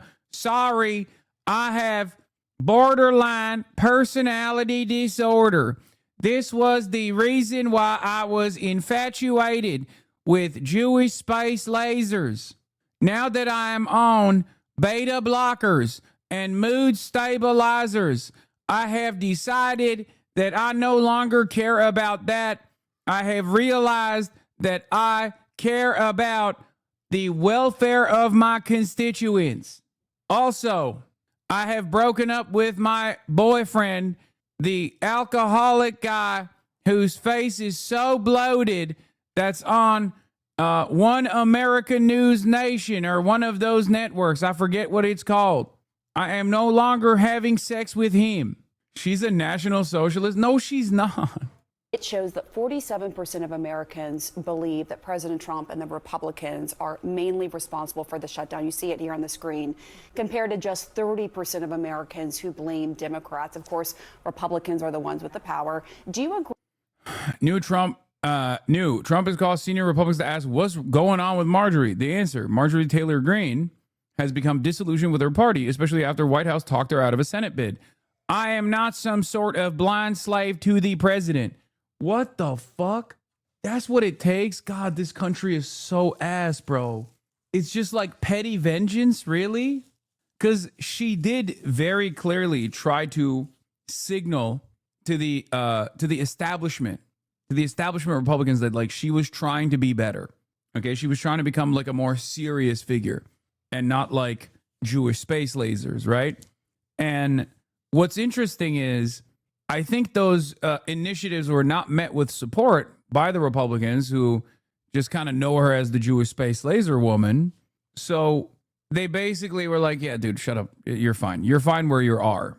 So now it feels like this makes more sense. It feels like in an interest of making herself a more prominent national figure and also backed by petty vengeance, she is putting her ear to the ground and, making these kinds of statements that she knows will garner her support. Maybe not bipartisan support, but at least like these are the types of things that other Republicans would look at and go, you know what? That Marjorie is good, actually. She's clearly fighting for me. And she also hates that, Israel is dominating American politics or whatever, right? Like those are things that are popular. But those are things that Republicans don't say. The reason why they don't say it is because they know that it's popular and you're not supposed to say it. And you're supposed to just like shift people's priorities away to like transgender athletes or undocumented migrants doing mass rapes or something, right? Like that's what you're supposed to do if you're a Republican. It's not like these guys are oblivious to how fucking popular healthcare is, right? Like they know that. It's not like they're oblivious to how popular social safety nets are in general. Of course they know that. That's why they fight back against it tooth and nail. Especially once implemented, it is very difficult to whole cloth cancel social programs because people rely on them for survival. This is something that Donald Trump also had to recognize with the Obamacare situation, right? He was like, I'm going to cut Obamacare. I hate it. And like, it was very unpopular when he tried to do that. So Republicans already know this. So I guess the reason why she's going unshackled mode here is probably to build her national profile for a senatorial run and also to kind of do a fuck you to the Trump admin a little bit for not taking her seriously. Yo, where is your dog? She is out on a walk. She's out on her afternoon walk, as she usually goes on right around this time. But thank you for your consideration and your concern. I assume it's a sincerely held concern that you had. She's in the torture chamber. Exactly. We put her in the torture chamber. She's getting tortured right now. She's at the electrician's. Yeah, she's getting electrocuted. Agree with Americans in that poll that see the shutdown as your party's fault? You know what? I don't think the shutdown is popular for either side. And so I see the shutdown completely different from maybe my party leadership. And I'm not putting the blame on the president. I'm actually putting the blame on the speaker and Leader Thune in the Senate. This should not be happening. And I don't think, look, as a member of Congress, we already have a low enough job approval rating. This shutdown is just going to drive everybody's approval rating that much lower. But so you're putting the blame on the leadership of your party. Absolutely. We control the House. We control the Senate. We have the White House. I've been vocal saying, you can use the nuclear option in the Senate. This doesn't have to be a shutdown. But what we have to do is we have to work for the American people. And our country is so divided right now. We see it all the time in every single way. It's divided in what I would say very dangerous ways. And we saw that with the recent assassination of Charlie Kirk, which has upset so many people across the board. And look, when it comes to hearing from senior citizens or my own friends and neighbors and my own family members and people that voted for me, and they're just saying, Marjorie, we just really want somebody to do something about health insurance premiums. We really want our government and our leaders to actually focus on our country for a change and fix our problems. That is the message I constantly hear from my district, and I'm a representative. I don't have to be a cheerleader for my party. I have to represent my district because those are the people that hired me and sent me here. And I myself, I agree with them, and I'm pretty much over it's just drama constantly on TV. No offense, because you guys are on television, but that's all that we see in American politics now. There's reporting that President Trump, as you know, recently called at least 2. Bro, this is so weird, dude. This is actually so weird. This is demonic. This is the most demonic thing that she's done. I'm sorry. Like, if I were to hear her, deny the Holocaust or something, I'd be like, that tracks. This is far, far stranger. This is the strangest thing that Marjorie Taylor Greene has ever done. I don't understand it, and it's freaking me out. She is not only making sense, but she's also speaking clearly, slowly, in a coherent manner. I don't know what's happening. I've always been very skeptical of these sorts of figures, as you guys know. This is weirding me the fuck out, dude. Is this Jenk's doing? Is that what happened? Like, Jenk just kept talking to her over and over again. And then she was just like, I am overcome by your sexual charisma. Chunky Weigert, you are a sexual panther.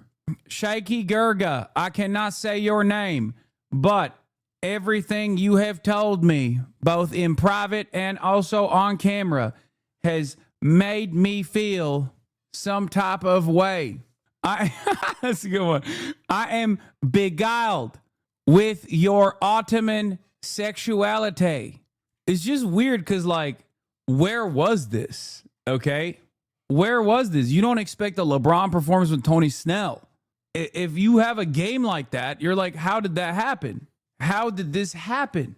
You don't expect White Mamba to play like Kobe. This is strange. Did she get hit with the Havana syndrome, Ray, or something? What the fuck? Because here's the thing, okay? Here's the thing. We know that there's the gun that makes you stroke out and become pro-Israel, okay? The John Fetterman Ray, as they call it. But this means that there is a gun that makes you anti-Israel as well. There's a stroke gun that works in the opposite direction, which is a welcomed surprise. Is it like a Chinese gun or something? Is that what it is? It's the gun that makes you Chinese. Like, she got hit with the woke gun, the Judeo-Bolshevik space laser, dude. Yeah, she did. No, she's definitely the type of person who fucking hates Israel, but then also will say the Bolsheviks were responsible for the death of 60 million Christians. I wouldn't be shocked if I heard something like that from her. Why does no one talk about the crimes of the Bolshevik? It's called literature. I don't think she's capable of reading or writing. I don't think Marjorie Taylor Greene is literate. She isn't woke, and I'm mad you ever said that. Man, calm down. We're fucking memeing, okay? Jesus Christ. It is a strange attitude shift, though, I will admit. Senior Republicans to ask, and I'm quoting now from these reports, what's going on with Marjorie, end quote. Have you talked to the president about this issue? It's obviously so personal for you. Well, you know, the president has my cell phone number, and he's called me many, many times. So if he wants recently, how recent? I don't get into that kind of. Ooh, she said recently. She said, I don't want to talk about it. Yeah, I saw this. This is funny. I met Hassan Piker once. He offered me a scoop of ice cream, but when I reached out to take it, he took it away and started doing tricks with the ice cream and a long rod. He kept offering it, then faking out. I never got my ice cream. Do not trust this man. It's true. It's a part of my Turkish culture. I'm sorry. If you think that this is inappropriate, then you don't understand. This is something that I have to do. And it is Turkophobia to criticize me for doing that. Details, but he knows how to call me and he can ask me himself. But here's the deal. There's also this, and I'm not blaming you guys, but there is a I think she wants attention from daddy a little bit too. media narrative trying to say that I don't support the president. I absolutely support the president. I campaigned for him for years. But I'm also an action person, and I want my party to solve problems. And you say he's not getting good advice, though. You told Manu Raju. What specifically? Well, I don't think it's good advice that a government shutdown is going to help Republicans in the midterms. I don't agree with that. I also don't think it's good advice that Republicans ignoring the health insurance crisis is going to be good for midterms. I have started reading Bakunin and Gramsci and Carlos Marx. I have learned the ways of the International Consortium of Capital and the grand design that they have of exploitation. I have realized that we must abolish the commodity form. We must do away with the extraction of surplus labor value. What the capital owner calls profits, I call exploitation. There are more of us than there are of them. I actually think that would be very bad for midterms. And I think that just not staying focused on America First policies is detrimental as well. Yeah, and on that note, are you concerned about the cost of living? Very. That the President Trump said he would lower? The inflation crushed people in the past 4.5 years, and the costs have not come down. I myself can tell you my apartment here in Washington, D.C., the electricity bill is $100 more than it was last year, because you can look at your own bill and look at cost. Prices have not come down. That is a reality. People's wages have not gone up. That's another reality. And so Americans are continuing to have a very difficult time getting by. It's not really that complicated why she's doing this. She's an opportunist and understands that any publicity is good publicity. Yeah, except if fucking if she can understand that this is like good commentary, okay? If she can understand that this is like garnering support for her, then why the fuck can't the Democrats? Because in a world where Marjorie Taylor Greene is like, we must protect the subsidies that help Americans pay their insurance premiums that have skyrocketed due to unlimited greed from capital owners that are a parasitic force on American society, then Democrats should also be like, yeah, we have to do fucking free healthcare. Like, we have to do Medicare for all. What the fuck? It's genuinely not just that she's an opportunist. I think it's crazy she's going this far with the message. Yeah, she's going ham. And no, I don't think she's outflanking the Democrat leadership with these kinds of sentiment, with this kind of sentiment. But I do think that she is outflanking everyone in the Republican Party. That is a certainty. But I don't, yeah, you look at Wolf. He's like, did you stroke out? Like, what's going on? Look at his face. He's in utter disbelief. Like, for her, I understand why she would take a anti-Israel position, right? The starting point could have even been like, you know, anti-Semitism, or truly could have been the fact that like she is like horrified by everything that Israel has done. Now, I think it's a bit of both. And the reason why I think it's a bit of both is because like she was so invested in the QAnon stuff not to be like, at least still have like some remnant dormant anti-Semitism swirling around in there. Like she was literally the QAnon congressperson, right? So it's got to be positive CTE moment. Oh my God. Yeah, she slammed her head on the roof of the gym while she was doing fucking muscle ups. And then she just kept going and going and going. This is a remarkable change of pace. I didn't watch this yesterday because I was like, who gives a shit about what Marjorie Taylor Greene has to say? Turns out I was wrong. I do give a shit about what Marjorie Taylor Greene has to say because this is Marxist Titoist Guevara that's speaking now. And I'll go a step further. I'm a mom. And so when it comes to what is affecting my adult children's lives who are 22, 26, and 28, I'm going to be 1,000% fighting for them over any politician and any party. And I can tell you right now, that generation, they are barely making it, and they're very hopeless for their future. So you're a mom first, a politician second. That's right. I'm a mom first. That's good to hear. So I want to just ask you also about another issue you've been really outspoken about, and of course that is the Jeffrey Epstein files, wanting to release those. I know Democrats have also been calling for that, a few other Republicans as well. The Democrats are accusing Speaker Johnson of delaying the swearing in of Arizona's Democratic Congresswoman-elect because she would give the last vote needed to release those Epstein files. I'm wondering, the Speaker, for his part, he has denied that. He said it's because of the shutdown. She's like, I have been watching alongside my children this new Twitch channel. Do you know what Twitch is? It's where they play Fortnite, but one of the guys talks about politics. Now, I know he's in some hot water right now because people are saying he abuses his dogs. Having said that, I, as also a dog abuser, actually like him even more now. And I have been watching him, and he has been talking a lot of truths. Have you spoken to him? Do you think she should be sworn in right away? Well, I'll say it like this. I can't conclusively say if that's why the House is not in session, but the House should be in session. And the House should be in session for many reasons. We have appropriation bills that need to get passed. There is a new Democrat that's been elected that does deserve to be sworn in. Her district elected her. We have other bills that we need to be passing. And if it's to avoid the discharge petition, why drag this out? That is going to have 218 signatures. And so I say go ahead and do it and get it over with.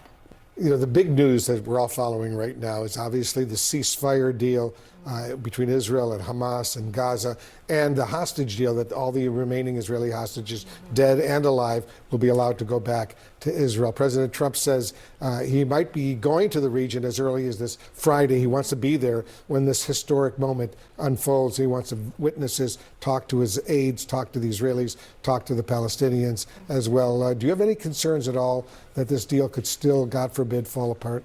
I don't know. I certainly applaud the president. This has been one of the issues that I've campaigned on and talked about constantly. I'm very much against America's involvement in foreign wars. And the president has worked very hard on this. However, we have to see Israel and Hamas, both sides, truly cement this agreement. But I certainly hope for all involved that this definitely is a peace deal that will remain. We all hope that, yeah. And on July 28th, you talked about that. You said, quote, it's the most truthful and easiest thing to say that October 7th in Israel was horrific and that all hostages must be returned. But so is the genocide, humanitarian crisis, and starvation happening in Gaza. On that note, when it comes to the genocide, do you believe that Israeli Prime Minister Benjamin Netanyahu is a war criminal? I don't know if I can accuse him of being a war criminal. However, well, let's just say both. Boo, you literally have said he is conducting a genocide. Come on. Boo, so close. Boo. Issues are bad. That's why I said that. What happened on October 7th is absolutely horrific. And of course, our hearts go out to those families and those hostages that remain. But at the same time, the relentless bombing of the Palestinian people, and many of them have been just innocent people. They're not Hamas. They're literally women and children, and you can't unsee the amount of pictures and videos of children that have been blown to pieces and are they're finding them dead in the rubble. That isn't, those aren't actors. That isn't fake war propaganda. It's very real, and I think that is equally horrific. It's not equally horrific. It's far more horrific. That's crazy. It's far larger in scale. It's just not. Anyway, obviously, I mean, she's a Republican, so my expectations on this are limited. What is interesting is that like there is a recognition of the genocide. Hassan shocked his dog. I wonder what this guy thinks he's doing in here, where it's like he just spams this, and then people that are fucking sit in here and watch me interact with Kaya for like 8 hours a day are gonna be like, wait a minute, what? Yeah. If you spam a little bit more, I think you'll be able to convince people in here. But what's interesting is they didn't force her to say it isn't a genocide. No, they volunteered that it's a genocide. That's what I'm saying. Like here, look. It's the most truthful. And July 28th, you talked about that. You said, quote, it's the most truthful and easiest thing to say that October 7th in Israel was horrific and that all hostages must be returned. But so is the genocide, humanitarian crisis, and starvation happening in Gaza. On that note, when it comes to the genocide, I mean, do you believe that Israeli Prime Minister Benjamin Netanyahu is a war criminal? I don't know if I can. Like, oh, she's just quoting her. I guess that's like, you know. Pictures and videos of children that have been blown to pieces and they're finding them. There, something else that a quote, foreign government or powerful people may try to kill you. Republican Senator Ted Cruz of Texas shared that post of yours on X, writing, quote, why do crazy people keep thinking the Jews are trying to kill them? What do you say to Cruz, and what did you mean by that? Well, first, that was an extremely ridiculous thing for Ted Cruz to say. I never said Jewish people. I'm not anti-Semitic. I don't hate any people. Okay, well, that's tough to believe.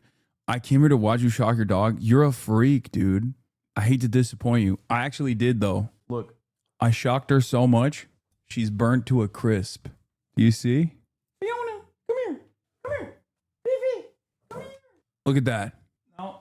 Fiona has the opposite the opposite interest of being on camera. She hates the camera and avoids it, whereas Kaya loves being on camera. Hello. I shocked her so hard she got burned to a crisp. You see? Look.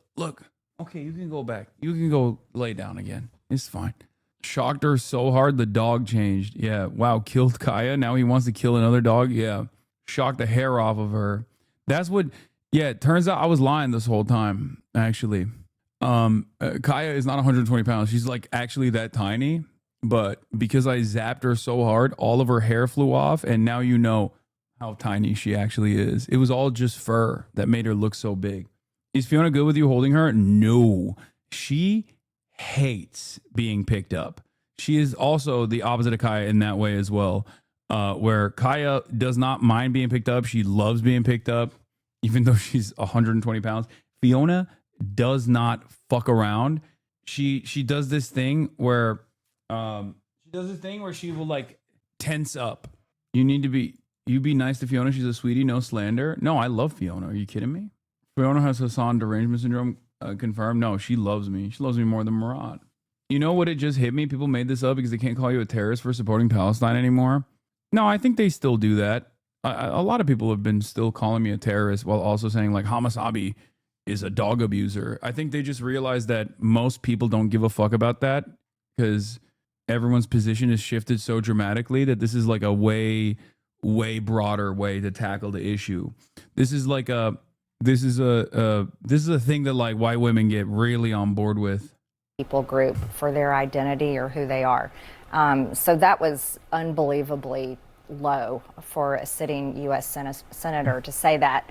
But what I'm talking about is very real. I have a tremendous amount of death threats. It's documented. I have some of the highest amount of death threats as a sitting member in the House of Representatives.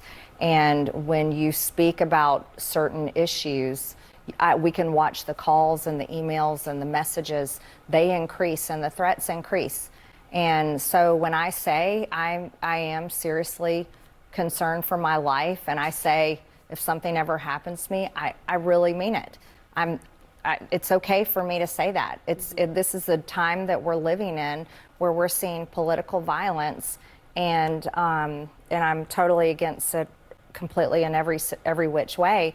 But when I say something like that, and to have another Republican of my own party insult me and insinuate I'm saying something I never said is absolutely unacceptable. Right. And I know a lot of members of Congress are getting threats, which is, we can't tolerate that. But when you say the foreign government or powerful people, who specifically were you alluding to there? I'm saying anyone.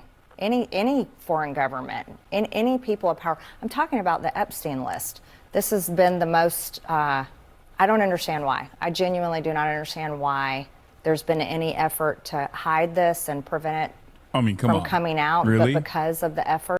You don't understand why? I mean, I know she's just saying that, but I can think of a few reasons. I understand why. For years now to hide it and prevent it from coming out, it certainly makes you feel afraid when you're one of the ones truly on the front lines pushing it to come out. I also serve on the Oversight Committee, and we're leading that investigation there, so I'm involved on both fronts. The Oversight Committee investigation, as well as my signatures on the discharge petition. And you don't think Oversight's doing enough then on that? Actually, to tell you the truth, the Oversight investigation has the power to go much further than Thomas Massie and Ro Khanna's resolution. But they're not doing that. Why do you think that is, in your view? Actually, well, number one, there's a government shutdown and the House is not in session, so nothing is happening. But actually, the Oversight Committee has subpoenaed. Like, she's so prim. Am I fucking crazy? Like, why is she so well put together? I just don't even, I don't understand it. Like, it's not, even on the aesthetic front, like, sure, the things that she's saying are strange, but even the way she's communicating is also different. It makes no sense.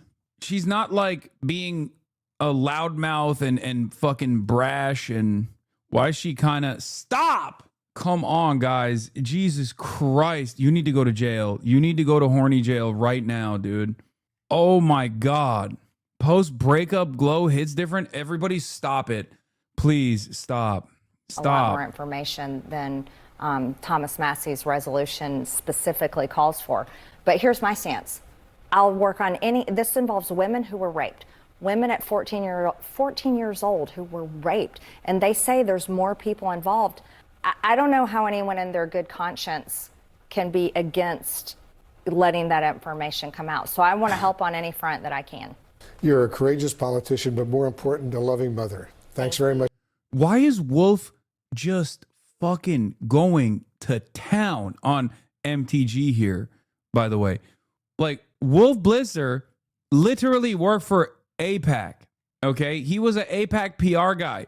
The person who he is sitting across from unironically has said some of the most anti-Semitic shit that you have ever heard from any modern day representative, okay? I don't even think that there's any confusion there. I think that there's no competition. Like, Marjorie Taylor Greene, I think, has said some of the most insanely anti-Semitic shit I've ever heard. Now, having said that, I know that's not like a big problem for a lot of people in the media as long as you're pro-Israel, right? But now she's also anti-Israel. So what the fuck am I looking at? What's my expectation here? What am I supposed to expect from a guy who worked for AIPAC? Because, like, anti-Semitism is not an issue for these guys at all as long as you are still very much pro-Israel. But being anti-Israel, now that's a real problem. And they are being so nice. I don't understand it. Hundreds of National Guard. Anyway, judge blocks National Guard deployment in Illinois amid immigration enforcement dispute. And also, I saw like some National Guard general guy on TikTok talking about how, this is home territory and the Oregon National Guard will defend Oregonians. So I don't know how that's going to work. Like, is Trump just going to move like right-wing National Guard from red states and then force the red states to do like a military invasion of blue states, and then the blue states are actually going to defend themselves with their National Guard? Like, how are we doing like a little Civil War type situation? Is that what's going on? Because I find it very strange, but this was this got me riled up. This is 8 seconds. I want to see more of it though. Does anyone have a longer version of this? Because this speech was fucking awesome. The speech that he delivered on this was like, it got me riled up a little bit. It got me going, hoorah. The Chapo officers coup is going to be real by 2026. I'm telling you. I mean, we are closer to that than ever before, especially with the fucking stupid ass. To answer your question, I don't want to speculate on what level of training they will be trained in or what they will be Oregon General's testimony that National Guard troops will be protecting any protesters authorized to perform as far as rules for the use of force. The Title 10 headquarters will provide that training to them. It is my understanding, however, that protective crowd control will be one of the things they're trained upon. And I will provide my advice to the Title 10 commander that Oregon National Guard men and women they serve two purposes. One, to defend. Wait, I sound robotic too? I think it's just him, right? It's just the video. The video just sounds robotic. Everybody calm down. It's just robotic. It's fine. Just listen. Just listen to his words. And America and to protect Oregonians. And so by serving this mission, they will be protecting any protesters at the ICE facility. That's my desire. Now, to answer your question, full force is not a doctrinal term that the Army uses. So I'm not sure exactly what that means, and I don't want to speculate as to what level of force. In defending what Portlanders are saying about their city and the need for troops. Well, Senator Brock-Smith. Thank you, General, for being here and your presentation, and God bless you and our National Guard as they move forward with this deployment. Chair Manning, may I make a request of this committee Sir, and your colleagues in both the House and the Senate? Please. My number one concern is the protection and the care of my soldiers while they're deployed on this mission. And many of our citizens will not see a distinction between our Oregon National Guard, citizen soldiers, and ICE agents, Federal Protective Service agents, and other federal agents. And I would just like to request of each of you, and please pass this on to your colleagues, that our soldiers we're the home team. And our job is to protect and serve Oregonians. Bro, that's crazy. That's crazy. Woke generals, bro. What the fuck? He said we're here to protect home team. Like, he said we're protecting the fucking protesters against ICE. And we follow lawful orders, and that's what we're doing. And to please treat them with dignity and respect as fellow Oregonians. Thank you. Thank you for that. Bro, that's crazy. Is this the makings of a civil war, kind of? Like, what the fuck's going on here? I saw this shit and it blew my mind, dude. Like, is this happening? Like, PNW secession? Is that for real? He said, home team. We're here for Oregonians. We're not here for anybody else. The fuck out of here with this nonsense, he said. Maybe we get an American Napoleon? Dude, you all made fun of Alex Garland. Why'd this blow your mind, though? Military aren't hogs like cops. I mean, there are still plenty of hogs. Get out of here. It's funny that you're saying that, because, like, they are literally, Trump is sending So America's Texas National Guard to Illinois on purpose. Okay. second civil war just began. If you didn't hear. Greg Abbott, governor of Texas, and Trump both agreed to send hundreds of National Guardsmen from Texas into Illinois because Illinois isn't doing too great. And Trump and Abbott completely disregarded Illinois' governor, J.B. Pritzker, his wishes, saying, I don't want this. I don't need it. I am a state. I can govern myself. That's how it's supposed to be. And the federal government's supposed to be a mediator when they can't. The federal government has a huge hand. And right now that hand is reaching across state lines and quite literally picking up troops and weapons and setting them in another state just to see what happens. There's no high crime rate in Illinois, specifically Chicago, more than there ever has been. As a matter of fact, they're at like a 5-year low. Coincidentally, so is DC. They're at a 30-year low, yet troops were still deployed. The same thing's about to happen in Portland, Oregon. But the thing about Portland, Oregon is they have slightly different laws up there because states have different laws. That's why we are here. We're a united state, but with different beliefs and laws. And when we can't agree, the federal government is supposed to mediate, not take over and dictate.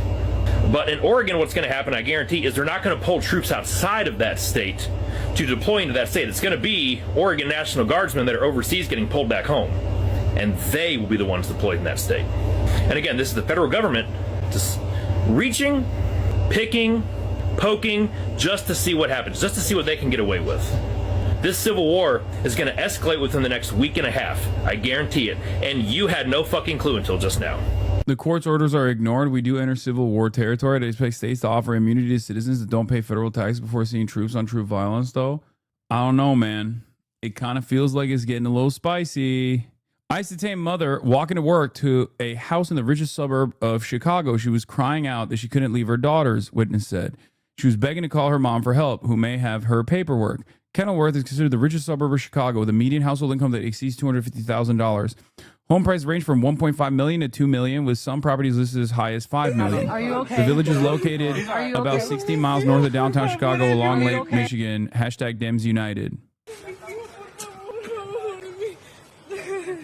Are you okay? Are you okay? Are you okay? Are you okay? Are you okay? Are you okay? Are you okay? Like, how can you feel like you're doing a good job?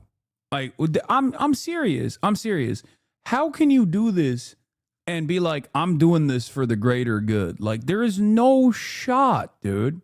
Do people, like, how can anybody look at this image and think, yeah, more of this, please. I voted for this. Shit like that. It truly does not make any sense. Like, you are not a human being, brother. If you fucking look at this and think, wow, what a great job, you are not a human being. You are something different. We cannot be the same type of organism. She's all right. Are you okay? Honey, are you okay? Where do you live? Yeah, people started to hide their neighbors from ICE. Truly the Fourth Reich. Neighbor shielded 7-year-old during South Shore federal raid. I didn't want them to take her. During the September 30th raid, one tenant protected a terrified girl and her mom. Remnants at the complex, including a detailed map of all the units, offer clues to what the authorities may have known before that night. We're not the same species. Where's your house?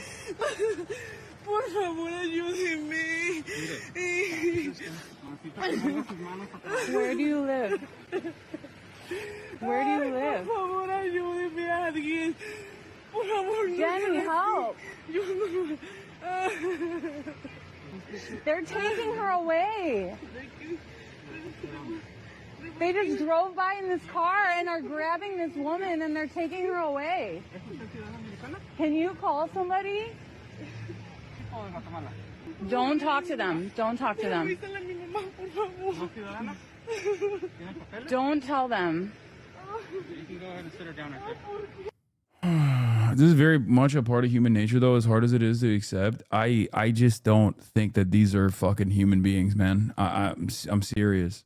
Like, I just don't. I can't see this as anything but just like fucking sheer cruelty. This is unimaginably inhumane. Speaking of inhumane, by the way, here is breaking news from Heartland Signal. Mass Border Patrol agents aggressively arrested WGN video producer Debbie Brockman in Lincoln Square Friday morning, supposedly for obstructing justice. What's your name? I got you. Yep. Debbie Browning? Brockman, WGN. There's a longer video of the process that took place, the incident that took place right here, I think. This woman, the street. I am recording it. What is your name? What is your name? WGN. Debbie Proctor. You know your rights, Kate. Stay silent. What's your name? Debbie Brockman. I work for WGN. I got you. Yep. Debbie. They crash into the car afterwards. Oh my fucking God, dude. Browning? Brockman, WGN. Trisha claims she threw objects even though she was let off without charges. She was arrested for throwing objects at law enforcement. Dude, these guys they just lie so much. Why? This is so fucking Israel, man. And just like, I'm gonna be honest, just like with Israel, the more you see these kinds of gruesome images on your timeline, which I don't think the media is doing enough coverage on, for the record, the more people are gonna get frustrated. But it's like, it's the same process. We can arrest whoever the fuck we want for whatever fucking reason that we decide. And there's nothing you can do about it. There's nothing you can say about it. Fuck you. What are you going to do about it? And then we'll just sit there and lie. We'll just sit there and claim that, you were obstructing justice or some shit. Prem Talker tried to post it on TikTok, but got blocked.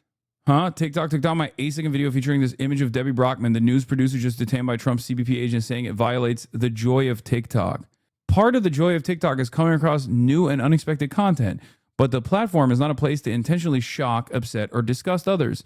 We recognize this type of content may be triggering, cause psychological harm, or lead to extreme discomfort.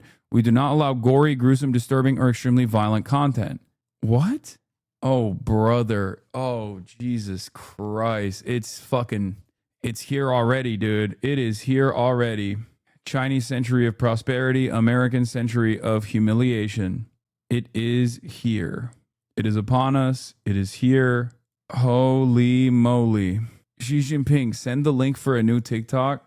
Xi, if you can hear us, he already abandoned us, bro. He already sold it off.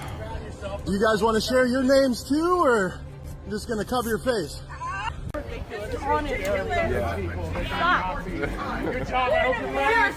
the fuck out. Dude, we're watching the fucking administration literally fucking apprehend people in broad daylight, and dumb fucks are still operating off of this like insane fantasy that I am abusive to my dog. And also simultaneously they're like, release the fucking abusive dog. As in, like, the dog is actually abusive. Like, this guy is so horny that he's saying Kaya is actually abusive to me. Okay. And she's not even here. She's not even in the room because she's on a fucking long ass walk right now. And it's hilarious that like he is not even responding to the stimuli in front of him. Amazing. Wait, what the fuck? Did this guy just get yeeted off the platform? What? No, it didn't. XDXD DDD ZZZ. Just a bot. Just a fucking bot, dude. Yeah. As we approach like 72 hours on this, people have already made up their minds, and the ones that remain that still come in here to fucking pump and continue this trajectory are getting increasingly dumber and increasingly more stalkerish. I literally live on an island in Canada, and one of my fuck-ass coworkers was spending all day watching Collargate slop. Shit's insane. That's so funny. If TikTok is getting blasted with new comm guidelines and other apps are following suit, what do we do? Do you know a better app to move to? How do we organize online? Do we just need to turn local in that case? When we have Trump towns, how do we organize the minority? I don't know. I don't know what we do. I'm just taking it one day at a time. I'm trying to work within the confines of this new media landscape, and I truly don't know. But it is always best to organize amongst your neighbors as well, for sure, and work with a larger national organization like DSA. But these are very strange times. Guard troops sent by the president are still in the state of Illinois this morning, even though a federal judge has ruled they should not be there. That judge temporarily blocked them from deploying anywhere in the state after some soldiers turned out to protect a federal immigration facility outside Chicago. This, the latest legal setback in the president's effort to send troops to support immigration enforcement in cities run by Democrats. Ian Lee is still in Chicago and has reaction from there. This is an important decision, not just for the state of Illinois, but for the entire country.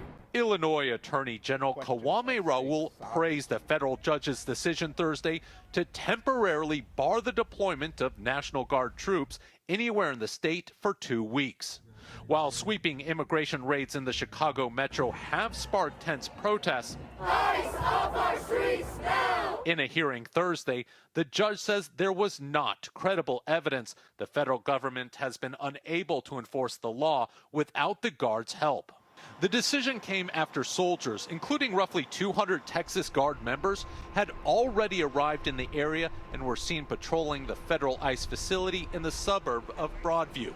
In response, Illinois Governor J.B. Pritzker wrote in a social media post, "Donald Trump is not a king, and his administration is not above the law." Earlier in the day, Trump said this. I don't know what the big problem is. If I were a Democrat governor, I'd be saying, whatever you can do to get crime down, I'll take anybody. We really haven't seen in modern American history a president federalize the National Guard against the wishes of a state's leadership. CBS News legal contributor Jessica Levinson. And all these judges are struggling with the same question.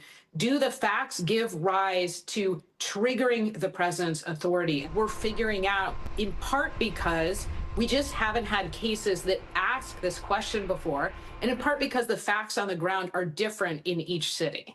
The Illinois restraining order blocking Guard troops deployment is set to expire in 2 weeks.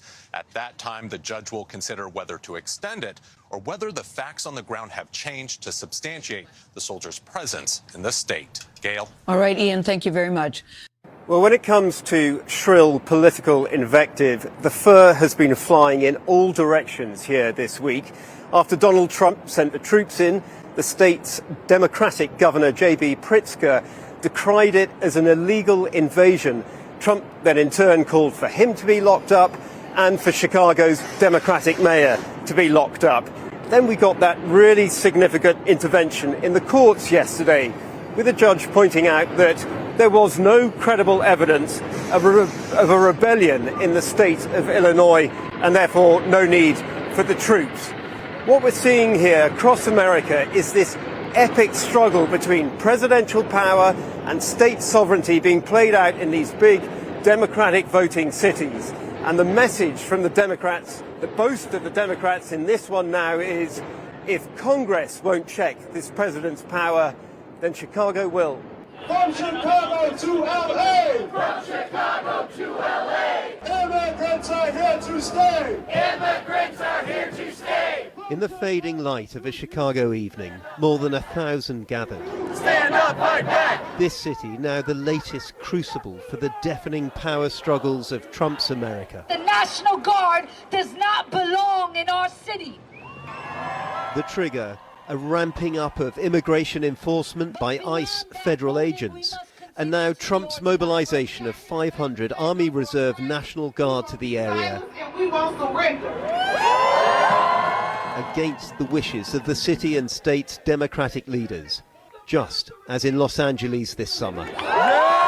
You're a veteran. How would you feel about seeing the National Guard on the streets of Chicago? They don't belong here. The military does not belong on the streets of American City.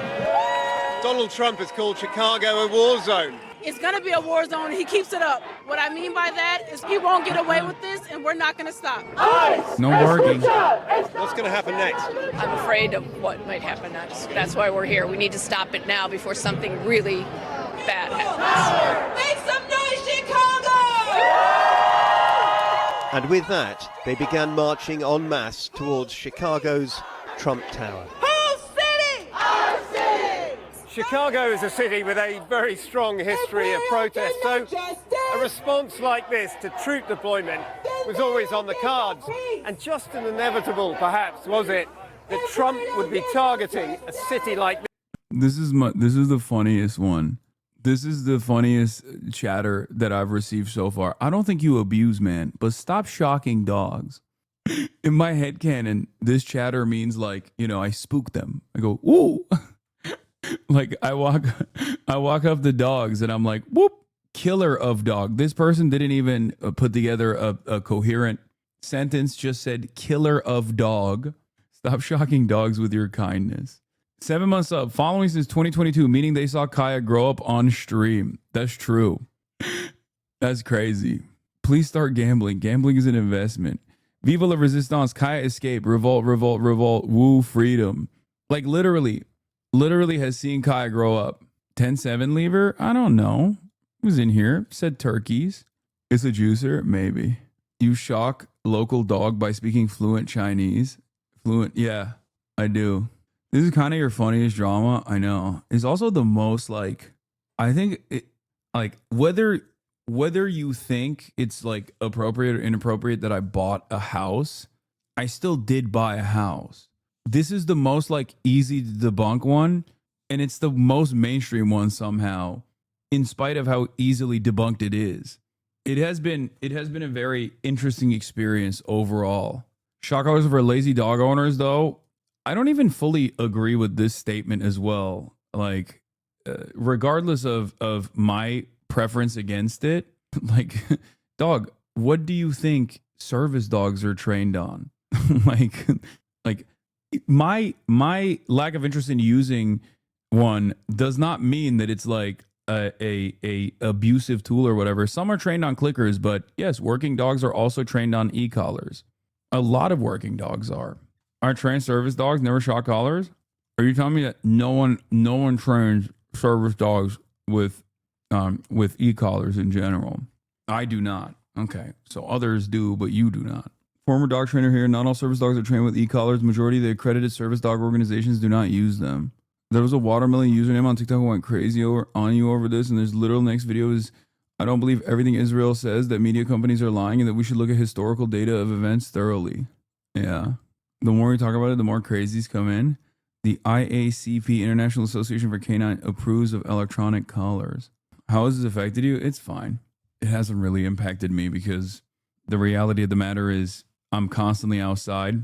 I'm constantly surrounded by normies, and I always have Kaya with me.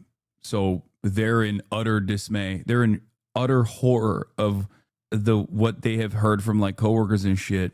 But they think it's funny for the most part. Like they're just shocked. No pun intended. Can we get a shock Kaya emote? Maybe.